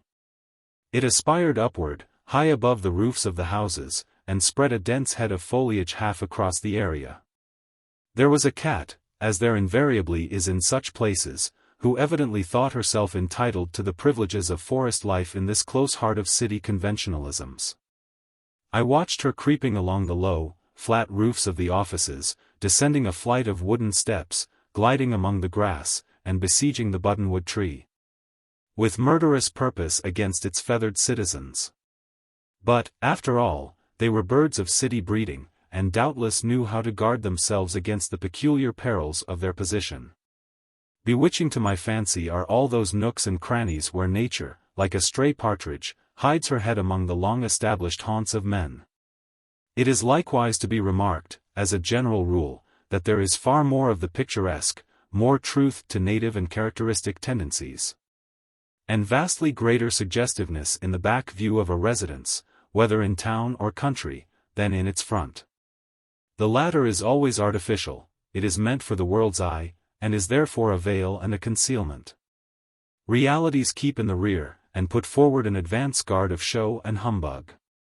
The posterior aspect of any old farmhouse, behind which a railroad has unexpectedly been opened, is so different from that looking upon the immemorial highway, that the spectator gets new ideas of rural life and individuality in the puff or two of steam breath which shoots him past the premises.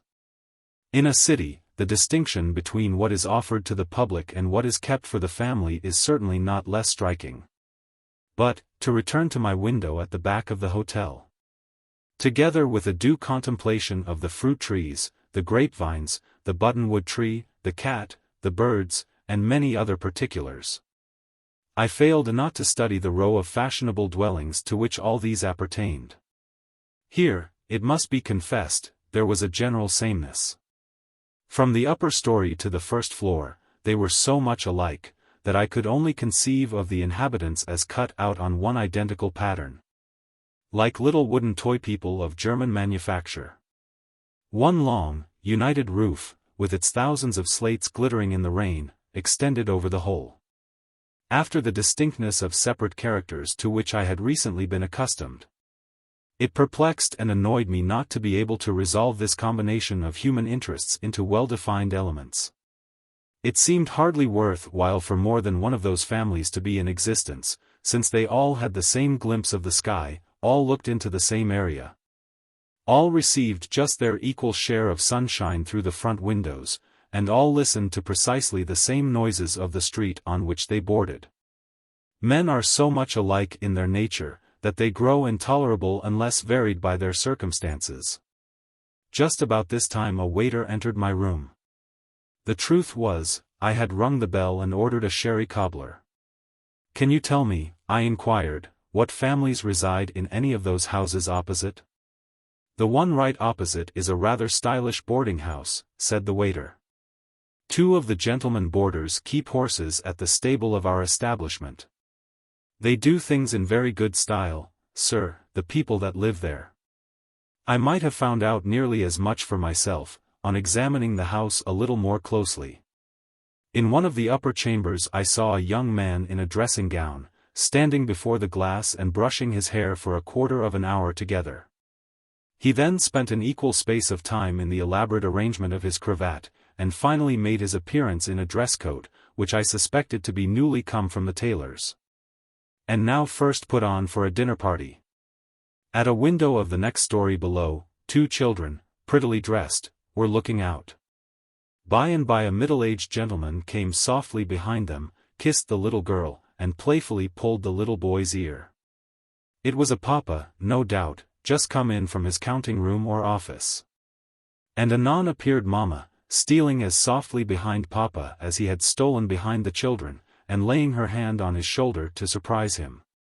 Then followed a kiss between papa and mamma. But a noiseless one, for the children did not turn their heads. "I bless God for these good folks," thought I to myself. "I have not seen a prettier bit of nature, in all my summer in the country, than they have shown me here, in a rather stylish boarding house. I will pay them a little more attention by and by." On the first floor, an iron balustrade ran along in front of the tall and spacious windows, evidently belonging to a back drawing-room. And far into the interior, through the arch of the sliding doors, I could discern a gleam from the windows of the front apartment. There were no signs of present occupancy in this suite of rooms, the curtains being enveloped in a protective covering, which allowed but a small portion of their crimson material to be seen. But two housemaids were industriously at work, so that there was good prospect that the boarding house might not long suffer from the absence of its most expensive and profitable guests. Meanwhile, until they should appear, I cast my eyes downward to the lower regions. There, in the dusk that so early settles into such places, I saw the red glow of the kitchen range. The hot cook, or one of her subordinates, with a ladle in her hand, came to draw a cool breath at the back door. As soon as she disappeared, an Irish manservant, in a white jacket, crept slyly forth, and threw away the fragments of a china dish, which, unquestionably, he had just broken. Soon afterwards, a lady, showily dressed, with a curling front of what must have been false hair, and reddish-brown, I suppose, in hue, though my remoteness allowed me only to guess at such particulars, this respectable mistress of the boarding-house made a momentary transit across the kitchen window, and appeared no more. It was her final, comprehensive glance, in order to make sure that soup, fish, and flesh were in a proper state of readiness, before the serving up of dinner. There was nothing else worth noticing about the house, unless it be that on the peak of one of the dormer windows which opened out of the roof sat a dove, looking very dreary and forlorn. Insomuch that I wondered why she chose to sit there, in the chilly rain, while her kindred were doubtless nestling in a warm and comfortable dovecot. All at once this dove spread her wings, and, launching herself in the air, came flying so straight across the intervening space, that I fully expected her to alight directly on my windowsill. In the latter part of her course, however, she swerved aside, flew upward, and vanished, as did, likewise, the slight, fantastic pathos with which I had invested her. Chapter 18. The Boardinghouse. The next day, as soon as I thought of looking again towards the opposite house, there sat the dove again, on the peak of the same dormer window. It was by no means an early hour, for the preceding evening I had ultimately mustered enterprise enough to visit the theatre, had gone late to bed, and slept beyond all limit. In my remoteness from Silas Foster's awakening horn, dreams had tormented me throughout the night. The train of thoughts which, for months past, had worn a track through my mind, and to escape which was one of my chief objects in leaving Blithedale, kept treading remorselessly to and fro in their old footsteps, while slumber left me impotent to regulate them. It was not till I had quitted my three friends that they first began to encroach upon my dreams. In those of the last night, Hollingsworth and Zenobia, standing on either side of my bed, had bent across it to exchange a kiss of passion. Priscilla, beholding this, for she seemed to be peeping in at the chamber window, had melted gradually away, and left only the sadness of her expression in my heart. There it still lingered, after I awoke, one of those unreasonable sadnesses that you know not how to deal with, because it involves nothing for common sense to clutch. It was a grey and dripping forenoon, gloomy enough in town, and still gloomier in the haunts to which my recollections persisted in transporting me. For, in spite of my efforts to think of something else, I thought how the gusty rain was drifting over the slopes and valleys of our farm. How wet must be the foliage that overshadowed the Pulpit rock, how cheerless, in such a day, my Hermitage, the tree solitude of my owl-like humours, in the vine-encircled heart of the tall pine. It was a phase of homesickness. I had wrenched myself too suddenly out of an accustomed sphere. There was no choice, now, but to bear the pang of whatever heartstrings were snapped asunder. And that elusive torment, like the ache of a limb long ago cut off, by which a past mode of life prolongs itself into the succeeding one. I was full of idle and shapeless regrets. The thought impressed itself upon me that I had left duties unperformed. With the power, perhaps, to act in the place of destiny and avert misfortune from my friends, I had resigned them to their fate. That cold tendency, between instinct and intellect, which made me pry with a speculative interest into people's passions and impulses, appeared to have gone far towards unhumanizing my heart. But a man cannot always decide for himself whether his own heart is cold or warm. It now impresses me that, if I erred at all in regard to Hollingsworth, Zenobia, and Priscilla, it was through too much sympathy, rather than too little. To escape the irksomeness of these meditations, I resumed my post at the window. At first sight, there was nothing new to be noticed. The general aspect of affairs was the same as yesterday, except that the more decided inclemency of today had driven the sparrows to shelter, and kept the cat within doors. Whence, however, she soon emerged, pursued by the cook, and with what looked like the better half of a roast chicken in her mouth. The young man in the dress coat was invisible. The two children, in the story below, seemed to be romping about the room, under the superintendence of a nursery maid. The damask curtains of the drawing-room, on the first floor, were now fully displayed, festooned gracefully from top to bottom of the windows, which extended from the ceiling to the carpet. A narrower window, at the left of the drawing-room, gave light to what was probably a small boudoir, within which I caught the faintest imaginable glimpse of a girl's figure, in airy drapery. Her arm was in regular movement, as if she were busy with her German worsted, or some other such pretty and unprofitable handiwork. While intent upon making out this girlish shape, I became sensible that a figure had appeared at one of the windows of the drawing-room. There was a presentiment in my mind. Or perhaps my first glance, imperfect and sidelong as it was, had sufficed to convey subtle information of the truth. At any rate, it was with no positive surprise, but as if I had all along expected the incident, that, directing my eyes thitherward, I beheld, like a full-length picture, in the space between the heavy festoons of the window curtains, no other than Zenobia. At the same instant, my thoughts made sure of the identity of the figure in the boudoir. It could only be Priscilla. Zenobia was attired, not in the almost rustic costume which she had heretofore worn, but in a fashionable morning dress. There was, nevertheless, one familiar point. She had, as usual, a flower in her hair, brilliant and of a rare variety, else it had not been Zenobia. After a brief pause at the window, she turned away, exemplifying, in the few steps that removed her out of sight, that noble and beautiful motion which characterized her as much as any other personal charm. Not one woman in 1,000 could move so admirably as Zenobia. Many women can sit gracefully, some can stand gracefully, and a few, perhaps, can assume a series of graceful positions. But natural movement is the result and expression of the whole being, and cannot be well and nobly performed unless responsive to something in the character.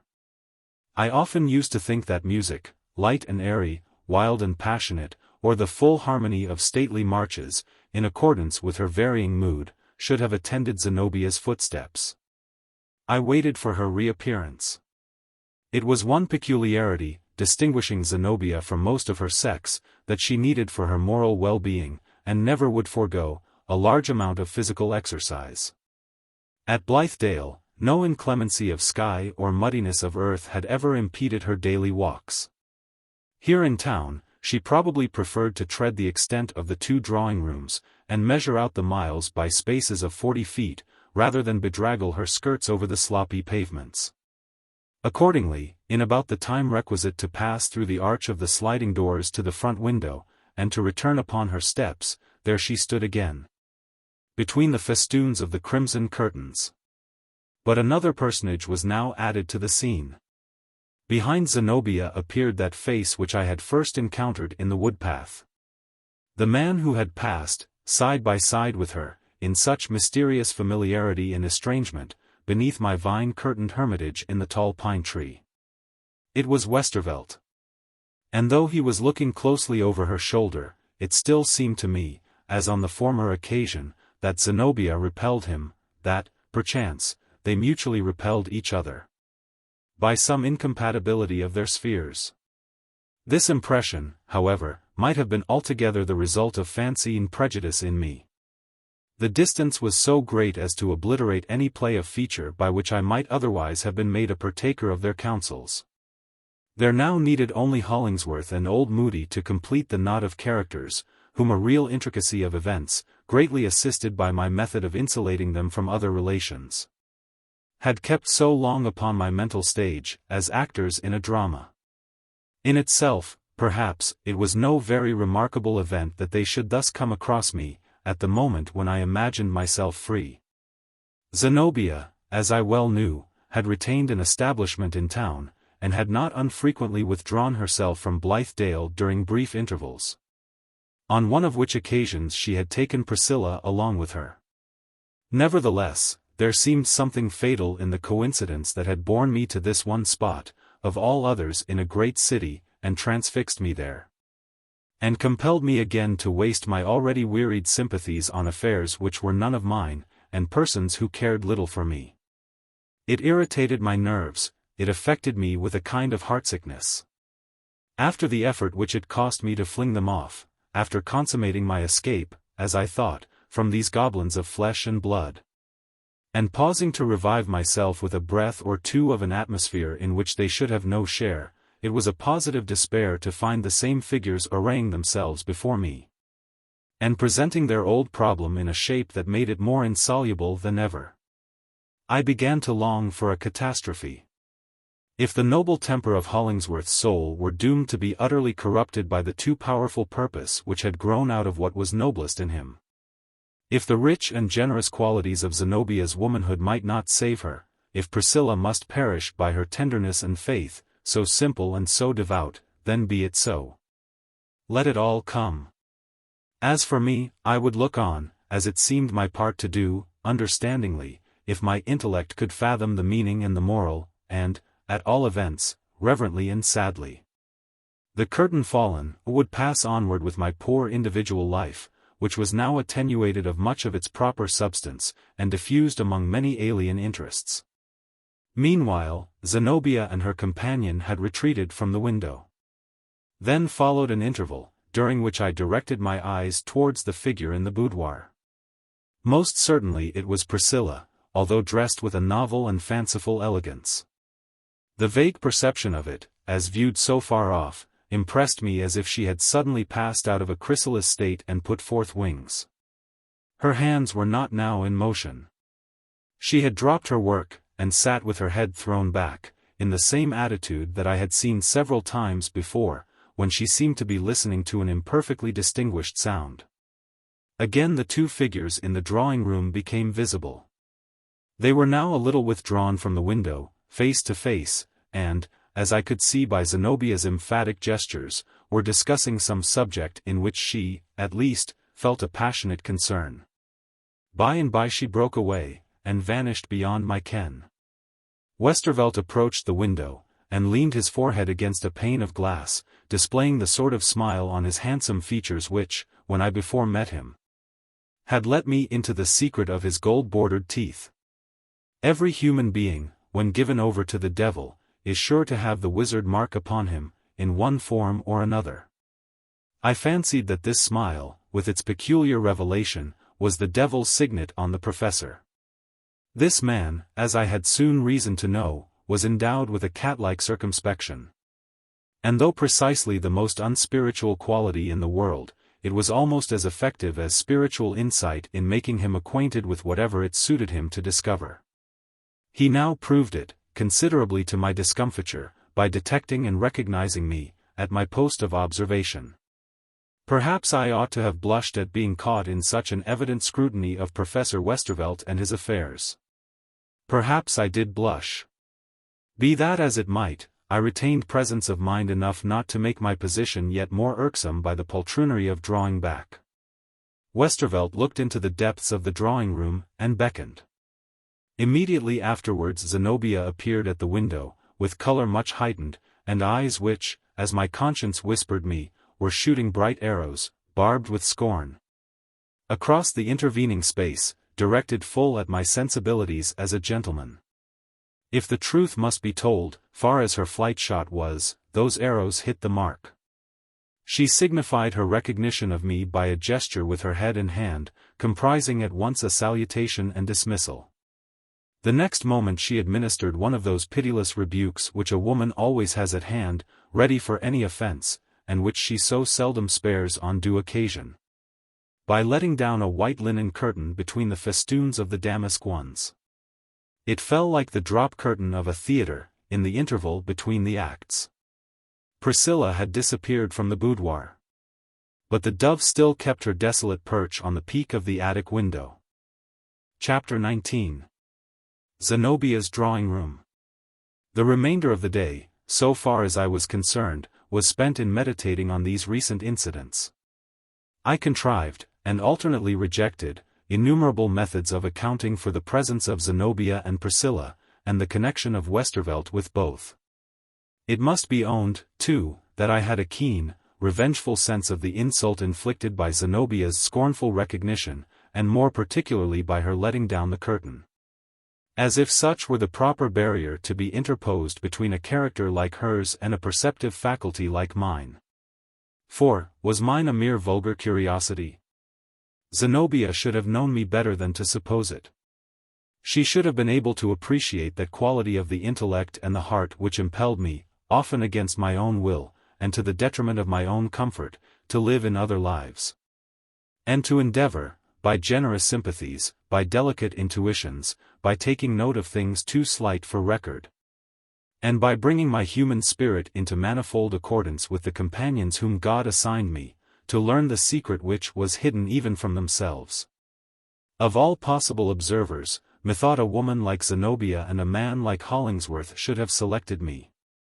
And now when the event has long been past, I retain the same opinion of my fitness for the office. True, I might have condemned them. Had I been judge as well as witness, my sentence might have been stern as that of destiny itself. But, still, no trait of original nobility of character, no struggle against temptation, no iron necessity of will, on the one hand, nor extenuating circumstance to be derived from passion and despair, on the other, no remorse that might coexist with error, even if powerless to prevent it, no proud repentance that should claim retribution as a meed, would go unappreciated. True, again, I might give my full assent to the punishment which was sure to follow. But it would be given mournfully, and with undiminished love.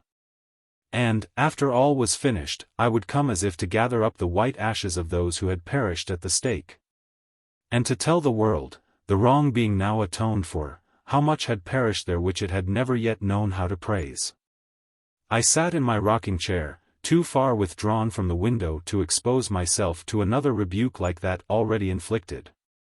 My eyes still wandered towards the opposite house, but without effecting any new discoveries. Late in the afternoon, the weathercock on the church spire indicated a change of wind. The sun shone dimly out, as if the golden wine of its beams were mingled half and half with water. Nevertheless, they kindled up the whole range of edifices, threw a glow over the windows, glistened on the wet roofs, and, slowly withdrawing upward, perched upon the chimney-tops. Thence they took a higher flight, and lingered an instant on the tip of the spire, making it the final point of more cheerful light in the whole sombre scene. The next moment, it was all gone. The twilight fell into the area like a shower of dusky snow, and before it was quite dark, the gong of the hotel summoned me to tea. When I returned to my chamber, the glow of an astral lamp was penetrating mistily through the white curtain of Zenobia's drawing-room. The shadow of a passing figure was now and then cast upon this medium, but with too vague an outline for even my adventurous conjectures to read the hieroglyphic that it presented.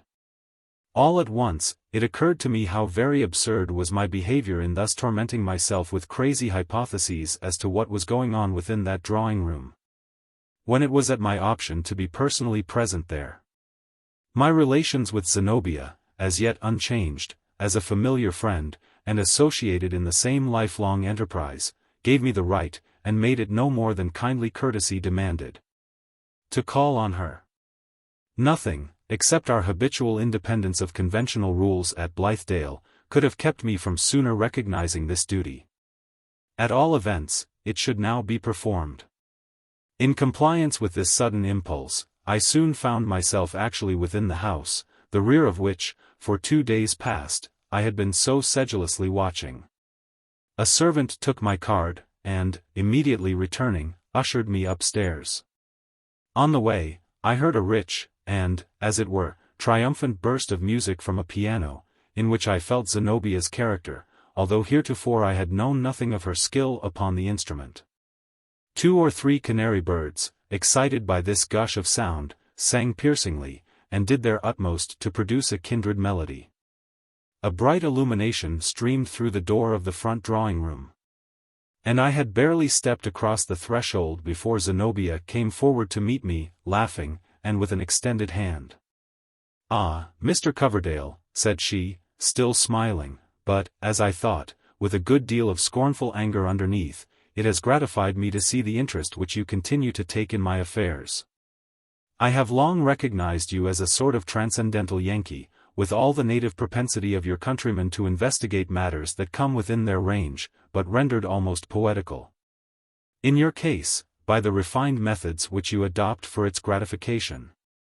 After all, it was an unjustifiable stroke, on my part, was it not, to let down the window curtain?" "I cannot call it a very wise one," returned I, with a secret bitterness, which, no doubt, Zenobia appreciated. "It is really impossible to hide anything in this world, to say nothing of the next. All that we ought to ask, therefore, is, that the witnesses of our conduct, and the speculators on our motives, should be capable of taking the highest view which the circumstances of the case may admit. So much being secured, I, for one, would be most happy in feeling myself followed everywhere by an indefatigable human sympathy. We must trust for intelligent sympathy to our guardian angels, if any there be, said Zenobia. As long as the only spectator of my poor tragedy is a young man at the window of his hotel, I must still claim the liberty to drop the curtain. While this passed, as Zenobia's hand was extended, I had applied the very slightest touch of my fingers to her own. In spite of an external freedom, her manner made me sensible that we stood upon no real terms of confidence. The thought came sadly across me, how great was the contrast betwixt this interview and our first meeting. Then, in the warm light of the country fireside, Zenobia had greeted me cheerily and hopefully, with a full sisterly grasp of the hand, conveying as much kindness in it as other women could have evinced by the pressure of both arms around my neck, or by yielding a cheek to the brotherly salute. The difference was as complete as between her appearance at that time, so simply attired, and with only the one superb flower in her hair, and now, when her beauty was set off by all that dress and ornament could do for it. And they did much. Not, indeed, that they created or added anything to what nature had lavishly done for Zenobia. But those costly robes which she had on, those flaming jewels on her neck, served as lamps to display the personal advantages which required nothing less than such an illumination to be fully seen. Even her characteristic flower, though it seemed to be still there, had undergone a cold and bright transfiguration. It was a flower exquisitely imitated in jeweller's work, and imparting the last touch that transformed Zenobia into a work of art. I scarcely feel, I could not forbear saying, as if we had ever met before. How many years ago it seems since we last sat beneath Eliot's pulpit, with Hollingsworth extended on the fallen leaves, and Priscilla at his feet. Can it be, Zenobia, that you ever really numbered yourself with our little band of earnest, thoughtful, philanthropic laborers? Those ideas have their time and place, she answered coldly. But I fancy it must be a very circumscribed mind that can find room for no other. Her manner bewildered me. Literally, moreover, I was dazzled by the brilliancy of the room. A chandelier hung down in the center, glowing with I know not how many lights. There were separate lamps, also, on 2 or 3 tables, and on marble brackets, adding their white radiance to that of the chandelier. The furniture was exceedingly rich. Fresh from our old farmhouse, with its homely board and benches in the dining room, and a few wicker chairs in the best parlor. It struck me that here was the fulfillment of every fantasy of an imagination reveling in various methods of costly self-indulgence and splendid ease. Pictures, marbles, vases, in brief, more shapes of luxury than there could be any object in enumerating. Except for an auctioneer's advertisement, and the whole repeated and doubled by the reflection of a great mirror, which showed me Zenobia's proud figure, likewise, and my own. It cost me, I acknowledge, a bitter sense of shame, to perceive in myself a positive effort to bear up against the effect which Zenobia sought to impose on me. I reasoned against her, in my secret mind, and strove so to keep my footing. In the gorgeousness with which she had surrounded herself, in the redundance of personal ornament, which the largeness of her physical nature and the rich type of her beauty caused to seem so suitable, I malevolently beheld the true character of the woman, passionate, luxurious, lacking simplicity, not deeply refined, incapable of pure and perfect taste. But, the next instant, she was too powerful for all my opposing struggles. I saw how fit it was that she should make herself as gorgeous as she pleased, and should do 1,000 things that would have been ridiculous in the poor, thin, weakly characters of other women. To this day, however, I hardly know whether I then beheld Zenobia in her truest attitude, or whether that were the truer one in which she had presented herself at Blithedale. In both, there was something like the illusion which a great actress flings around her. "Have you given up Blithedale forever?" I inquired. "Why should you think so?" asked she. "I cannot tell," answered I, "except that it appears all like a dream that we were ever there together." "It is not so to me," said Zenobia. "I should think it a poor and meager nature that is capable of but one set of forms, and must convert all the past into a dream merely because the present happens to be unlike it." Why should we be content with our homely life of a few months past, to the exclusion of all other modes? It was good, but there are other lives as good, or better. Not, you will understand, that I condemn those who give themselves up to it more entirely than I, for myself, should deem it wise to do. It irritated me, this self-complacent, condescending, qualified approval and criticism of a system to which many individuals, perhaps as highly endowed as our gorgeous Zenobia, had contributed their all of earthly endeavor and their loftiest aspirations. I determined to make proof if there were any spell that would exorcise her out of the part which she seemed to be acting. She should be compelled to give me a glimpse of something true. Some nature, some passion, no matter whether right or wrong, provided it were real. Your allusion to that class of circumscribed characters who can live only in one mode of life, remarked I coolly, reminds me of our poor friend Hollingsworth. Possibly he was in your thoughts when you spoke thus. Poor fellow!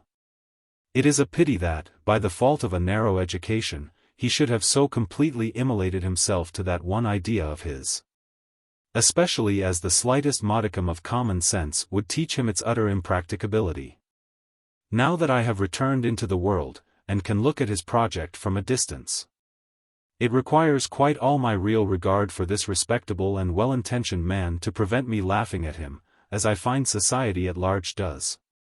Zenobia's eyes darted lightning, her cheeks flushed, the vividness of her expression was like the effect of a powerful light flaming up suddenly within her. My experiment had fully succeeded. She had shown me the true flesh and blood of her heart, by thus involuntarily resenting my slight, pitying, half-kind, half-scornful mention of the man who was all in all with her. She herself probably felt this, for it was hardly a moment before she tranquilized her uneven breath, and seemed as proud and self-possessed as ever. I rather imagine, said she quietly, that your appreciation falls short of Mr. Hollingsworth's just claims. Blind enthusiasm, absorption in one idea, I grant, is generally ridiculous, and must be fatal to the respectability of an ordinary man. It requires a very high and powerful character to make it otherwise. But a great man, as, perhaps, you do not know, attains his normal condition only through the inspiration of one great idea. As a friend of Mr. Hollingsworth, and, at the same time, a calm observer, I must tell you that he seems to me such a man. But you are very pardonable for fancying him ridiculous. Doubtless, he is so, to you. There can be no truer test of the noble and heroic, in any individual, than the degree in which he possesses the faculty of distinguishing heroism from absurdity. I dared make no retort to Zenobia's concluding apothegm. In truth, I admired her fidelity. It gave me a new sense of Hollingsworth's native power, to discover that his influence was no less potent with this beautiful woman here, in the midst of artificial life, than it had been at the foot of the grey rock, and among the wild birch trees of the wood path, when she so passionately pressed his hand against her heart. The great, rude, shaggy, swarthy man. And Zenobia loved him. Did you bring Priscilla with you? I resumed. Do you know, I have sometimes fancied it not quite safe, considering the susceptibility of her temperament, that she should be so constantly within the sphere of a man like Hollingsworth. Such tender and delicate natures, among your sex, have often, I believe, a very adequate appreciation of the heroic element in men. But then, again, should suppose them as likely as any other women to make a reciprocal impression. Hollingsworth could hardly give his affections to a person capable of taking an independent stand, but only to one whom he might absorb into himself. He has certainly shown great tenderness for Priscilla. Zenobia had turned aside. But I caught the reflection of her face in the mirror, and saw that it was very pale, in her rich attire, as if a shroud were round her. Priscilla is here, said she, her voice a little lower than usual. Have not you learnt as much from your chamber window? Would you like to see her? She made a step or two into the back drawing-room, and called. Priscilla. Dear Priscilla. Chapter 20. They vanish. Priscilla immediately answered the summons, and made her appearance through the door of the boudoir. I had conceived the idea, which I now recognized as a very foolish one, that Zenobia would have taken measures to debar me from an interview with this girl, between whom and herself there was so utter an opposition of their dearest interests, that, on one part or the other, a great grief, if not likewise a great wrong, seemed a matter of necessity. But, as Priscilla was only a leaf floating on the dark current of events, without influencing them by her own choice or plan, as she probably guessed not whither the stream was bearing her, nor perhaps even felt its inevitable movement, there could be no peril of her communicating to me any intelligence with regard to Zenobia's purposes. On perceiving me, she came forward with great quietude of manner, and when I held out my hand, her own moved slightly towards it, as if attracted by a feeble degree of magnetism. "I am glad to see you, my dear Priscilla," said I, still holding her hand, "but everything that I meet with nowadays makes me wonder whether I am awake. You, especially, have always seemed like a figure in a dream, and now more than ever." "Oh, there is substance in these fingers of mine," she answered, giving my hand the faintest possible pressure, and then taking away her own. "Why do you call me a dream? Zenobia is much more like one than I, she is so very, very beautiful. And, I suppose," added Priscilla, as if thinking aloud, "everybody sees it, as I do." But, for my part, it was Priscilla's beauty, not Zenobia's, of which I was thinking at that moment. She was a person who could be quite obliterated, so far as beauty went, by anything unsuitable in her attire. Her charm was not positive and material enough to bear up against a mistaken choice of color, for instance, or fashion. It was safest, in her case, to attempt no art of dress, for it demanded the most perfect taste, or else the happiest accident in the world, to give her precisely the adornment which she needed. She was now dressed in pure white, set off with some kind of a gauzy fabric, which, as I bring up her figure in my memory, with a faint gleam on her shadowy hair, and her dark eyes bent shyly on mine, through all the vanished years, seems to be floating about her like a mist. I wondered what Zenobia meant by evolving so much loveliness out of this poor girl. It was what few women could afford to do. For, as I looked from one to the other, the sheen and splendor of Zenobia's presence took nothing from Priscilla's softer spell, if it might not rather be thought to add to it. "What do you think of her?" asked Zenobia. I could not understand the look of melancholy kindness with which Zenobia regarded her. She advanced a step, and beckoning Priscilla near her, kissed her cheek, then, with a slight gesture of repulse, she moved to the other side of the room. I followed. "She is a wonderful creature," I said. "Ever since she came among us, I have been dimly sensible of just this charm which you have brought out. But it was never absolutely visible till now. She is as lovely as a flower." "Well, say so if you like," answered Zenobia. "You are a poet, at least, as poets go nowadays, and must be allowed to make an opera glass of your imagination, when you look at women. I wonder, in such Arcadian freedom of falling in love as we have lately enjoyed, it never occurred to you to fall in love with Priscilla. In society, indeed, a genuine American never dreams of stepping across the inappreciable airline which separates one class from another. But what was rank to the colonists of Blithedale? There were other reasons," I replied, "why I should have demonstrated myself an ass, had I fallen in love with Priscilla. By the by, has Hollingsworth ever seen her in this dress?"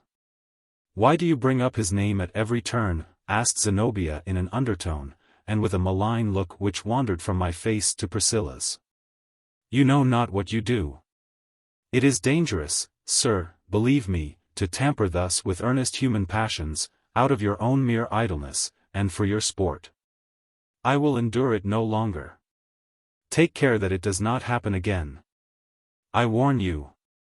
"You partly wrong me, if not wholly," I responded. "It is an uncertain sense of some duty to perform, that brings my thoughts, and therefore my words, continually to that one point." "Oh, this stale excuse of duty," said Zenobia, in a whisper so full of scorn that it penetrated me like the hiss of a serpent. "I have often heard it before, from those who sought to interfere with me, and I know precisely what it signifies. Bigotry, self-conceit, an insolent curiosity, a meddlesome temper. A cold-blooded criticism, founded on a shallow interpretation of half-perceptions, a monstrous skepticism in regard to any conscience or any wisdom, except one's own. A most irreverent propensity to thrust Providence aside, and substitute one's self in its awful place. Out of these, and other motives as miserable as these, comes your idea of duty. But, beware, sir. With all your fancied acuteness, you step blindfold into these affairs. For any mischief that may follow your interference, I hold you responsible. It was evident that, with but a little further provocation, the lioness would turn to bay, if, indeed, such were not her attitude already. I bowed, and not very well knowing what else to do, was about to withdraw.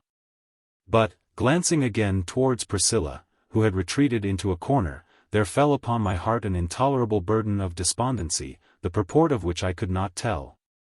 But only felt it to bear reference to her.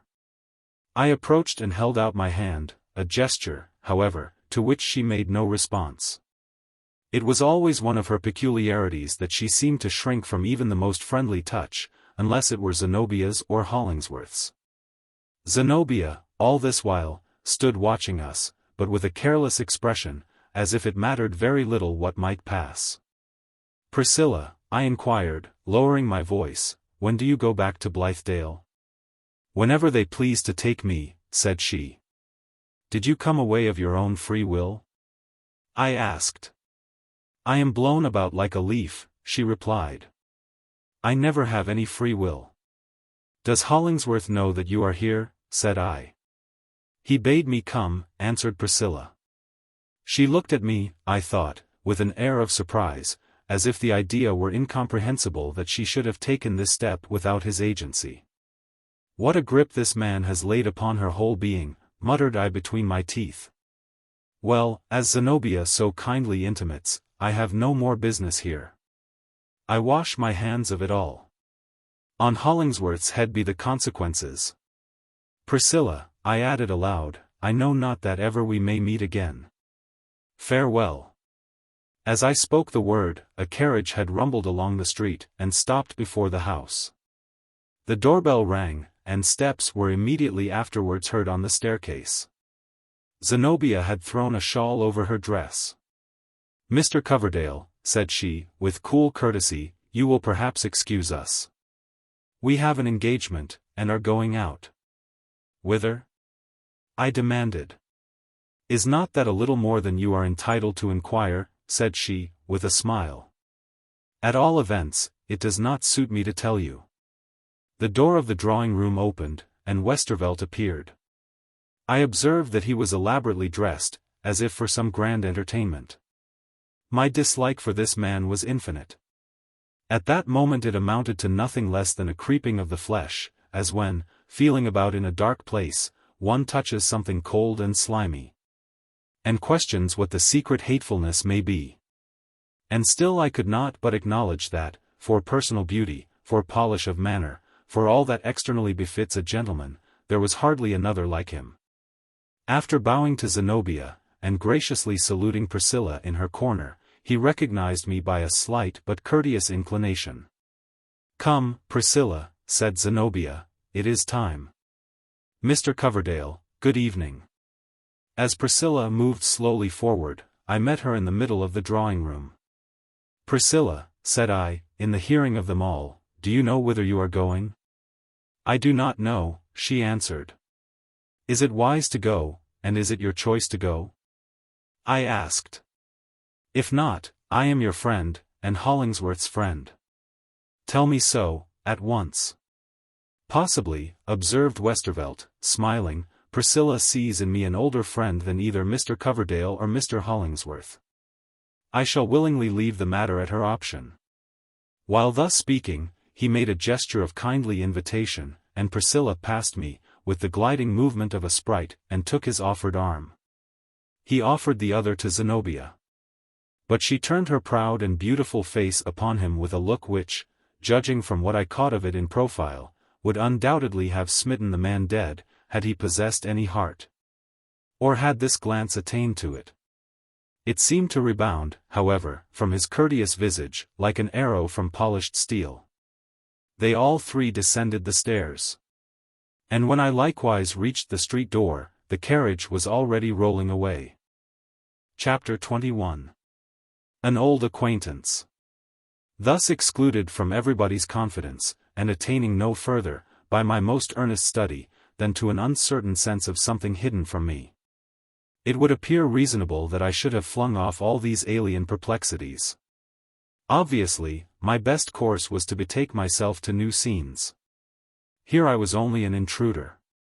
Elsewhere there might be circumstances in which I could establish a personal interest, and people who would respond, with a portion of their sympathies, for so much as I should bestow of mine. Nevertheless, there occurred to me one other thing to be done. Remembering old Moodie, and his relationship with Priscilla, I determined to seek an interview. For the purpose of ascertaining whether the knot of affairs was as inextricable on that side as I found it on all others. Being tolerably well acquainted with the old man's haunts, I went, the next day, to the saloon of a certain establishment about which he often lurked. It was a reputable place enough, affording good entertainment in the way of meat, drink, and fumigation. And there, in my young and idle days and nights, when I was neither nice nor wise, I had often amused myself with watching the staid humors and sober jollities of the thirsty souls around me. At my first entrance, old Moodie was not there. The more patiently to await him, I lighted a cigar, and establishing myself in a corner, took a quiet, and, by sympathy, a boozy kind of pleasure in the customary life that was going forward. The saloon was fitted up with a good deal of taste. There were pictures on the walls, and among them an oil painting of a beefsteak, with such an admirable show of juicy tenderness, that the beholder sighed to think it merely visionary, and incapable of ever being put upon a gridiron. Another work of high art was the lifelike representation of a noble sirloin, another, the hindquarters of a deer, retaining the hoofs and tawny fur, another, the head and shoulders of a salmon. And, still more exquisitely finished, a brace of canvasback ducks, in which the mottled feathers were depicted with the accuracy of a daguerreotype. Some very hungry painter, I suppose, had wrought these subjects of still life, heightening his imagination with his appetite, and earning, it is to be hoped, the privilege of a daily dinner off whichever of his pictorial viands he liked best. Then, there was a fine old cheese, in which you could almost discern the mites. And some sardines, on a small plate, very richly done, and looking as if oozy with the oil in which they had been smothered. All these things were so perfectly imitated, that you seemed to have the genuine article before you, and yet with an indescribable, ideal charm. It took away the grossness from what was fleshiest and fattest, and thus helped the life of man, even in its earthliest relations, to appear rich and noble, as well as warm, cheerful, and substantial. There were pictures, too, of gallant revellers, those of the old time, Flemish, apparently, with doublets and slashed sleeves, drinking their wine out of fantastic, long-stemmed glasses. Quaffing joyously, quaffing forever, with inaudible laughter and song. While the champagne bubbled immortally against their mustaches, or the purple tide of Burgundy ran inexhaustibly down their throats. But, in an obscure corner of the saloon, there was a little picture, excellently done, moreover, of a ragged, bloated, New England toper, stretched out on a bench, in the heavy, apoplectic sleep of drunkenness. The death in life was too well portrayed. You smelt the fumy liquor that had brought on this syncope. Your only comfort lay in the forced reflection, that, real as he looked, the poor caitiff was but imaginary, a bit of painted canvas, whom no delirium tremens, nor so much as a retributive headache awaited, on the morrow. By this time, it being past 11 o'clock, the two barkeepers of the saloon were in pretty constant activity. One of these young men had a rare faculty in the concoction of gin cocktails. It was a spectacle to behold, how, with a tumbler in each hand, he tossed the contents from one to the other. Never conveying it awry, nor spilling the least drop, he compelled the frothy liquor, as it seemed to me, to spout forth from one glass and descend into the other, in a great parabolic curve. As well-defined and calculable as a planet's orbit. He had a good forehead, with a particularly large development just above the eyebrows, fine intellectual gifts, no doubt, which he had educated to this profitable end. Being famous for nothing but gin cocktails, and commanding a fair salary by his one accomplishment. These cocktails, and other artificial combinations of liquor, of which there were at least a score, though mostly, I suspect, fantastic in their differences, were much in favor with the younger class of customers, who, at farthest, had only reached the second stage of potatory life. The staunch old soakers, on the other hand, men who, if put on tap, would have yielded a red alcoholic liquor, by way of blood, usually confined themselves to plain brandy and water, gin, or West India rum. And, oftentimes, they prefaced their dram with some medicinal remark as to the wholesomeness and stomachic qualities of that particular drink. 2 or 3 appeared to have bottles of their own behind the counter. And, winking one red eye to the barkeeper, he forthwith produced these choicest and peculiar cordials, which it was a matter of great interest and favor, among their acquaintances, to obtain a sip of.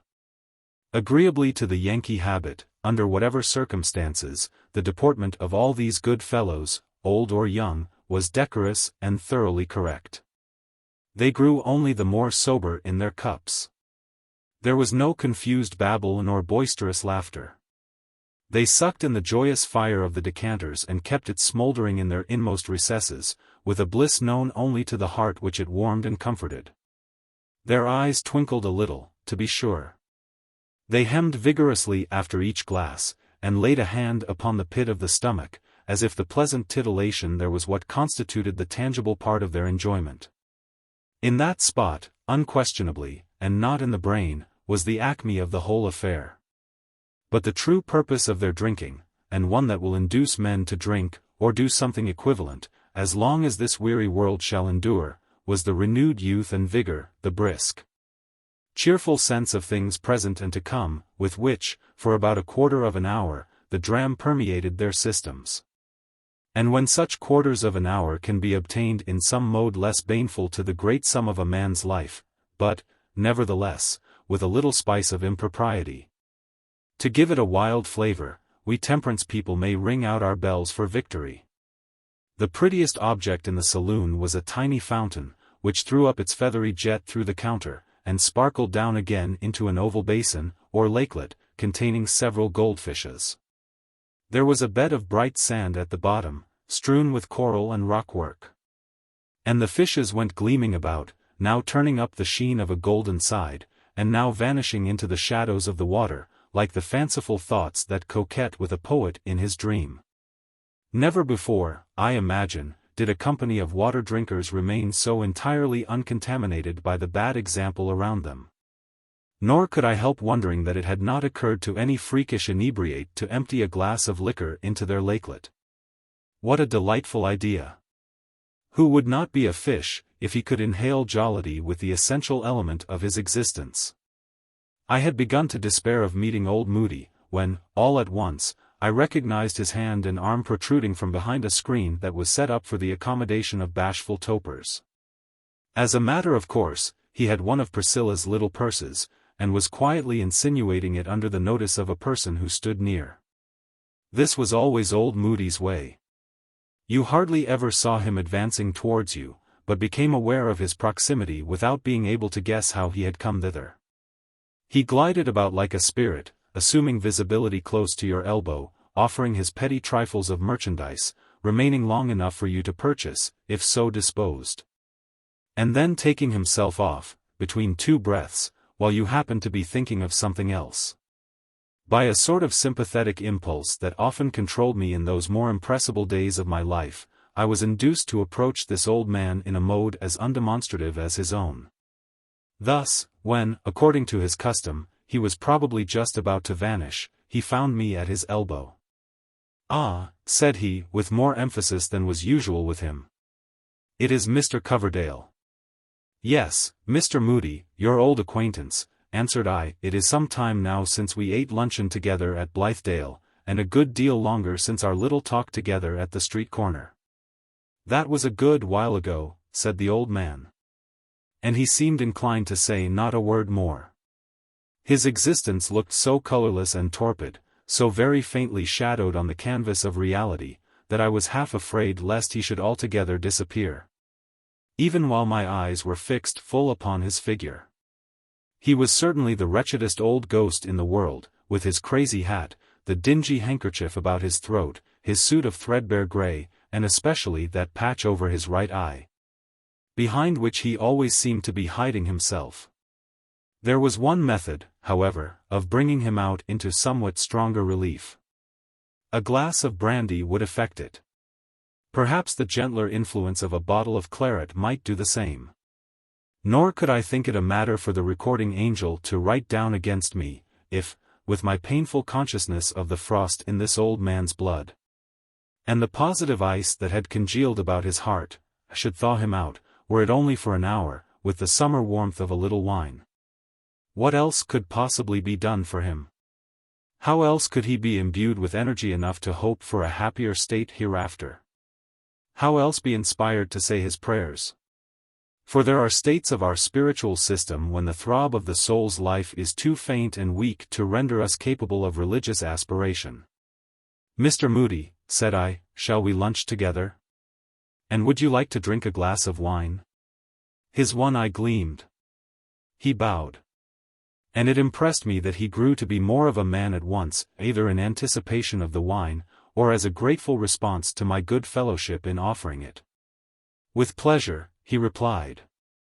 The barkeeper, at my request, showed us into a private room, and soon afterward set some fried oysters and a bottle of claret on the table.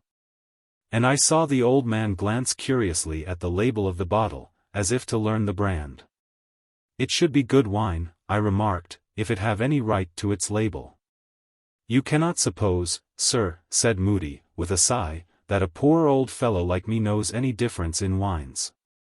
And yet, in his way of handling the glass, in his preliminary snuff at the aroma, in his first cautious sip of the wine, and the gustatory skill with which he gave his palate the full advantage of it, it was impossible not to recognize the connoisseur. "I fancy, Mr. Moodie," said I, "you are a much better judge of wines than I have yet learned to be. Tell me fairly, did you never drink it where the grape grows?" "How should that have been, Mr. Coverdale?" answered old Moodie shyly, but then he took courage, as it were, and uttered a feeble little laugh. "The flavor of this wine," added he, "and its perfume still more than its taste, makes me remember that I was once a young man." "I wish, Mr. Moodie," suggested I, not that I greatly cared about it, however, but was only anxious to draw him into some talk about Priscilla and Zenobia, "I wish, while we sit over our wine, you would favor me with a few of those youthful reminiscences." "Ah," said he, shaking his head, "they might interest you more than you suppose. But I had better be silent, Mr. Coverdale. If this good wine, though claret, I suppose, is not apt to play such a trick, but if it should make my tongue run too freely, I could never look you in the face again." "You never did look me in the face, Mr. Moodie," I replied, "until this very moment." "Ah," sighed old Moodie. It was wonderful, however, what an effect the mild grape juice wrought upon him. It was not in the wine, but in the associations which it seemed to bring up. Instead of the mean, slouching, furtive, painfully depressed air of an old city vagabond, more like a grey kennel rat than any other living thing, he began to take the aspect of a decayed gentleman. Even his garments, especially after I had myself quaffed a glass or two, looked less shabby than when we first sat down. There was, by and by, a certain exuberance and elaborateness of gesture and manner, oddly in contrast with all that I had hitherto seen of him. Anon, with hardly any impulse from me, old Moodie began to talk. His communications referred exclusively to a long past and more fortunate period of his life, with only a few unavoidable allusions to the circumstances that had reduced him to his present state. But, having once got the clue, my subsequent researches acquainted me with the main facts of the following narrative. Although, in writing it out, my pen has perhaps allowed itself a trifle of romantic and legendary license, worthier of a small poet than of a grave biographer. Chapter 22. Fauntleroy. 25 years ago, at the epoch of this story, there dwelt in one of the Middle States a man whom we shall call Fauntleroy. A man of wealth, and magnificent tastes, and prodigal expenditure. His home might almost be styled a palace, his habits, in the ordinary sense, princely. His whole being seemed to have crystallized itself into an external splendor, wherewith he glittered in the eyes of the world, and had no other life than upon this gaudy surface. He had married a lovely woman, whose nature was deeper than his own. But his affection for her, though it showed largely, was superficial, like all his other manifestations and developments. He did not so truly keep this noble creature in his heart, as were her beauty for the most brilliant ornament of his outward state.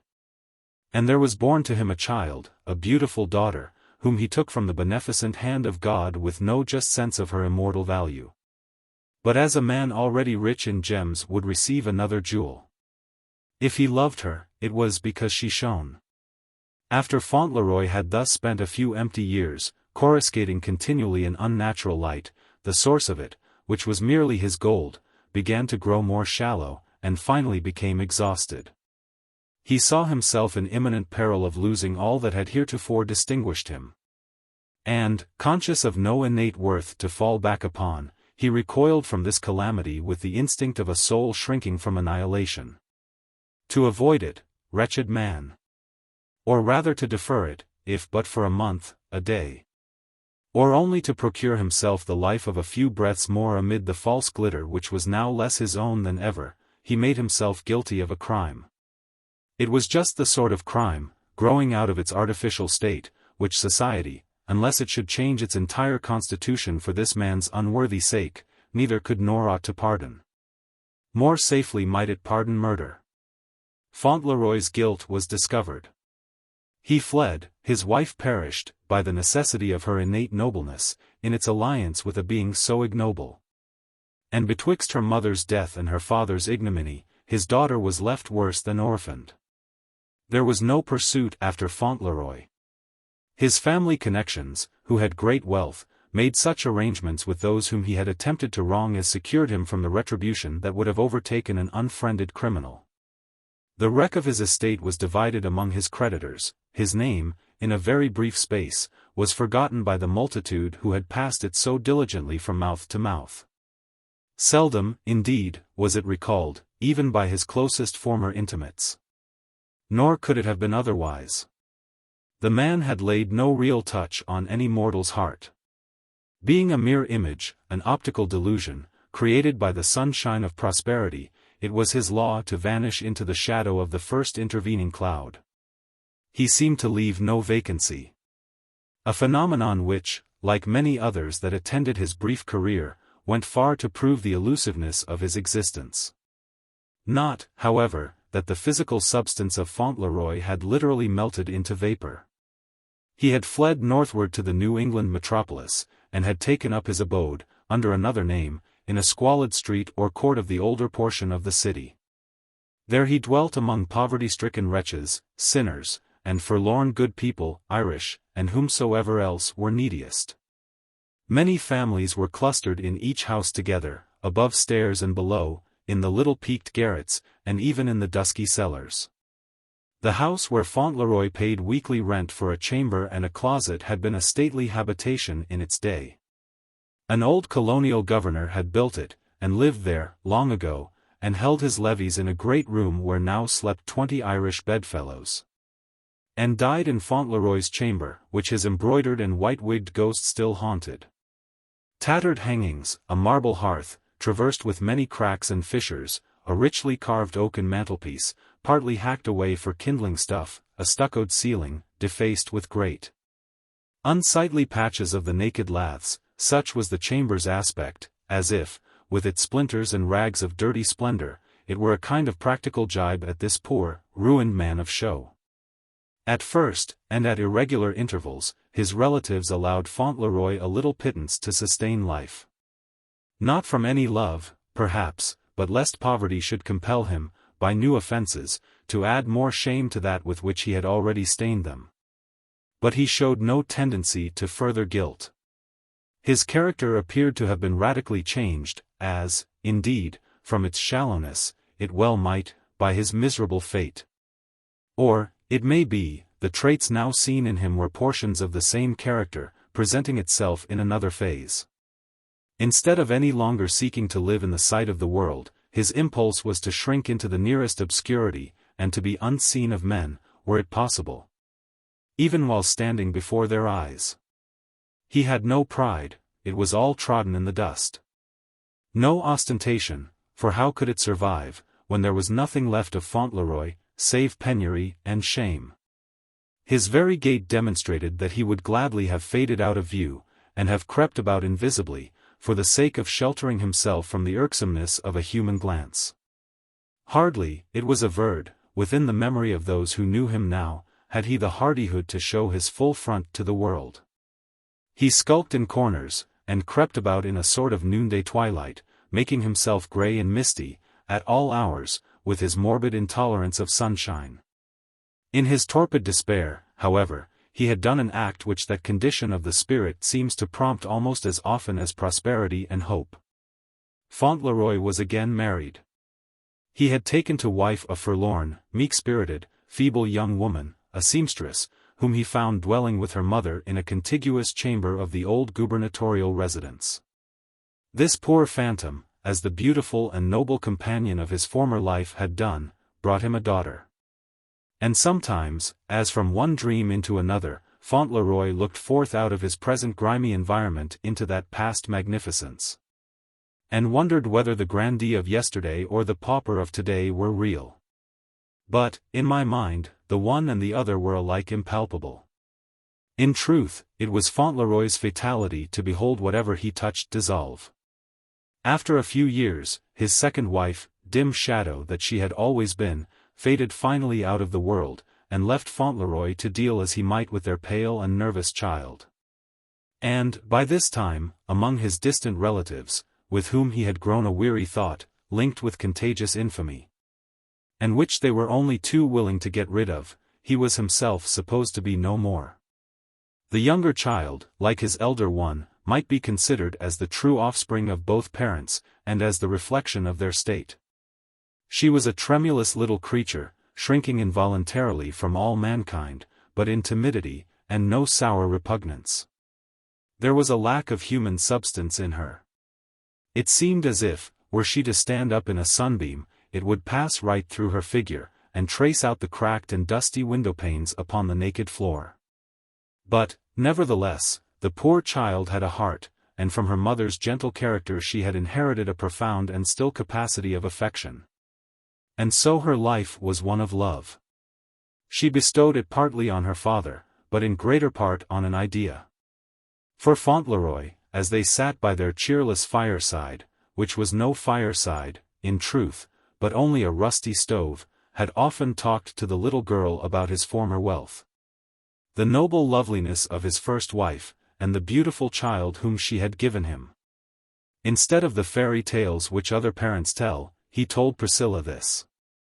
And, out of the loneliness of her sad little existence, Priscilla's love grew, and tended upward, and twined itself perseveringly around this unseen sister.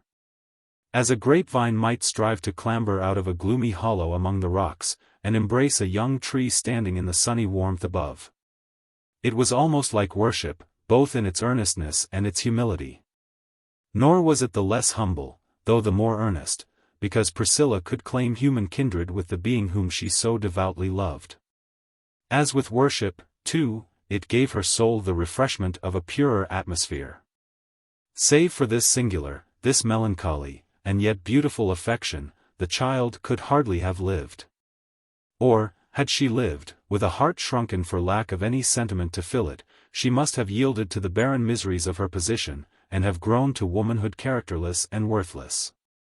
But now, amid all the somber coarseness of her father's outward life, and of her own, Priscilla had a higher and imaginative life within. Some faint gleam thereof was often visible upon her face. It was as if, in her spiritual visits to her brilliant sister, a portion of the latter's brightness had permeated our dim Priscilla, and still lingered. shedding a faint illumination through the cheerless chamber, after she came back. As the child grew up, so pallid and so slender, and with much unaccountable nervousness, and all the weaknesses of neglected infancy still haunting her, the gross and simple neighbors whispered strange things about Priscilla. The big, red, Irish matrons, whose innumerable progeny swarmed out of the adjacent doors, used to mock at the pale, Western child. They fancied, or at least affirmed it, between jest and earnest, that she was not so solid flesh and blood as other children, but mixed largely with a thinner element.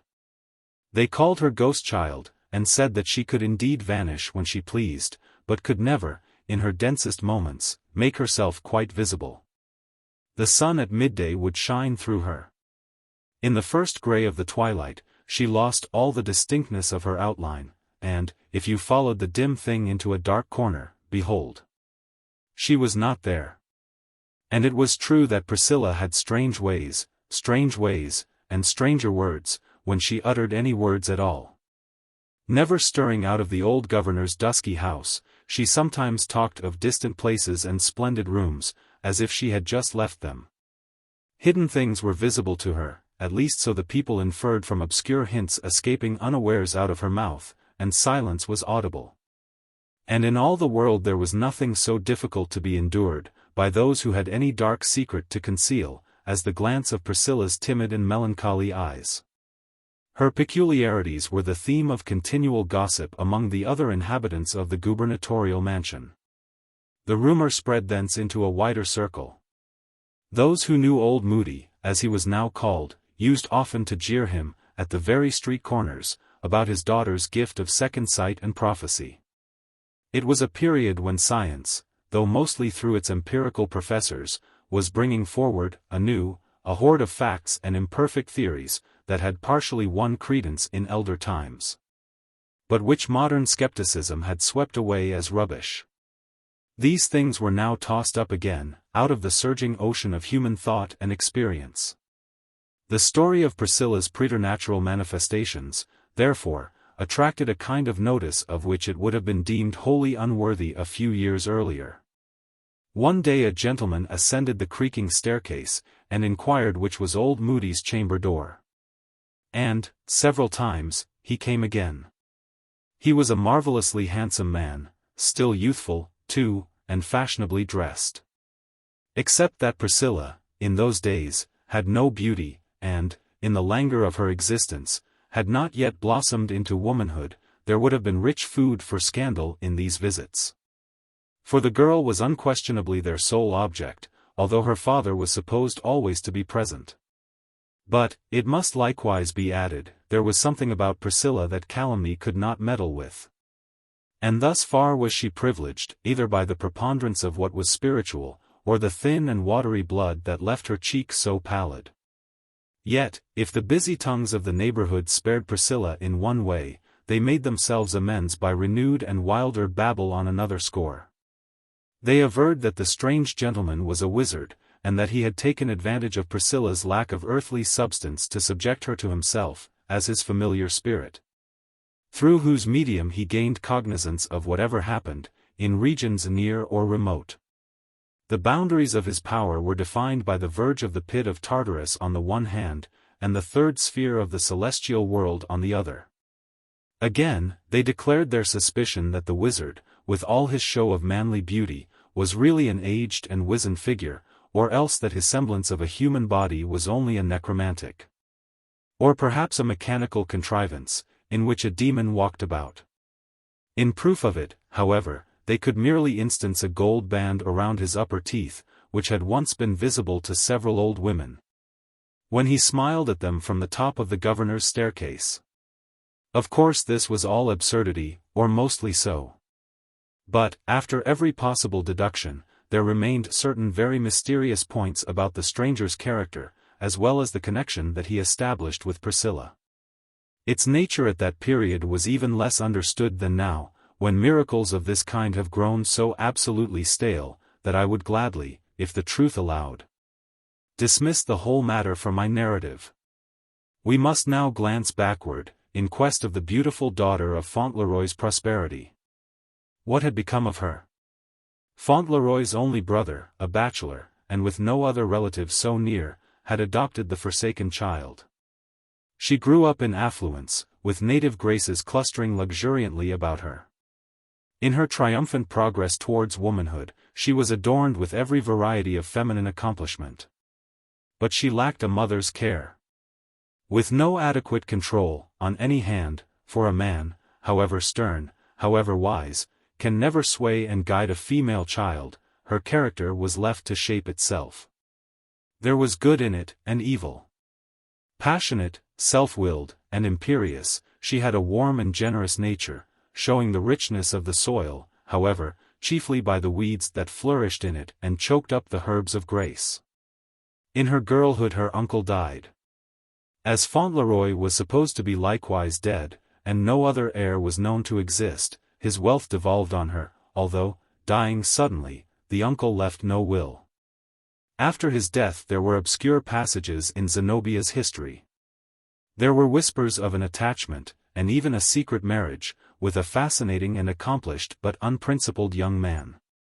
The incidents and appearances, however, which led to this surmise soon passed away, and were forgotten. Nor was her reputation seriously affected by the report. In fact, so great was her native power and influence, and such seemed the careless purity of her nature, that whatever Zenobia did was generally acknowledged as right for her to do. The world never criticized her so harshly as it does most women who transcend its rules. It almost yielded its assent, when it beheld her stepping out of the common path, and asserting the more extensive privileges of her sex, both theoretically and by her practice. The sphere of ordinary womanhood was felt to be narrower than her development required. A portion of Zenobia's more recent life is told in the foregoing pages. Partly in earnest, and, I imagine, as was her disposition, half in a proud jest, or in a kind of recklessness that had grown upon her, out of some hidden grief, she had given her countenance, and promised liberal pecuniary aid, to our experiment of a better social state. And Priscilla followed her to Blithedale. The sole bliss of her life had been a dream of this beautiful sister, who had never so much as known of her existence. By this time, too, the poor girl was enthralled in an intolerable bondage, from which she must either free herself or perish. She deemed herself safest near Zenobia, into whose large heart she hoped to nestle. One evening, months after Priscilla's departure, when Moodie, or shall we call him Fauntleroy, was sitting alone in the state chamber of the old governor, there came footsteps up the staircase. There was a pause on the landing-place. A lady's musical yet haughty accents were heard making an inquiry from some denizen of the house, who had thrust a head out of a contiguous chamber. There was then a knock at Moodie's door. "Come in," said he. And Zenobia entered.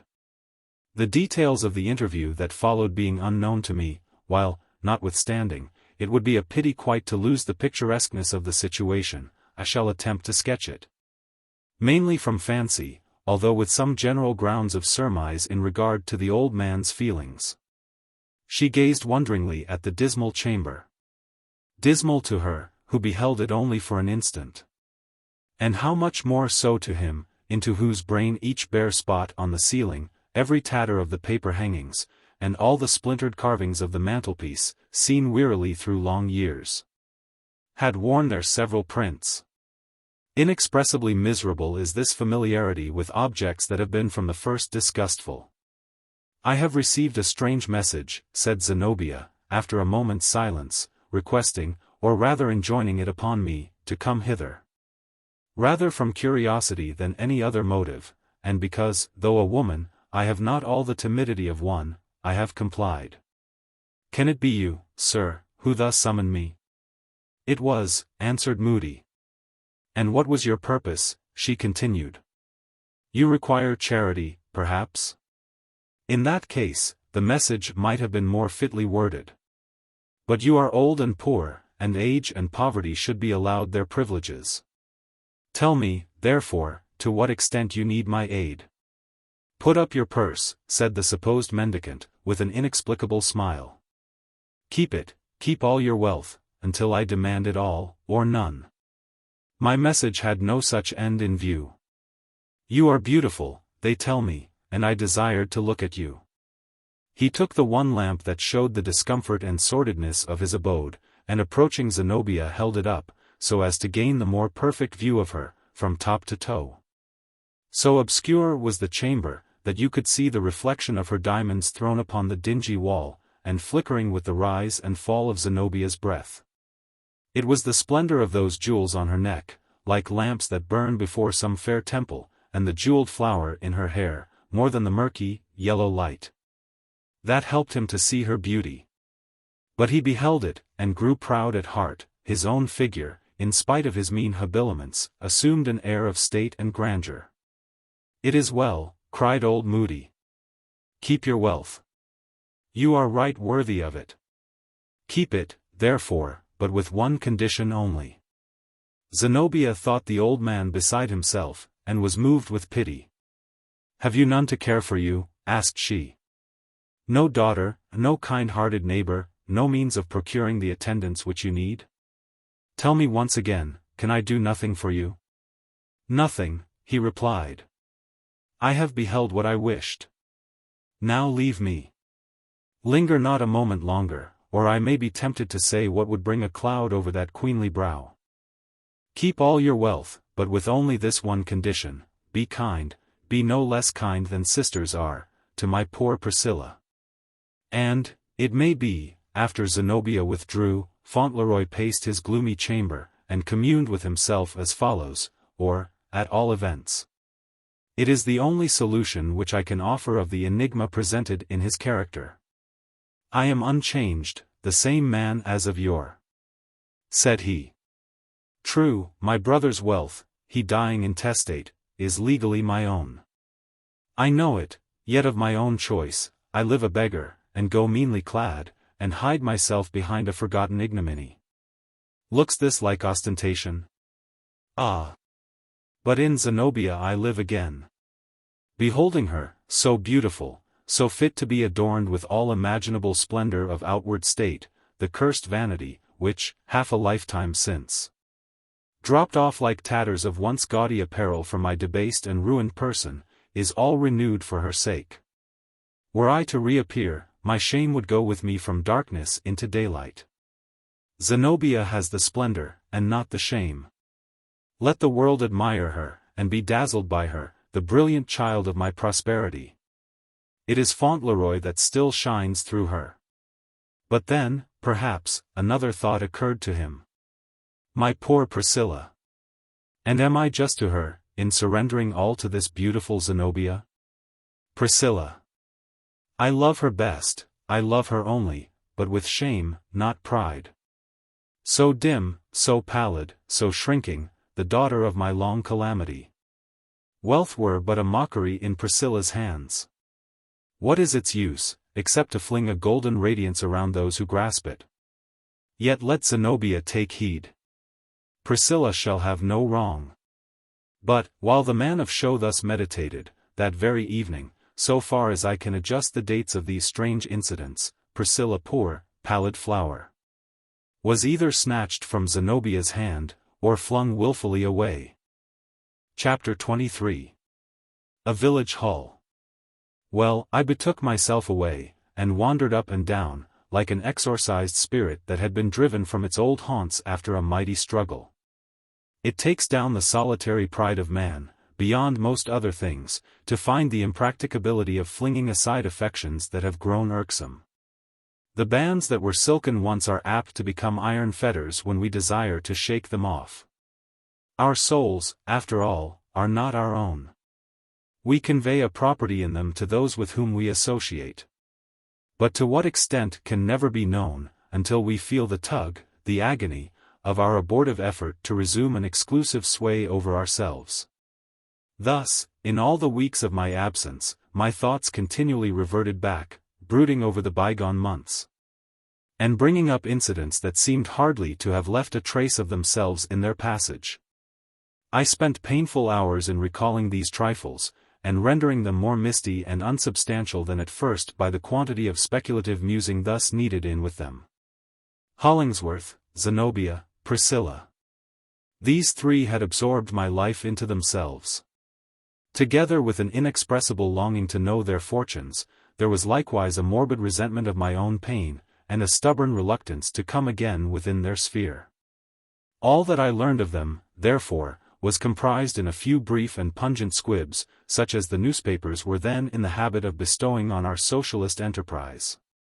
There was one paragraph, which if I rightly guessed its purport bore reference to Zenobia, but was too darkly hinted to convey even thus much of certainty.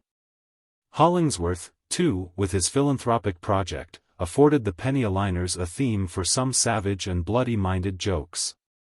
And, considerably to my surprise, they affected me with as much indignation as if we had still been friends. Thus passed several weeks. Time long enough for my brown and toil-hardened hands to reaccustom themselves to gloves. Old habits, such as were merely external, returned upon me with wonderful promptitude. My superficial talk, too, assumed altogether a worldly tone. Meeting former acquaintances, who showed themselves inclined to ridicule my heroic devotion to the cause of human welfare, I spoke of the recent phase of my life as indeed fair matter for a jest. But, I also gave them to understand that it was, at most, only an experiment, on which I had staked no valuable amount of hope or fear. It had enabled me to pass the summer in a novel and agreeable way, had afforded me some grotesque specimens of artificial simplicity, and could not, therefore, so far as I was concerned, be reckoned a failure. In no one instance, however, did I voluntarily speak of my three friends.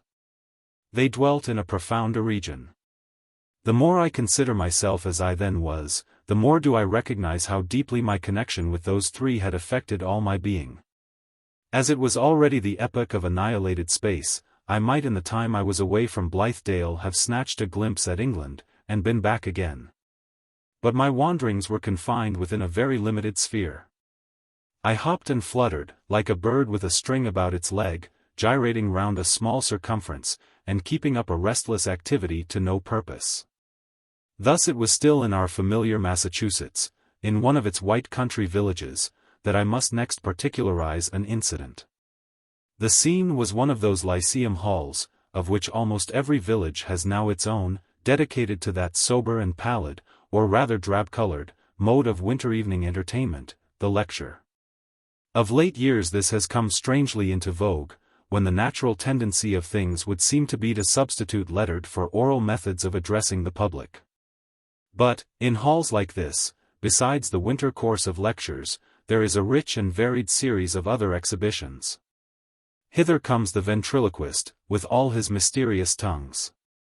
The thaumaturgist, too, with his miraculous transformations of plates, doves, and rings, his pancake smoking in your hat, and his cellar of choice liquors represented in one small bottle.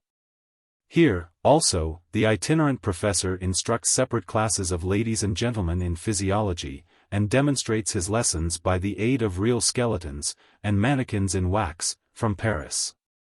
Here is to be heard the choir of Ethiopian melodists, and to be seen the diorama of Moscow or Bunker Hill, or the moving panorama of the Chinese Wall.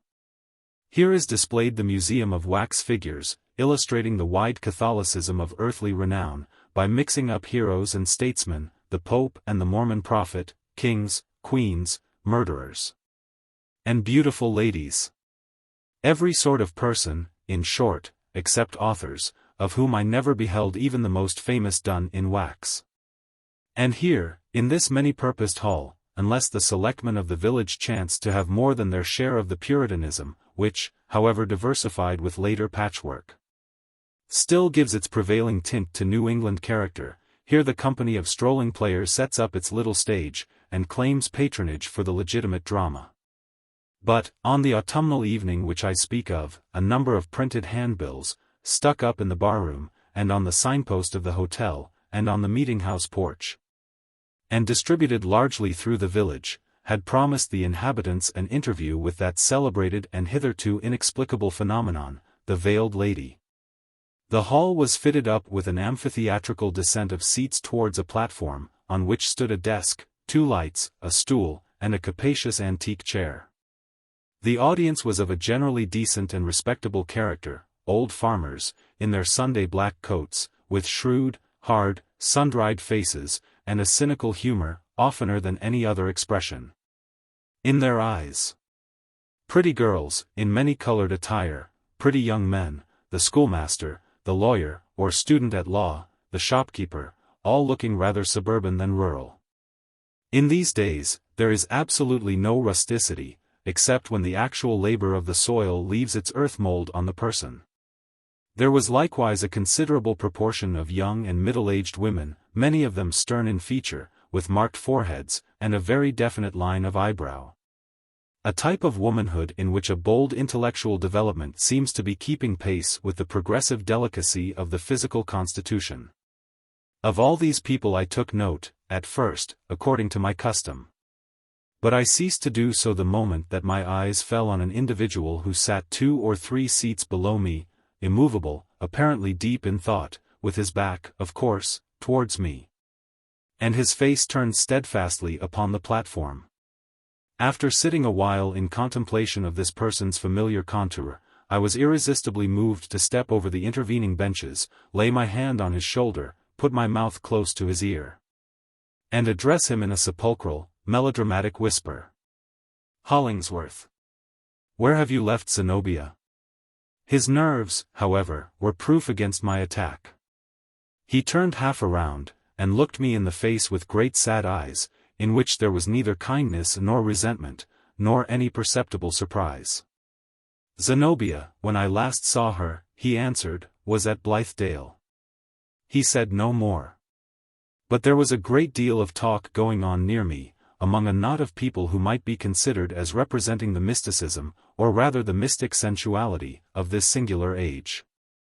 The nature of the exhibition that was about to take place had probably given the turn to their conversation.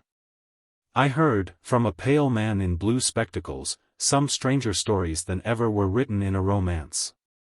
Told, too, with a simple, unimaginative steadfastness, which was terribly efficacious in compelling the auditor to receive them into the category of established facts. He cited instances of the miraculous power of one human being over the will and passions of another, insomuch that settled grief was but a shadow beneath the influence of a man possessing this potency, and the strong love of years melted away like a vapor. At the bidding of one of these wizards, the maiden, with her lover's kiss still burning on her lips, would turn from him with icy indifference. The newly made widow would dig up her buried heart out of her young husband's grave before the sods had taken root upon it. A mother with her babe's milk in her bosom would thrust away her child.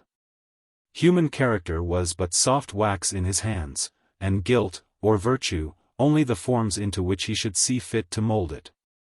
The religious sentiment was a flame which he could blow up with his breath, or a spark that he could utterly extinguish. It is unutterable, the horror and disgust with which I listened, and saw that, if these things were to be believed, the individual soul was virtually annihilated, and all that is sweet and pure in our present life debased, and that the idea of man's eternal responsibility was made ridiculous, and immortality rendered at once impossible, and not worth acceptance. But I would have perished on the spot sooner than believe it. The epoch of rapping spirits, and all the wonders that have followed in their train, such as tables upset by invisible agencies, bells self-tolled at funerals, and ghostly music performed on Jews' harps, had not yet arrived. Alas, my countrymen, methinks we have fallen on an evil age. If these phenomena have not humbug at the bottom, so much the worse for us. What can they indicate, in a spiritual way, except that the soul of man is descending to a lower point than it has ever before reached while incarnate? We are pursuing a downward course in the eternal march, and thus bring ourselves into the same range with beings whom death, in requital of their gross and evil lives, has degraded below humanity. To hold intercourse with spirits of this order, we must stoop and grovel in some element more vile than earthly dust. These goblins, if they exist at all, are but the shadows of past mortality, outcasts, mere refuse stuff, adjudged unworthy of the eternal world, and, on the most favorable supposition, dwindling gradually into nothingness. The less we have to say to them the better, lest we share their fate. The audience now began to be impatient. They signified their desire for the entertainment to commence by thump of sticks and stamp of boot heels. Nor was it a great while longer before, in response to their call, there appeared a bearded personage in oriental robes, looking like one of the enchanters of the Arabian Nights. He came upon the platform from a side door, saluted the spectators, not with a salaam, but a bow, took his station at the desk, and first blowing his nose with a white handkerchief, prepared to speak. The environment of the homely village hall, and the absence of many ingenious contrivances of stage effect with which the exhibition had heretofore been set off, seemed to bring the artifice of this character more openly upon the surface. No sooner did I behold the bearded enchanter, than, laying my hand again on Hollingsworth's shoulder, I whispered in his ear. "Do you know him?" "I never saw the man before," he muttered, without turning his head. "But I had seen him 3 times already. Once, on occasion of my first visit to the Veiled Lady. A second time, in the wood-path at Blithedale, and lastly, in Zenobia's drawing-room. It was Westervelt." A quick association of ideas made me shudder from head to foot. And again, like an evil spirit, bringing up reminiscences of a man's sins, I whispered a question in Hollingsworth's ear. "What have you done with Priscilla?" He gave a convulsive start, as if I had thrust a knife into him, writhed himself round on his seat, glared fiercely into my eyes, but answered not a word. The professor began his discourse, explanatory of the psychological phenomena, as he termed them, which it was his purpose to exhibit to the spectators. There remains no very distinct impression of it on my memory. It was eloquent, ingenious, plausible, with a delusive show of spirituality, yet really imbued throughout with a cold and dead materialism. I shivered, as at a current of chill air issuing out of a sepulchral vault, and bringing the smell of corruption along with it. He spoke of a new era that was dawning upon the world. An era that would link soul to soul, and the present life to what we call futurity, with a closeness that should finally convert both worlds into one great, mutually conscious brotherhood. He described, in a strange, philosophical guise, with terms of art, as if it were a matter of chemical discovery, the agency by which this mighty result was to be effected. Nor would it have surprised me, had he pretended to hold up a portion of his universally pervasive fluid, as he affirmed it to be, in a glass phial. At the close of his exordium, the professor beckoned with his hand, once, twice, thrice, and a figure came gliding upon the platform, enveloped in a long veil of silvery whiteness. It fell about her like the texture of a summer cloud, with a kind of vagueness, so that the outline of the form beneath it could not be accurately discerned. But the movement of the veiled lady was graceful, free, and unembarrassed, like that of a person accustomed to be the spectacle of thousands. Or, possibly, a blindfold prisoner within the sphere with which this dark earthly magician had surrounded her. She was wholly unconscious of being the central object to all those straining eyes. Pliant to his gesture, which had even an obsequious courtesy, but at the same time a remarkable decisiveness, the figure placed itself in the great chair.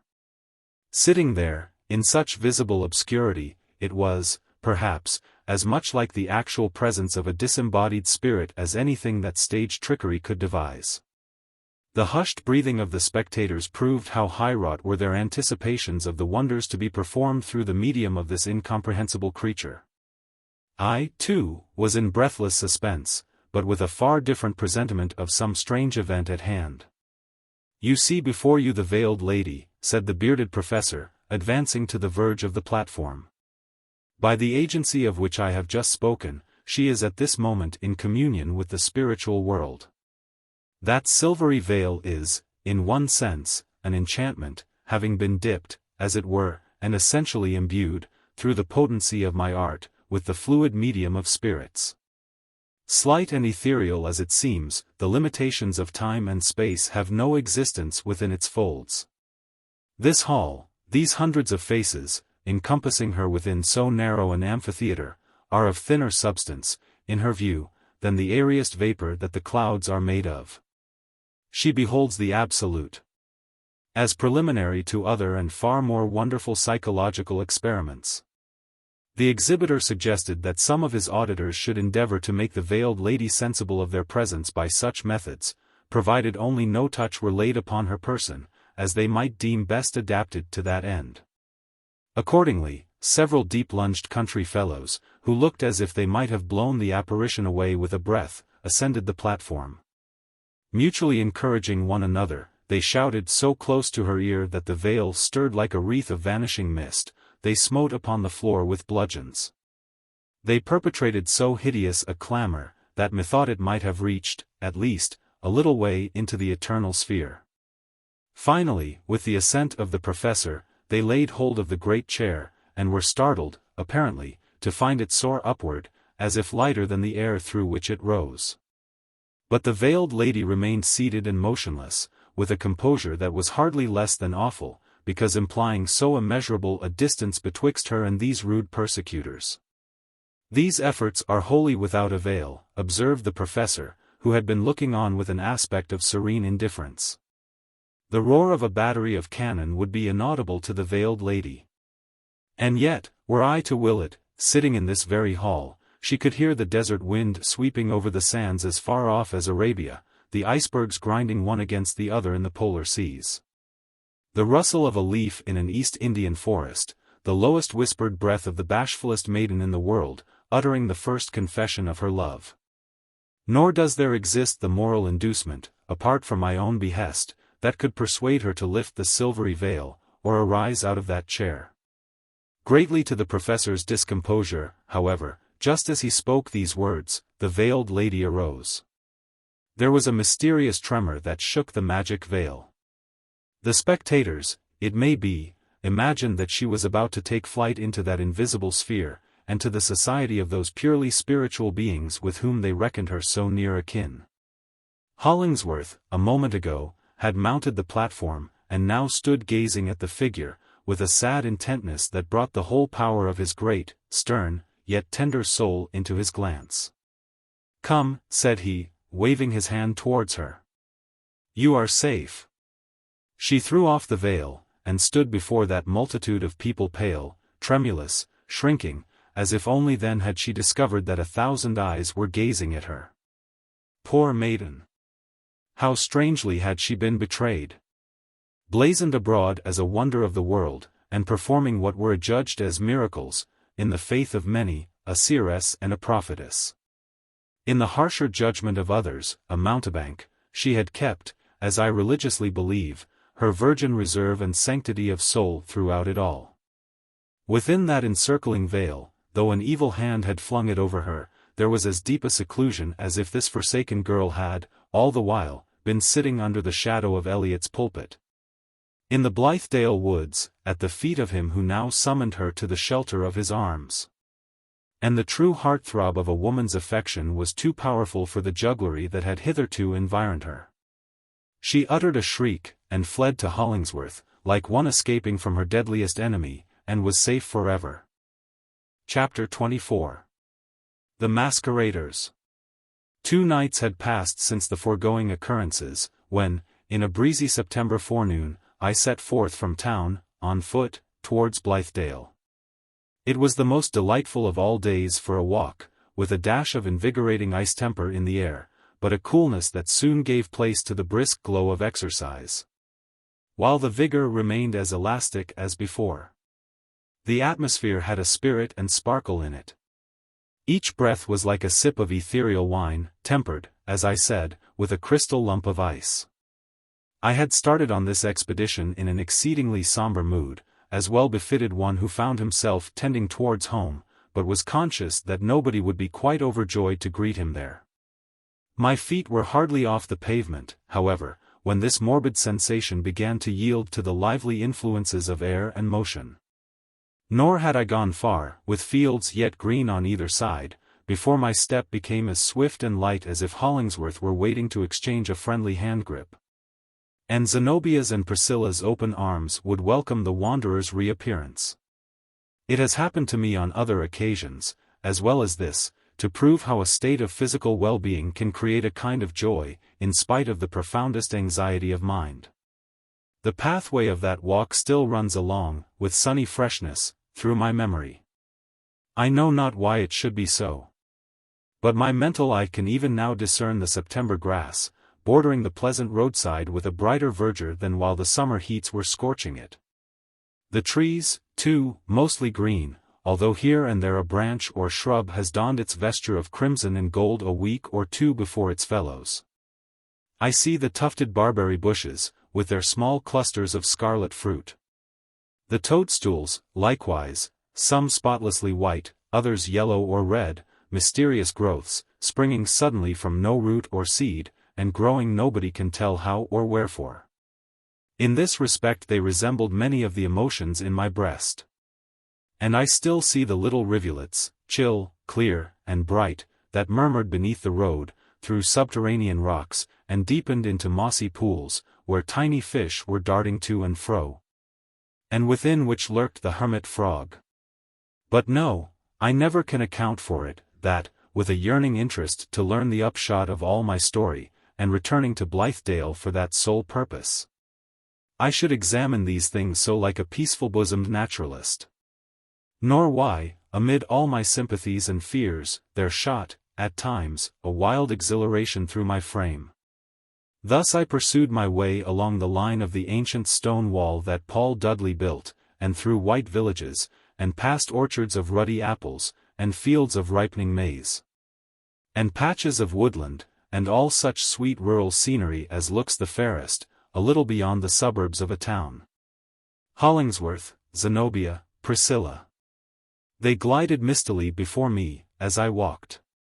Sometimes, in my solitude, I laughed with the bitterness of self-scorn, remembering how unreservedly I had given up my heart and soul to interests that were not mine.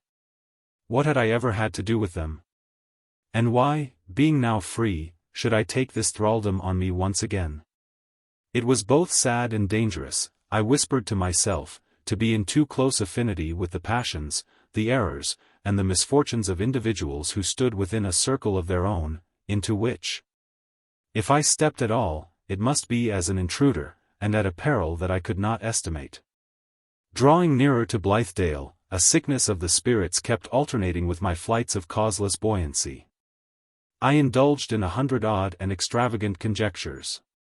Either there was no such place as Blithedale, nor ever had been, nor any brotherhood of thoughtful laborers, like what I seemed to recollect there, or else it was all changed during my absence. It had been nothing but dream work and enchantment. I should seek in vain for the old farmhouse, and for the greensward, the potato fields, the root crops, and acres of Indian corn, and for all that configuration of the land which I had imagined. It would be another spot, and an utter strangeness. These vagaries were of the spectral throng so apt to steal out of an unquiet heart. They partly ceased to haunt me, on my arriving at a point whence, through the trees, I began to catch glimpses of the Blithedale farm. That surely was something real.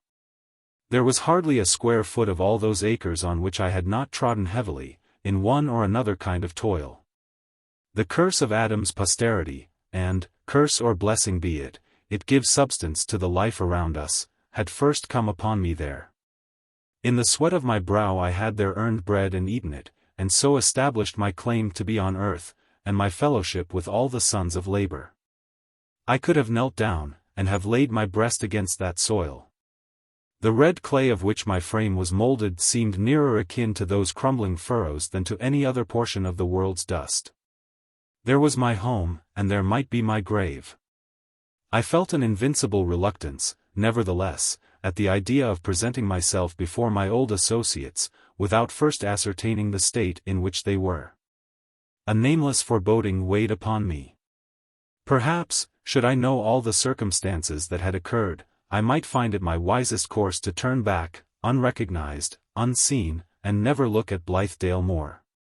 Had it been evening, would have stolen softly to some lighted window of the old farmhouse, and peeped darkling in, to see all their well-known faces round the supper board. Then, were there a vacant seat, I might noiselessly unclose the door, glide in, and take my place among them, without a word. My entrance might be so quiet, my aspect so familiar, that they would forget how long I had been away, and suffer me to melt into the scene, as a wreath of vapor melts into a larger cloud. I dreaded a boisterous greeting. Beholding me at table, Zenobia, as a matter of course, would send me a cup of tea, and Hollingsworth fill my plate from the great dish of pandowdy, and Priscilla, in her quiet way, would hand the cream, and others help me to the bread and butter. Being one of them again, the knowledge of what had happened would come to me without a shock.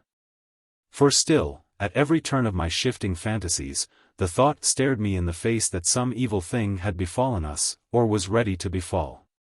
Yielding to this ominous impression, I now turned aside into the woods, resolving to spy out the posture of the community as craftily as the wild Indian before he makes his onset. I would go wandering about the outskirts of the farm, and, perhaps, catching sight of a solitary acquaintance, would approach him amid the brown shadows of the trees, a kind of medium fit for spirits departed and revisit aunt, like myself, and entreat him to tell me how all things were. The first living creature that I met was a partridge, which sprung up beneath my feet, and whirred away. The next was a squirrel, who chattered angrily at me from an overhanging bough.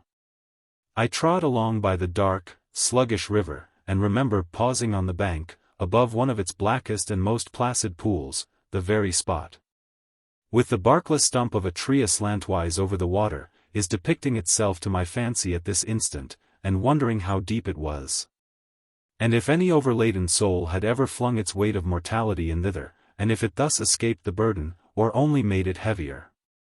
And perhaps the skeleton of the drowned wretch still lay beneath the inscrutable depth, clinging to some sunken log at the bottom with the grip of its old despair.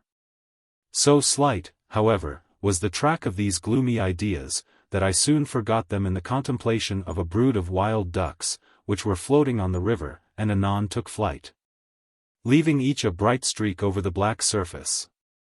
By and by, I came to my hermitage, in the heart of the white pine tree, and clambering up into it, sat down to rest. The grapes, which I had watched throughout the summer, now dangled around me in abundant clusters of the deepest purple, deliciously sweet to the taste, and, though wild, yet free from that ungentle flavor which distinguishes nearly all our native and uncultivated grapes. Methought a wine might be pressed out of them possessing a passionate zest, and endowed with a new kind of intoxicating quality, attended with such bacchanalian ecstasies as the tamer grapes of Madeira, France, and the Rhine are inadequate to produce. And I longed to quaff a great goblet of it that moment. While devouring the grapes, I looked on all sides out of the peepholes of my hermitage, and saw the farmhouse, the fields, and almost every part of our domain, but not a single human figure in the landscape. Some of the windows of the house were open, but with no more signs of life than in a dead man's unshut eyes. The barn door was ajar, and swinging in the breeze. The big old dog, he was a relic of the former dynasty of the farm, that hardly ever stirred out of the yard, was nowhere to be seen. What, then, had become of all the fraternity and sisterhood? Curious to ascertain this point, I let myself down out of the tree, and going to the edge of the wood, was glad to perceive our herd of cows chewing the cud or grazing not far off. I fancied, by their manner, that 2 or 3 of them recognized me, as, indeed, they ought, for I had milked them and been their chamberlain times without number. But, after staring me in the face a little while, they phlegmatically began grazing and chewing their cuds again. Then I grew foolishly angry at so cold a reception, and flung some rotten fragments of an old stump at these unsentimental cows. Skirting farther round the pasture, I heard voices and much laughter proceeding from the interior of the wood. Voices, male and feminine. Laughter, not only of fresh young throats, but the bass of grown people, as if solemn organ pipes should pour out airs of merriment. Not a voice spoke, but I knew it better than my own. Not a laugh, but its cadences were familiar. The wood, in this portion of it, seemed as full of jollity as if Comus and his crew were holding their revels in one of its usually lonesome glades. Stealing onward as far as I durst, without hazard of discovery, I saw a concourse of strange figures beneath the overshadowing branches. They appeared, and vanished, and came again, confusedly with the streaks of sunlight glimmering down upon them. Among them was an Indian chief, with blanket, feathers, and war paint, and uplifted tomahawk. And near him, looking fit to be his woodland bride, the goddess Diana, with the crescent on her head, and attended by our big lazy dog, in lack of any fleeter hound. Drawing an arrow from her quiver, she let it fly at a venture, and hit the very tree behind which I happened to be lurking. Another group consisted of a Bavarian broom girl, a Negro of the Jim Crow order, 1 or 2 foresters of the Middle Ages, a Kentucky woodsman in his trimmed hunting shirt and deerskin leggings, and a Shaker elder, quaint, demure, broad-brimmed, and square-skirted. Shepherds of Arcadia, and allegoric figures from the Fairy Queen, were oddly mixed up with these. Arm in arm, or otherwise huddled together in strange discrepancy, stood grim Puritans, gay cavaliers, and revolutionary officers with 3-cornered cocked hats, and queues longer than their swords. A bright-complexioned, dark-haired, vivacious little gypsy, with a red shawl over her head, went from one group to another, telling fortunes by palmistry. And Moll Pitcher, the renowned old witch of Lynn, broomstick in hand, showed herself prominently in the midst, as if announcing all these apparitions to be the offspring of her necromantic art. But Silas Foster, who leaned against a tree nearby, in his customary blue frock and smoking a short pipe, did more to disenchant the scene, with his look of shrewd, acrid, Yankee observation, than 20 witches and necromancers could have done in the way of rendering it weird and fantastic. A little farther off, some old-fashioned skinkers and drawers, all with portentously red noses, were spreading a banquet on the leaf-strewn earth. While a horned and long-tailed gentleman, in whom I recognized the fiendish musician erst seen by Tam O'Shanter, tuned his fiddle, and summoned the whole motley rout to a dance, before partaking of the festal cheer. So they joined hands in a circle, whirling round so swiftly, so madly, and so merrily, in time and tune with the satanic music, that their separate incongruities were blended all together. And they became a kind of entanglement that went nigh to turn one's brain with merely looking at it. Anon they stopped all of a sudden, and staring at one another's figures, set up a roar of laughter. Whereat a shower of the September leaves, which, all day long, had been hesitating whether to fall or no, were shaken off by the movement of the air, and came eddying down upon the revellers. Then, for lack of breath, ensued a silence, at the deepest point of which, tickled by the oddity of surprising my grave associates in this masquerading trim, I could not possibly refrain from a burst of laughter on my own separate account. "Hush!" I heard the pretty gypsy fortune-teller say. "Who is that laughing?" "Some profane intruder," said the goddess Diana. "I shall send an arrow through his heart, or change him into a stag, as I did XVIII, if he peeps from behind the trees. Me take his scalp," cried the Indian chief, brandishing his tomahawk, and cutting a great caper in the air. "I'll root him in the earth with a spell that I have at my tongue's end," squeaked Moll Pitcher. "And the green moss shall grow all over him, before he gets free again."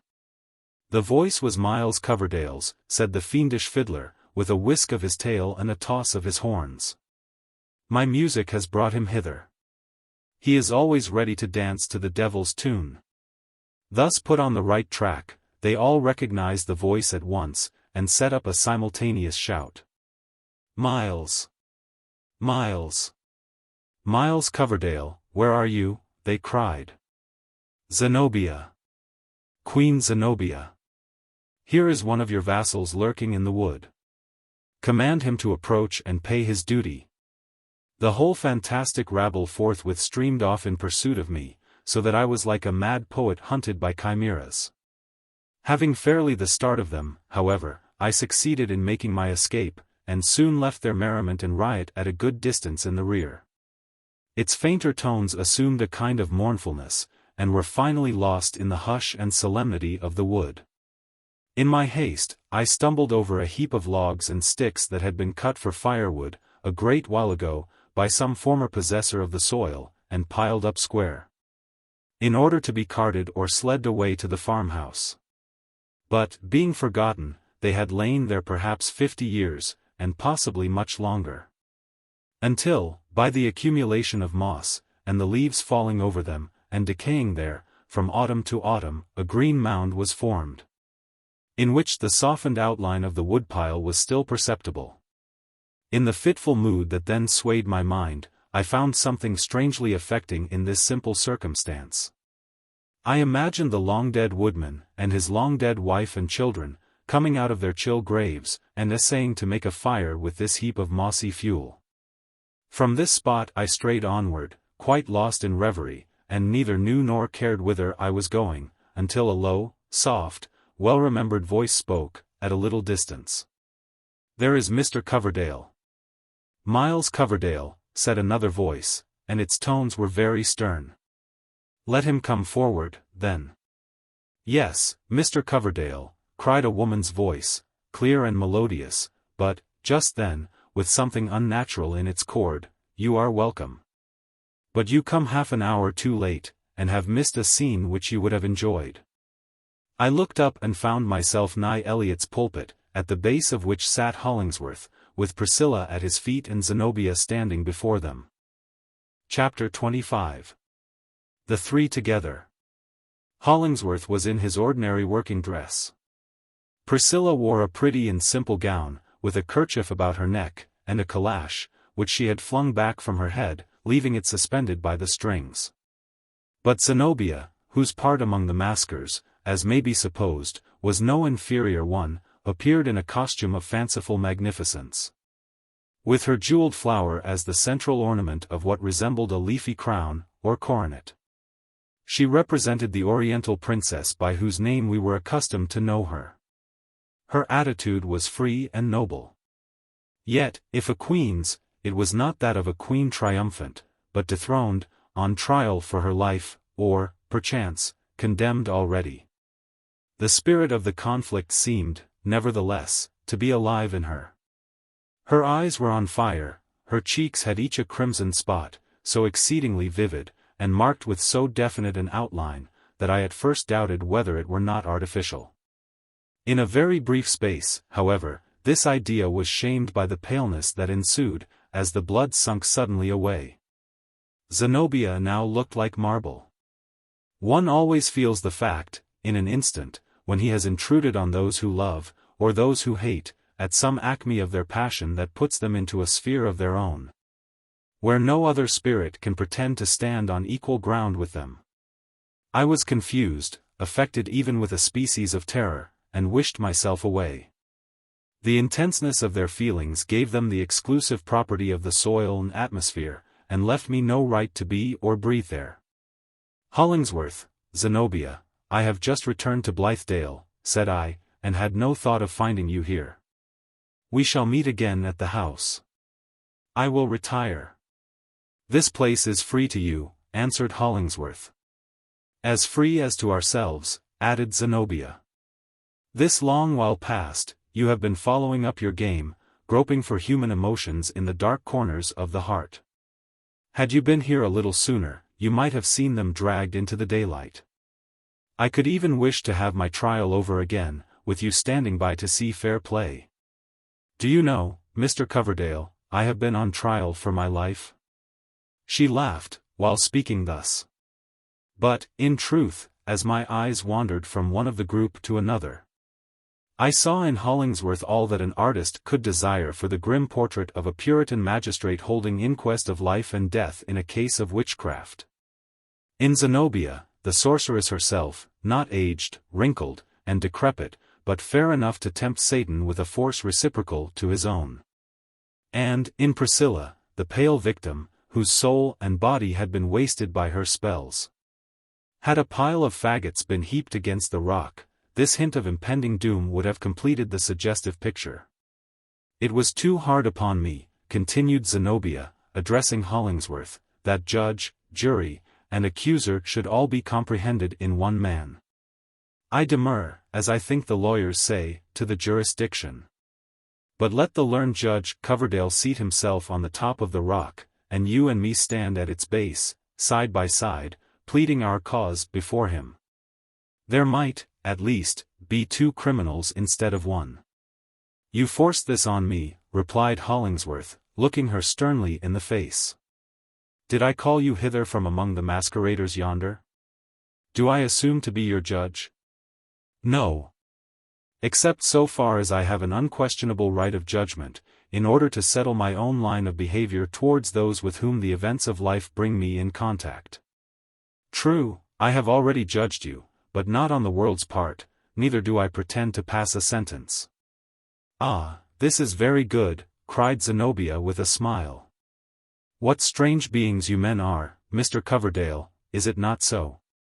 It is the simplest thing in the world with you to bring a woman before your secret tribunals, and judge and condemn her unheard, and then tell her to go free without a sentence. The misfortune is, that this same secret tribunal chances to be the only judgment seat that a true woman stands in awe of, and that any verdict short of acquittal is equivalent to a death sentence.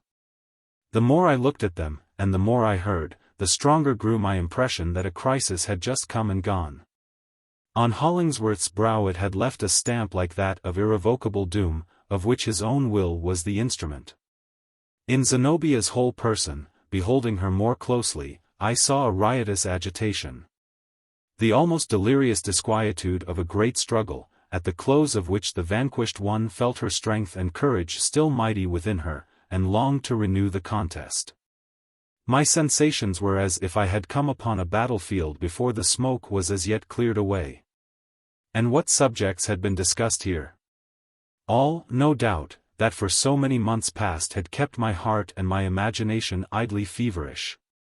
Zenobia's whole character and history, the true nature of her mysterious connection with Westervelt. Her later purposes towards Hollingsworth, and, reciprocally, his in reference to her. And, finally, the degree in which Zenobia had been cognizant of the plot against Priscilla, and what, at last, had been the real object of that scheme. On these points, as before, I was left to my own conjectures. One thing, only, was certain. Zenobia and Hollingsworth were friends no longer. If their heartstrings were ever intertwined, the knot had been adjudged an entanglement, and was now violently broken. But Zenobia seemed unable to rest content with the matter in the posture which it had assumed. "Ah! Do we part so?" exclaimed she, seeing Hollingsworth about to retire. "And why not?" said he, with almost rude abruptness. "What is there further to be said between us?" "Well, perhaps nothing," answered Zenobia, looking him in the face, and smiling. "But we have come many times before to this grey rock, and we have talked very softly among the whisperings of the birch trees. They were pleasant hours. I love to make the latest of them, though not altogether so delightful, loiter away as slowly as may be. And, besides, you have put many queries to me at this, which you designed to be our last interview, and being driven, as I must acknowledge, into a corner, I have responded with reasonable frankness. But now, with your free consent, I desire the privilege of asking a few questions, in my turn." "I have no concealments," said Hollingsworth. "We shall see," answered Zenobia. "I would first inquire whether you have supposed me to be wealthy?" "On that point," observed Hollingsworth, "I have had the opinion which the world holds." "And I held it likewise," said Zenobia. "Had I not, heaven is my witness, the knowledge should have been as free to you as me. It is only 3 days since I knew the strange fact that threatens to make me poor. And your own acquaintance with it, I suspect, is of at least as old a date. I fancied myself affluent. You are aware, too, of the disposition which I purposed making of the larger portion of my imaginary opulence, nay, were it all, I had not hesitated. Let me ask you, further, did I ever propose or intimate any terms of compact, on which depended this, as the world would consider it, so important sacrifice?" "You certainly spoke of none," said Hollingsworth. "Nor meant any," she responded. "I was willing to realize your dream freely, generously, as some might think, but, at all events, fully, and heedless though it should prove the ruin of my fortune. If, in your own thoughts, you have imposed any conditions of this expenditure, it is you that must be held responsible for whatever is sordid and unworthy in them. And now one other question. Do you love this girl?" "Oh, Zenobia!" exclaimed Priscilla, shrinking back, as if longing for the rock to topple over and hide her. "Do you love her, repeated Zenobia. Had you asked me that question a short time since, replied Hollingsworth, after a pause, during which, it seemed to me, even the birch trees held their whispering breath, I should have told you, no. My feelings for Priscilla differed little from those of an elder brother, watching tenderly over the gentle sister whom God has given him to protect. And what is your answer now? Persisted Zenobia. I do love her, said Hollingsworth, uttering the words with a deep inward breath, instead of speaking them outright. As well declare it thus as in any other way. I do love her. Now, God be judge between us, cried Zenobia, breaking into sudden passion, which of us two has most mortally offended him? At least, I am a woman, with every fault, it may be, that a woman ever had, weak, vain, unprincipled, like most of my sex. For our virtues, when we have any, are merely impulsive and intuitive, passionate, too, and pursuing my foolish and unattainable ends by indirect and cunning, though absurdly chosen means. As an hereditary bond-slave must. False, moreover, to the whole circle of good, in my reckless truth to the little good I saw before me, but still a woman.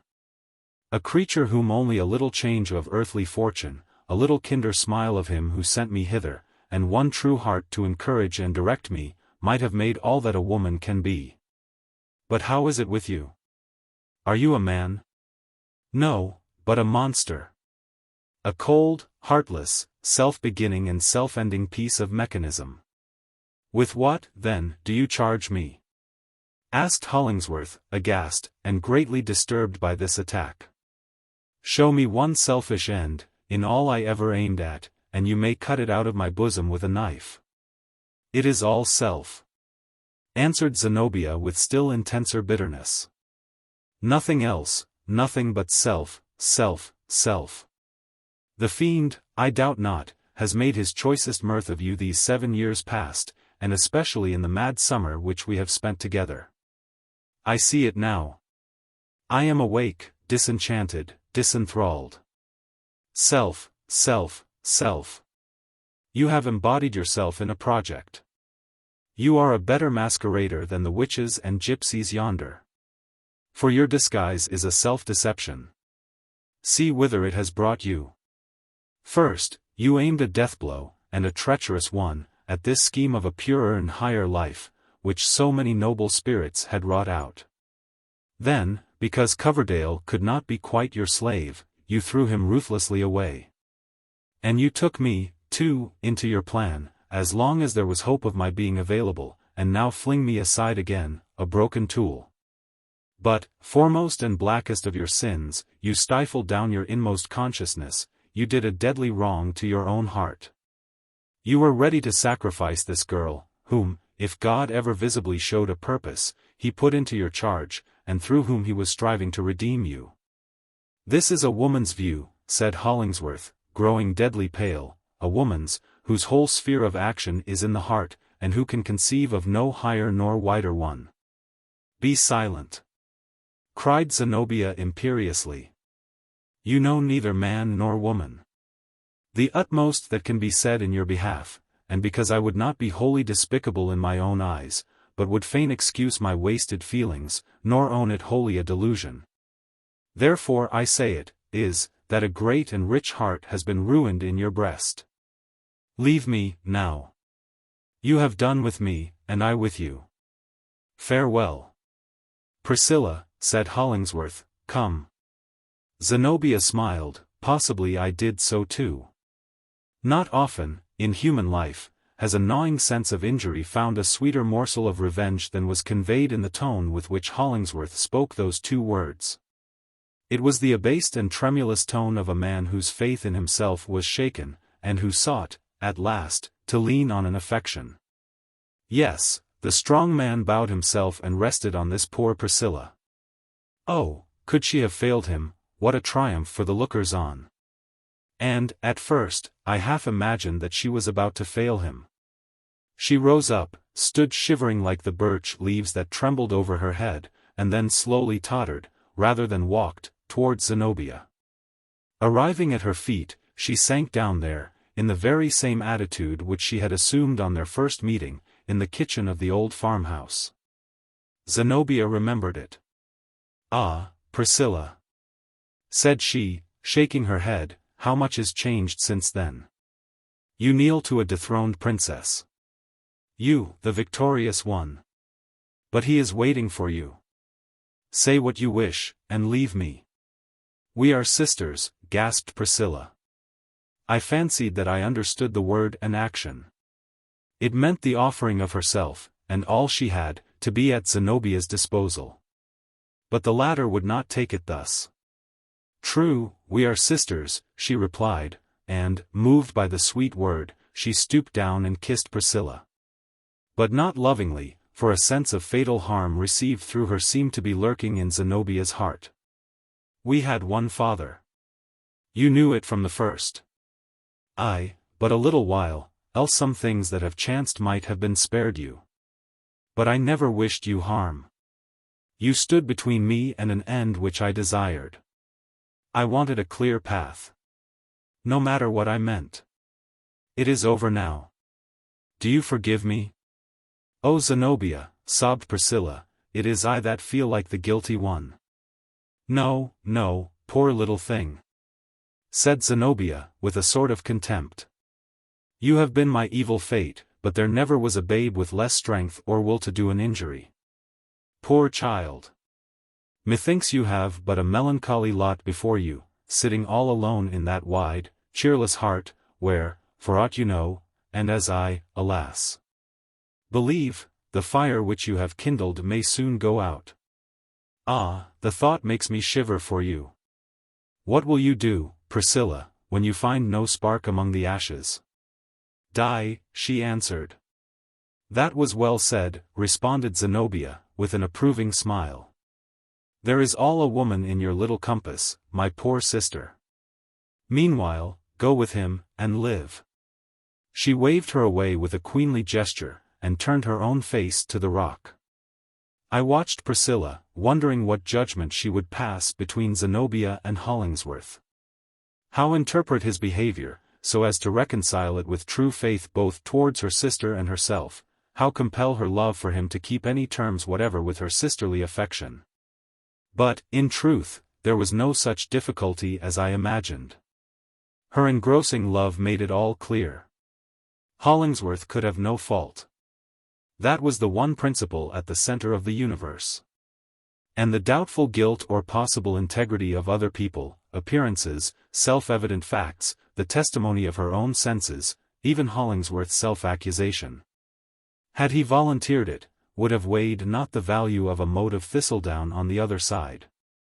So secure was she of his right, that she never thought of comparing it with another's wrong, but left the latter to itself. Hollingsworth drew her arm within his, and soon disappeared with her among the trees. I cannot imagine how Zenobia knew when they were out of sight, she never glanced again towards them. But, retaining a proud attitude so long as they might have thrown back a retiring look, they were no sooner departed, utterly departed, than she began slowly to sink down. It was as if a great, invisible, irresistible weight were pressing her to the earth. Settling upon her knees, she leaned her forehead against the rock, and sobbed convulsively.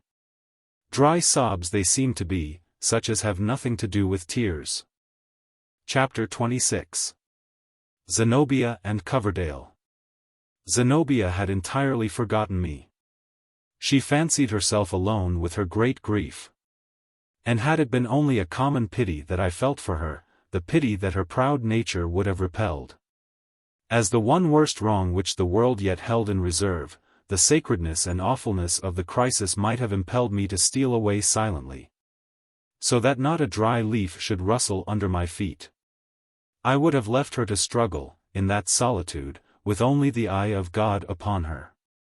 But, so it happened, I never once dreamed of questioning my right to be there now, as I had questioned it just before, when I came so suddenly upon Hollingsworth and herself, in the passion of their recent debate.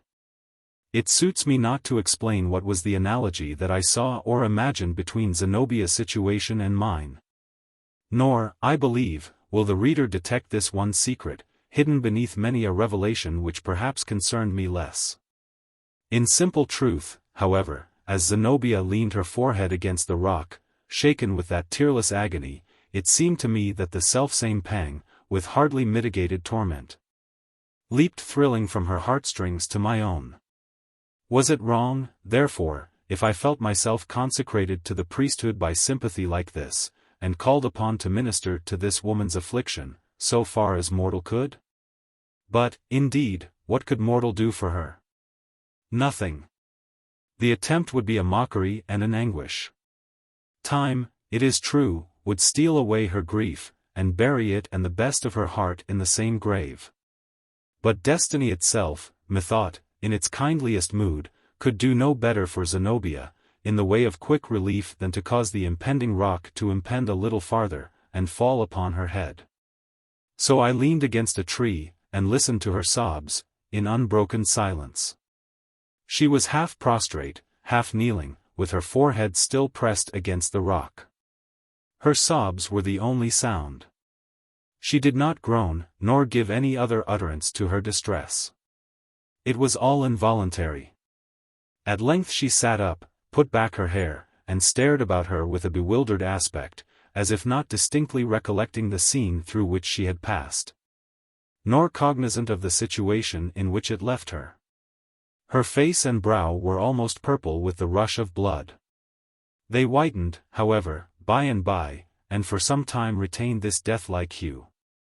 She put her hand to her forehead, with a gesture that made me forcibly conscious of an intense and living pain there. Her glance, wandering wildly to and fro, passed over me several times, without appearing to inform her of my presence. But, finally, a look of recognition gleamed from her eyes into mine. "Is it you, Miles Coverdale?" said she, smiling. "Ah, I perceive what you are about. You are turning this whole affair into a ballad. Pray let me hear as many stanzas as you happen to have ready." "Oh, hush, Zenobia," I answered. "Heaven knows what an ache is in my soul." "It is genuine tragedy, is it not?" rejoined Zenobia, with a sharp, light laugh. "And you are willing to allow, perhaps, that I have had hard measure. But it is a woman's doom, and I have deserved it like a woman. So let there be no pity, as, on my part, there shall be no complaint. It is all right, now, or will shortly be so. But, Mr. Coverdale, by all means write this ballad, and put your soul's ache into it, and turn your sympathy to good account, as other poets do, and as poets must. Unless they choose to give us glittering icicles instead of lines of fire. As for the moral, it shall be distilled into the final stanza, in a drop of bitter honey." "What shall it be, Zenobia?" I inquired, endeavoring to fall in with her mood. "Oh, a very old one will serve the purpose," she replied. "There are no new truths, much as we have prided ourselves on finding some." "A moral?" "Why, this, that, in the battlefield of life, the downright stroke, that would fall only on a man's steel headpiece, is sure to light on a woman's heart, over which she wears no breastplate. And whose wisdom it is, therefore, to keep out of the conflict. Or, this, that the whole universe, her own sex and yours, and Providence, or Destiny, to boot, make common cause against the woman who swerves one hair's breadth out of the beaten track. Yes. And add, for I may as well own it, now, that, with that one hair's breadth, she goes all astray, and never sees the world in its true aspect afterwards. This last is too stern a moral, I observed. Cannot we soften it a little? Do it if you like, at your own peril, not on my responsibility, she answered. Then, with a sudden change of subject, she went on, after all, he has flung away what would have served him better than the poor, pale flower he kept. What can Priscilla do for him? Put passionate warmth into his heart, when it shall be chilled with frozen hopes? Strengthen his hands, when they are weary with much doing and no performance? No. But only tend towards him with a blind, instinctive love, and hang her little, puny weakness for a clog upon his arm. She cannot even give him such sympathy as is worth the name. For will he never, in many an hour of darkness, need that proud intellectual sympathy which he might have had from me? The sympathy that would flash light along his course, and guide, as well as cheer him. Poor Hollingsworth! Where will he find it now? Hollingsworth has a heart of ice, said I bitterly. He is a wretch.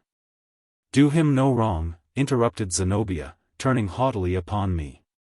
Presume not to estimate a man like Hollingsworth. It was my fault, all along, and none of his. I see it now.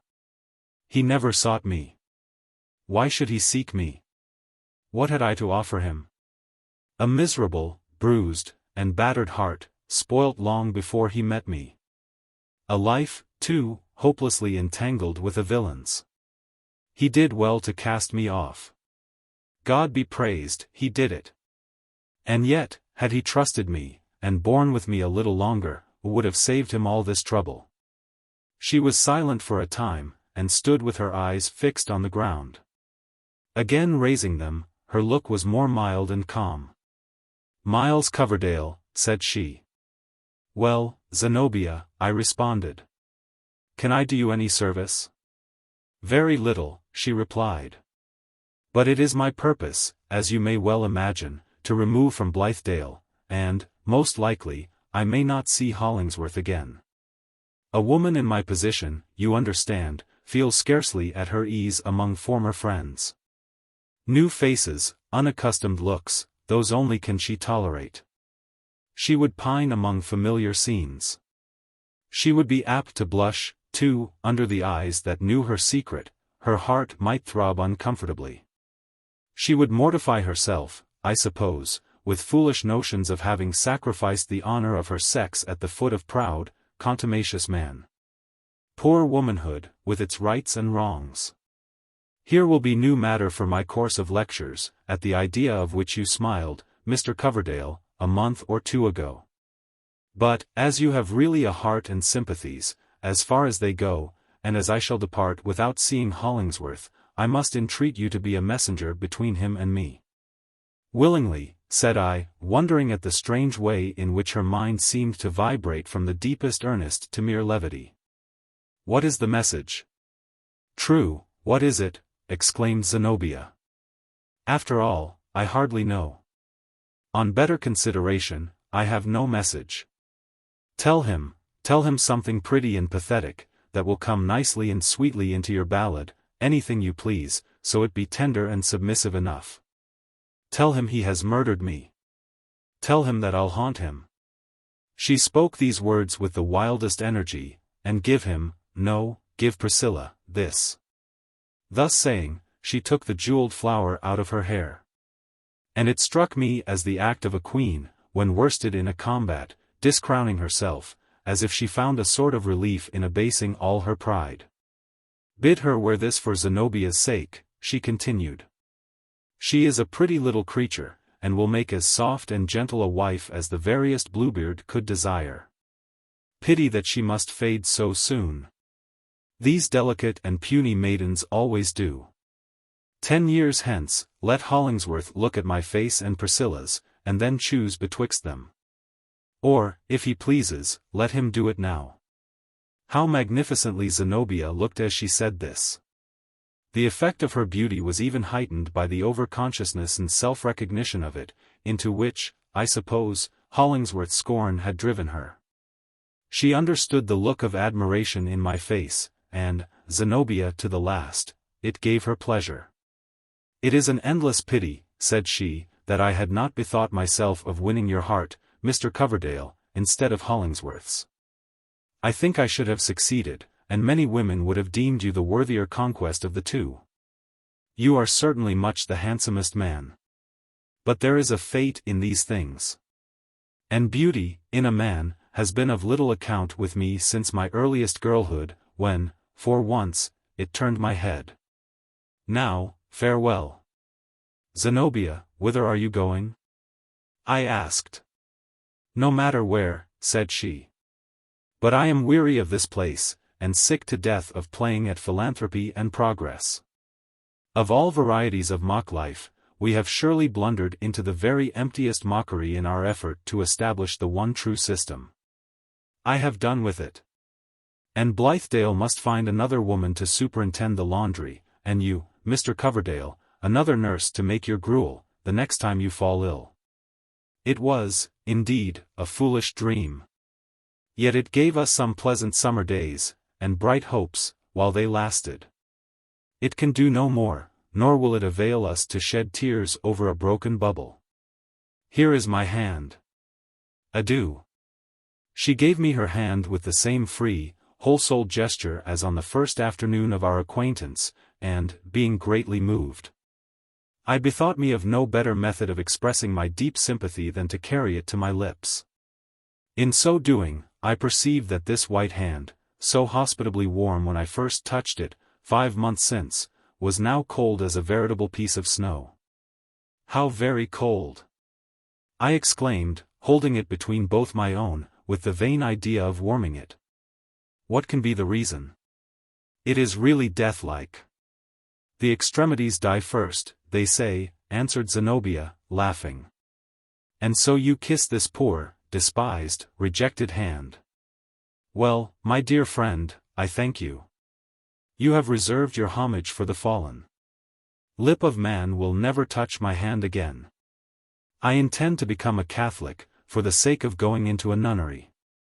When you next hear of Zenobia, her face will be behind the black veil, so look your last at it now, for all is over. Once more, farewell.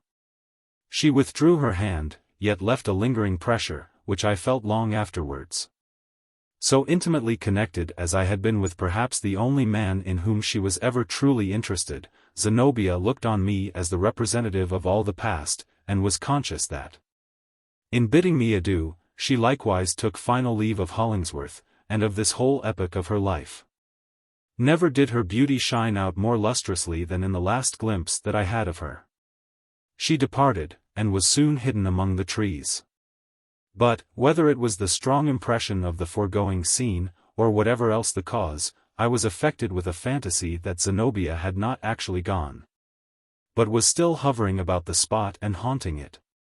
I seemed to feel her eyes upon me. It was as if the vivid coloring of her character had left a brilliant stain upon the air. By degrees, however, the impression grew less distinct. I flung myself upon the fallen leaves at the base of Eliot's pulpit. The sunshine withdrew up the tree trunks and flickered on the topmost boughs, grey twilight made the wood obscure. The stars brightened out, the pendant boughs became wet with chill autumnal dews. But I was listless, worn out with emotion on my own behalf and sympathy for others, and had no heart to leave my comfortless lair beneath the rock. I must have fallen asleep, and had a dream, all the circumstances of which utterly vanished at the moment when they converged to some tragical catastrophe, and thus grew too powerful for the thin sphere of slumber that enveloped them. Starting from the ground, I found the risen moon shining upon the rugged face of the rock, and myself all in a tremble. Chapter 27. Midnight. It could not have been far from midnight when I came beneath Hollingsworth's window, and, finding it open, flung in a tuft of grass with earth at the roots, and heard it fall upon the floor. He was either awake or sleeping very lightly, for scarcely a moment had gone by before he looked out and discerned me standing in the moonlight. "Is it you, Coverdale?" he asked. "What is the matter?" "Come down to me, Hollingsworth." I answered. "I am anxious to speak with you." The strange tone of my own voice startled me, and him, probably, no less. He lost no time, and soon issued from the house door, with his dress half arranged. Again, "What is the matter?" he asked impatiently. "Have you seen Zenobia," said I, "since you parted from her at Eliot's pulpit?" "No," answered Hollingsworth, "nor did I expect it." His voice was deep, but had a tremor in it. Hardly had he spoken, when Silas Foster thrust his head, done up in a cotton handkerchief, out of another window, and took what he called, as it literally was, a squint at us. "Well, folks, what are ye about here?" he demanded. "Aha! Are you there, Miles Coverdale?" You have been turning night into day since you left us, I reckon. And so you find it quite natural to come prowling about the house at this time o' night, frightening my old woman out of her wits, and making her disturb a tired man out of his best nap. In with you, you vagabond, and to bed. Dress yourself quietly, Foster, said I. We want your assistance. I could not, for the life of me, keep that strange tone out of my voice. Silas Foster, obtuse as were his sensibilities, seemed to feel the ghastly earnestness that was conveyed in it as well as Hollingsworth did. He immediately withdrew his head, and I heard him yawning, muttering to his wife, and again yawning heavily, while he hurried on his clothes. Meanwhile I showed Hollingsworth a delicate handkerchief, marked with a well-known cipher, and told where I had found it, and other circumstances, which had filled me with a suspicion so terrible that I left him, if he dared, to shape it out for himself. By the time my brief explanation was finished, we were joined by Silas Foster in his blue woolen frock. Well, boys, cried he peevishly, what is to pay now? Tell him, Hollingsworth, said I.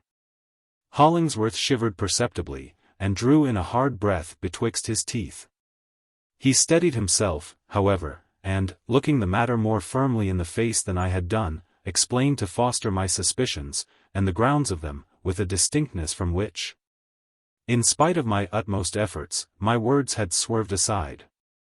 The tough-nerved yeoman, in his comment, put a finish on the business, and brought out the hideous idea in its full terror, as if he were removing the napkin from the face of a corpse. And so you think she's drowned herself? He cried. I turned away my face. What on earth should the young woman do that for? Exclaimed Silas, his eyes half out of his head with mere surprise. Why, she has more means than she can use or waste, and lacks nothing to make her comfortable, but a husband, and that's an article she could have, any day. There's some mistake about this, I tell you. Come, said I, shuddering, let us go and ascertain the truth. Well, well, answered Silas Foster, just as you say. We'll take the long pole, with the hook at the end, that serves to get the bucket out of the draw-well when the rope is broken.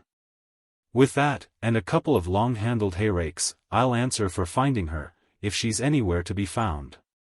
Strange enough. Zenobia drown herself. No, no, I don't believe it. She had too much sense, and too much means, and enjoyed life a great deal too well. When our few preparations were completed, we hastened, by a shorter than the customary route, through fields and pastures, and across a portion of the meadow, to the particular spot on the river-bank which I had paused to contemplate in the course of my afternoon's ramble.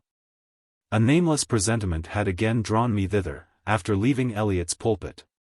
I showed my companions where I had found the handkerchief, and pointed to 2 or 3 footsteps, impressed into the clayey margin, and tending towards the water. Beneath its shallow verge, among the water weeds, there were further traces, as yet unobliterated by the sluggish current, which was there almost at a standstill. Silas Foster thrust his face down close to these footsteps, and picked up a shoe that had escaped my observation, being half embedded in the mud. There's a kid shoe that never was made on a Yankee last, observed he. I know enough of shoemaker's craft to tell that. French manufacture, and see what a high instep. And how evenly she trod in it. There never was a woman that stepped handsomer in her shoes than Zenobia did. Here, he added, addressing Hollingsworth, would you like to keep the shoe? Hollingsworth started back. Give it to me, Foster, said I. I dabbled it in the water, to rinse off the mud, and have kept it ever since. Not far from this spot lay an old, leaky punt, drawn up on the oozy riverside, and generally half full of water. It served the angler to go in quest of pickerel, or the sportsman to pick up his wild ducks. Setting this crazy bark afloat, I seated myself in the stern with the paddle, while Hollingsworth sat in the bows with the hooked pole, and Silas Foster amidships with a hayrake. It puts me in mind of my young days, remarked Silas, when I used to steal out of bed to go bobbing for hornpouts and eels. Hi-ho, well, life and death together make sad work for us all. Then I was a boy, bobbing for fish, and now I am getting to be an old fellow, and here I be, groping for a dead body. I tell you what, lads. If I thought anything had really happened to Zenobia, I should feel sorrowful. I wish, at least, you would hold your tongue, muttered I. The moon, that night, though past the full, was still large and oval, and having risen between 8 and 9 o'clock, now shone aslantwise over the river, throwing the high, opposite bank, with its woods, into deep shadow, but lighting up the hither shore pretty effectually. Not a ray appeared to fall on the river itself. It lapsed imperceptibly away, a broad, black, inscrutable depth, keeping its own secrets from the eye of man, as impenetrably as mid-ocean could. Well, Miles Coverdale, said Foster, you are the helmsman. How do you mean to manage this business? I shall let the boat drift, broadside foremost, past that stump, I replied. I know the bottom, having sounded it in fishing. The shore, on this side, after the first step or two, goes off very abruptly, and there is a pool, just by the stump, 12 or 15 feet deep. The current could not have force enough to sweep any sunken object, even if partially buoyant, out of that hollow. Come, then, said Silas. But I doubt whether I can touch bottom with this hay rake, if it's as deep as you say. Mr. Hollingsworth, I think you'll be the lucky man tonight, such luck as it is. We floated past the stump. Silas Foster plied his rake manfully, poking it as far as he could into the water, and immersing the whole length of his arm besides. Hollingsworth at first sat motionless, with the hooked pole elevated in the air. But, by and by, with a nervous and jerky movement, he began to plunge it into the blackness that upbore us, setting his teeth, and making precisely such thrusts, methought, as if he were stabbing at a deadly enemy. I bent over the side of the boat. So obscure, however, so awfully mysterious, was that dark stream, that, and the thought made me shiver like a leaf, I might as well have tried to look into the enigma of the eternal world. To discover what had become of Zenobia's soul, as into the river's depths, to find her body. And there, perhaps, she lay, with her face upward, while the shadow of the boat, and my own pale face peering downward, passed slowly betwixt her and the sky. Once, twice, thrice, I paddled the boat upstream, and again suffered it to glide, with the river's slow, funereal motion, downward. Silas Foster had raked up a large mass of stuff, which, as it came towards the surface, looked somewhat like a flowing garment, but proved to be a monstrous tuft of water weeds. Hollingsworth, with a gigantic effort, upheaved a sunken log. When once free of the bottom, it rose partly out of water, all weedy and slimy, a devilish-looking object, which the moon had not shone upon for 100 years, then plunged again, and sullenly returned to its old resting place, for the remnant of the century. That looked ugly, quoth Silas. I half thought it was the evil one, on the same errand as ourselves, searching for Zenobia. He shall never get her, said I, giving the boat a strong impulse. That's not for you to say, my boy, retorted the yeoman. Pray God he never has, and never may. Slow work this, however. I should really be glad to find something. Pshaw! What a notion that is, when the only good luck would be to paddle, and drift, and poke, and grope, hereabouts, till morning, and have our labor for our pains. For my part, I shouldn't wonder if the creature had only lost her shoe in the mud, and saved her soul alive, after all. My stars! How she will laugh at us, tomorrow morning. It is indescribable what an image of Zenobia, at the breakfast table, full of warm and mirthful life, this surmise of Silas Foster's brought before my mind. The terrible phantasm of her death was thrown by it into the remotest and dimmest background, where it seemed to grow as improbable as a myth. Yes, Silas, it may be as you say, cried I. The drift of the stream had again borne us a little below the stump, when I felt, yes, felt.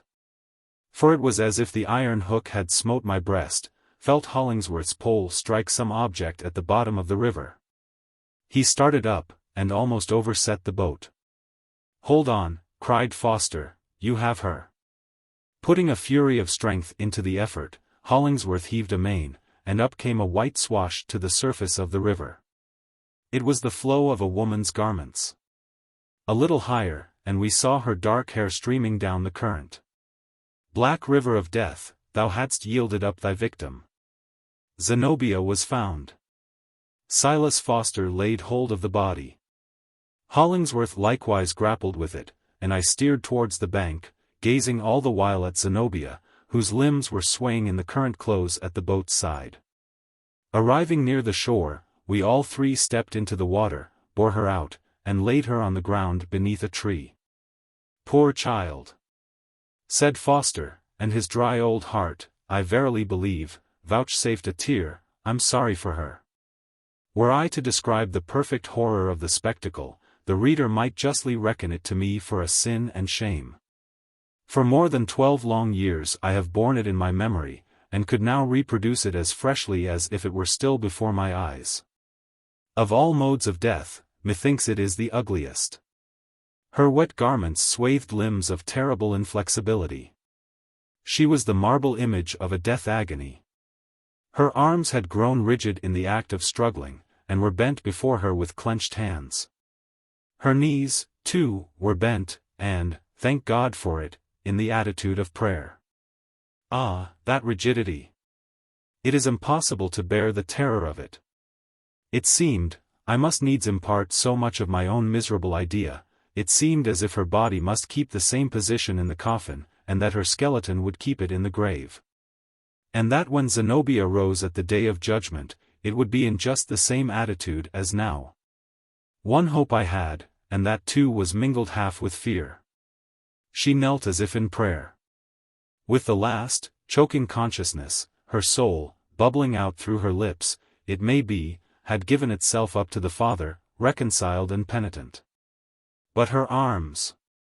They were bent before her, as if she struggled against Providence in never-ending hostility. Her hands! They were clenched in immitigable defiance. Away with the hideous thought. The flitting moment after Zenobia sank into the dark pool, when her breath was gone, and her soul at her lips, was as long, in its capacity of God's infinite forgiveness, as the lifetime of the world. Foster bent over the body, and carefully examined it. You have wounded the poor thing's breast, said he to Hollingsworth, close by her heart, too. Ha! Cried Hollingsworth with a start. And so he had, indeed, both before and after death. See, said Foster. That's the place where the iron struck her. It looks cruelly, but she never felt it. He endeavored to arrange the arms of the corpse decently by its side.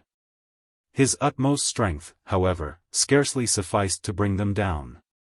And rising again, the next instant, they bade him defiance, exactly as before.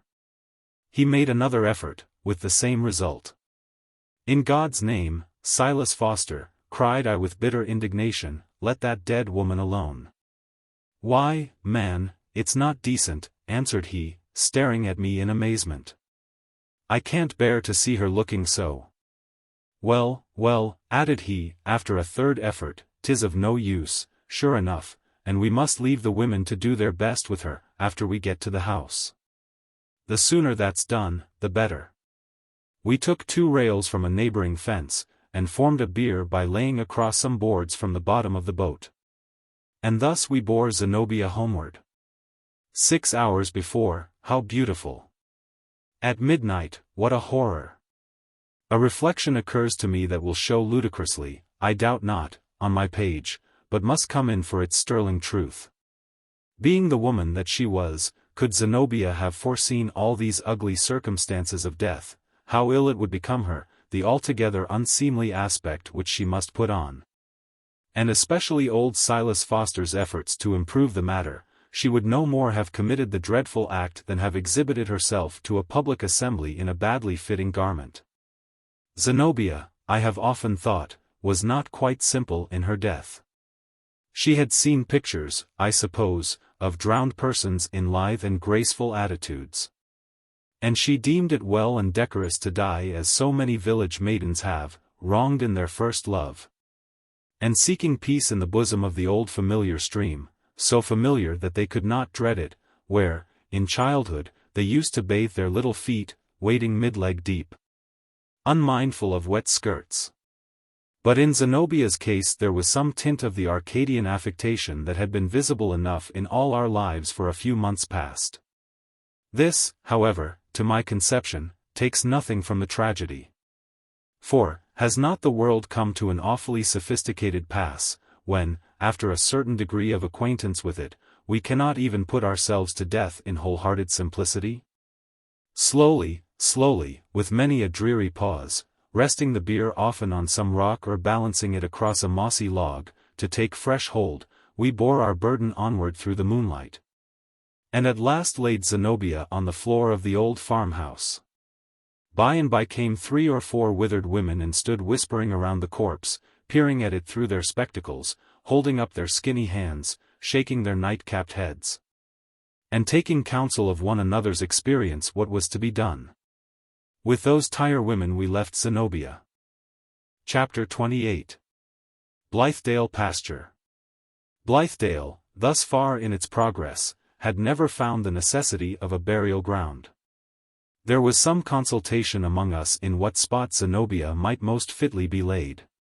It was my own wish that she should sleep at the base of Eliot's Pulpit, and that on the rugged front of the rock the name by which we familiarly knew her, Zenobia, and not another word, should be deeply cut, and left for the moss and lichens to fill up at their long leisure. But Hollingsworth, to whose ideas on this point great deference was due, made it his request that her grave might be dug on the gently sloping hillside, in the wide pasture, where, as we once supposed, Zenobia and he had planned to build their cottage. And thus it was done, accordingly. She was buried very much as other people have been for hundreds of years gone by. In anticipation of a death, we Blithedale colonists had sometimes set our fancies at work to arrange a funereal ceremony, which should be the proper symbolic expression of our spiritual faith and eternal hopes. And this we meant to substitute for those customary rites which were molded originally out of the Gothic gloom, and by long use, like an old velvet pall, have so much more than their first death smell in them. But when the occasion came we found it the simplest and truest thing, after all, to content ourselves with the old fashion, taking away what we could, but interpolating no novelties, and particularly avoiding all frippery of flowers and cheerful emblems. The procession moved from the farmhouse. Nearest the dead walked an old man in deep mourning, his face mostly concealed in a white handkerchief, and with Priscilla leaning on his arm. Hollingsworth and myself came next. We all stood around the narrow niche in the cold earth, all saw the coffin lowered in. All heard the rattle of the crumbly soil upon its lid, that final sound, which mortality awakens on the utmost verge of sense, as if in the vain hope of bringing an echo from the spiritual world. I noticed a stranger to most of those present, though known to me, who, after the coffin had descended, took up a handful of earth and flung it first into the grave. I had given up Hollingsworth's arm, and now found myself near this man. It was an idle thing, a foolish thing, for Zenobia to do, said he. She was the last woman in the world to whom death could have been necessary. It was too absurd. I have no patience with her. Why so? I inquired, smothering my horror at his cold comment, in my eager curiosity to discover some tangible truth as to his relation with Zenobia. If any crisis could justify the sad wrong she offered to herself, it was surely that in which she stood. Everything had failed her. Prosperity in the world's sense, for her opulence was gone, the heart's prosperity, in love. And there was a secret burden on her, the nature of which is best known to you. Young as she was, she had tried life fully, had no more to hope, and something, perhaps, to fear. Had Providence taken her away in its own holy hand, I should have thought it the kindest dispensation that could be awarded to one so wrecked. You mistake the matter completely, rejoined Westervelt. What, then, is your own view of it? I asked. Her mind was active, and various in its powers, said he. Her heart had a manifold adaptation. Her constitution an infinite buoyancy, which, had she possessed only a little patience to await the reflux of her troubles, would have borne her upward triumphantly for 20 years to come. Her beauty would not have waned, or scarcely so, and surely not beyond the reach of art to restore it, in all that time. She had life's summer all before her, and 100 varieties of brilliant success. What an actress Zenobia might have been! It was one of her least valuable capabilities. How forcibly she might have wrought upon the world, either directly in her own person, or by her influence upon some man, or a series of men, of controlling genius. Every prize that could be worth a woman's having, and many prizes which other women are too timid to desire, lay within Zenobia's reach. In all this, I observed, there would have been nothing to satisfy her heart. Her heart, answered Westervelt contemptuously. That troublesome organ, as she had hitherto found it, would have been kept in its due place and degree, and have had all the gratification it could fairly claim. She would soon have established a control over it. Love had failed her, you say. Had it never failed her before? Yet she survived it, and loved again, possibly not once alone, nor twice either. And now to drown herself for yonder dreamy philanthropist. Who are you, I exclaimed indignantly, that dare to speak thus of the dead? You seem to intend a eulogy, yet leave out whatever was noblest in her, and blacken while you mean to praise. I have long considered you as Zenobia's evil fate. Your sentiments confirm me in the idea, but leave me still ignorant as to the mode in which you have influenced her life. The connection may have been indissoluble, except by death. Then, indeed, always in the hope of God's infinite mercy, I cannot deem it a misfortune that she sleeps in yonder grave. No matter what I was to her, he answered gloomily, yet without actual emotion. She is now beyond my reach. Had she lived, and hearkened to my counsels, we might have served each other well. But there Zenobia lies in yonder pit, with the dull earth over her. 20 years of a brilliant lifetime thrown away for a mere woman's whim. Heaven deal with Westervelt according to his nature in deserts, that is to say, annihilate him.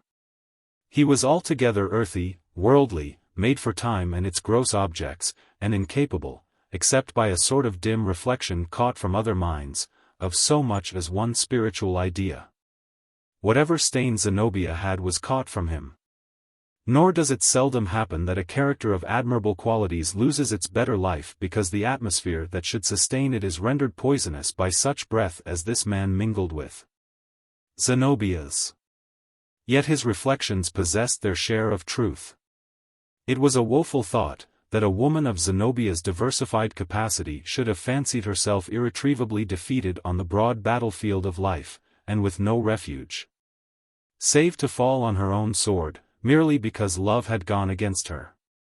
It is nonsense, and a miserable wrong, the result, like so many others, of masculine egotism, that the success or failure of woman's existence should be made to depend wholly on the affections. And on one species of affection, while man has such a multitude of other chances, that this seems but an incident. For its own sake, if it will do no more, the world should throw open all its avenues to the passport of a woman's bleeding heart. As we stood around the grave, I looked often towards Priscilla, dreading to see her wholly overcome with grief. And deeply grieved, in truth, she was. But a character so simply constituted as hers has room only for a single predominant affection. No other feeling can touch the heart's inmost core, nor do it any deadly mischief. Thus, while we see that such a being responds to every breeze with tremulous vibration, and imagine that she must be shattered by the first rude blast, we find her retaining her equilibrium amid shocks that might have overthrown many a sturdier frame. So with Priscilla, her one possible misfortune was Hollingsworth's unkindness, and that was destined never to befall her, never yet, at least, for Priscilla has not died. But Hollingsworth. After all the evil that he did, are we to leave him thus, blessed with the entire devotion of this one true heart, and with wealth at his disposal to execute the long-contemplated project that had led him so far astray? What retribution is there here? My mind being vexed with precisely this query, I made a journey, some years since, for the sole purpose of catching a last glimpse of Hollingsworth, and judging for myself whether he were a happy man or no. I learned that he inhabited a small cottage, that his way of life was exceedingly retired, and that my only chance of encountering him or Priscilla was to meet them in a secluded lane, where, in the latter part of the afternoon, they were accustomed to walk. I did meet them, accordingly. As they approached me, I observed in Hollingsworth's face a depressed and melancholy look, that seemed habitual. The powerfully built man showed a self-distrustful weakness, and a childlike or childish tendency to press close, and closer still, to the side of the slender woman whose arm was within his. In Priscilla's manner there was a protective and watchful quality, as if she felt herself the guardian of her companion. But, likewise, a deep, submissive, unquestioning reverence, and also a veiled happiness in her fair and quiet countenance. Drawing nearer, Priscilla recognized me, and gave me a kind and friendly smile, but with a slight gesture, which I could not help interpreting as an entreaty not to make myself known to Hollingsworth. Nevertheless, an impulse took possession of me, and compelled me to address him. "I have come, Hollingsworth," said I, "to view your grand edifice for the reformation of criminals. Is it finished yet?" "No, nor begun," answered he, without raising his eyes. "A very small one answers all my purposes." Priscilla threw me an upbraiding glance. But I spoke again, with a bitter and revengeful emotion, as if flinging a poisoned arrow at Hollingsworth's heart. "Up to this moment," I inquired, "how many criminals have you reformed?" "Not one," said Hollingsworth, with his eyes still fixed on the ground. "Ever since we parted, I have been busy with a single murderer." Then the tears gushed into my eyes, and I forgave him. For I remembered the wild energy, the passionate shriek, with which Zenobia had spoken those words, "Tell him he has murdered me. Tell him that I'll haunt him." And I knew what murderer he meant, and whose vindictive shadow dogged the side where Priscilla was not. The moral which presents itself to my reflections, as drawn from Hollingsworth's character and errors, is simply this, that, admitting what is called philanthropy, when adopted as a profession, to be often useful by its energetic impulse to society at large, it is perilous to the individual whose ruling passion, in one exclusive channel, it thus becomes. It ruins, or is fearfully apt to ruin, the heart, the rich juices of which God never meant should be pressed violently out and distilled into alcoholic liquor by an unnatural process, but should render life sweet, bland, and gently beneficent, and insensibly influence other hearts and other lives to the same blessed end. I see in Hollingsworth an exemplification of the most awful truth in Bunyan's book of such, "From the very gate of heaven there is a byway to the pit." But, all this while, we have been standing by Zenobia's grave. I have never since beheld it, but make no question that the grass grew all the better, on that little parallelogram of pasture land, for the decay of the beautiful woman who slept beneath. How nature seems to love us! And how readily, nevertheless, without a sigh or a complaint, she converts us to a meaner purpose. When her highest one, that of a conscious intellectual life and sensibility, has been untimely balked. While Zenobia lived, nature was proud of her, and directed all eyes upon that radiant presence, as her fairest handiwork. Zenobia perished. Will not nature shed a tear? Ah, no. She adopts the calamity at once into her system, and is just as well pleased, for aught we can see, with the tuft of ranker vegetation that grew out of Zenobia's heart, as with all the beauty which has bequeathed us no earthly representative except in this crop of weeds. It is because the spirit is inestimable that the lifeless body is so little valued. Chapter 29. Miles Coverdale's Confession. It remains only to say a few words about myself. Not improbably, the reader might be willing to spare me the trouble. For I have made but a poor and dim figure in my own narrative, establishing no separate interest, and suffering my colorless life to take its hue from other lives. But one still retains some little consideration for oneself, so I keep these last 2 or 3 pages for my individual and sole behoof. But what, after all, have I to tell? Nothing, nothing, nothing. I left Blithedale within the week after Zenobia's death, and went back thither no more. The whole soil of our farm, for a long time afterwards, seemed but the sodded earth over her grave. I could not toil there, nor live upon its products. Often, however, in these years that are darkening around me, I remember our beautiful scheme of a noble and unselfish life. And how fair, in that first summer, appeared the prospect that it might endure for generations, and be perfected, as the ages rolled away, into the system of a people and a world. Were my former associates now there, were there only 3 or 4 of those true-heart men still laboring in the sun, I sometimes fancy that I should direct my world-weary footsteps thitherward, and entreat them to receive me, for old friendship's sake. More and more I feel that we had struck upon what ought to be a truth. Posterity may dig it up, and profit by it. The experiment, so far as its original projectors were concerned, proved, long ago, a failure. First lapsing into Fourierism, and dying, as it well deserved, for this infidelity to its own higher spirit. Where once we toiled with our whole hopeful hearts, the town paupers, aged, nerveless, and disconsolate, creep sluggishly afield. Alas, what faith is requisite to bear up against such results of generous effort? My subsequent life has passed, I was going to say happily, but, at all events, tolerably enough.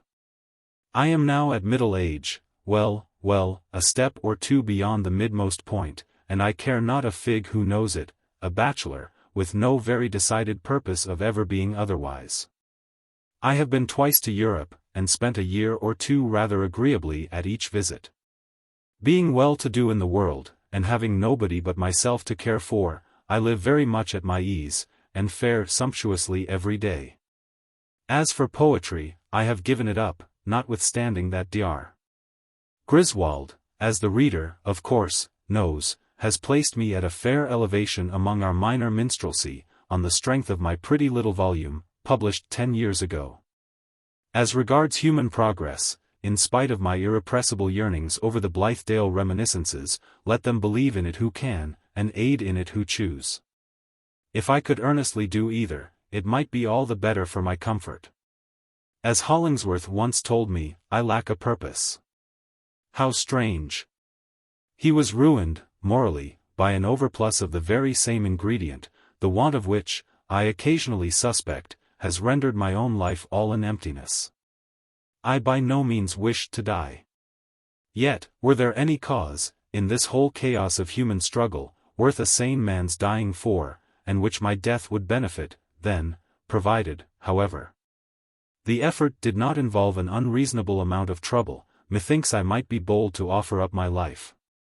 If Kossuth, for example, would pitch the battlefield of Hungarian rights within an easy ride of my abode, and choose a mild, sunny morning, after breakfast, for the conflict, Miles Coverdale would gladly be his man, for one brave rush upon the levelled bayonets. Further than that, I should be loath to pledge myself. I exaggerate my own defects. The reader must not take my own word for it, nor believe me altogether changed from the young man who once hoped strenuously, and struggled not so much amiss. Frostier heads than mine have gained honor in the world, frostier hearts have imbibed new warmth, and been newly happy. Life, however, it must be owned, has come to rather an idle pass with me. Would my friends like to know what brought it thither? There is one secret, I have concealed it all along, and never meant to let the least whisper of it escape, one foolish little secret, which possibly may have had something to do with these inactive years of meridian manhood, with my bachelorship, with the unsatisfied retrospect that I fling back on life, and my listless glance towards the future. Shall I reveal it? It is an absurd thing for a man in his afternoon, a man of the world, moreover, with these 3 white hairs in his brown mustache and that deepening track of a crow's foot on each temple, an absurd thing ever to have happened, and quite the absurdest for an old bachelor like me, to talk about. But it rises to my throat, so let it come. I perceive, moreover, that the confession, brief as it shall be, will throw a gleam of light over my behavior throughout the foregoing incidents, and is, indeed, essential to the full understanding of my story. The reader, therefore, since I have disclosed so much, is entitled to this one word more. As I write it, he will charitably suppose me to blush, and turn away my face. I myself, was in love, with Priscilla.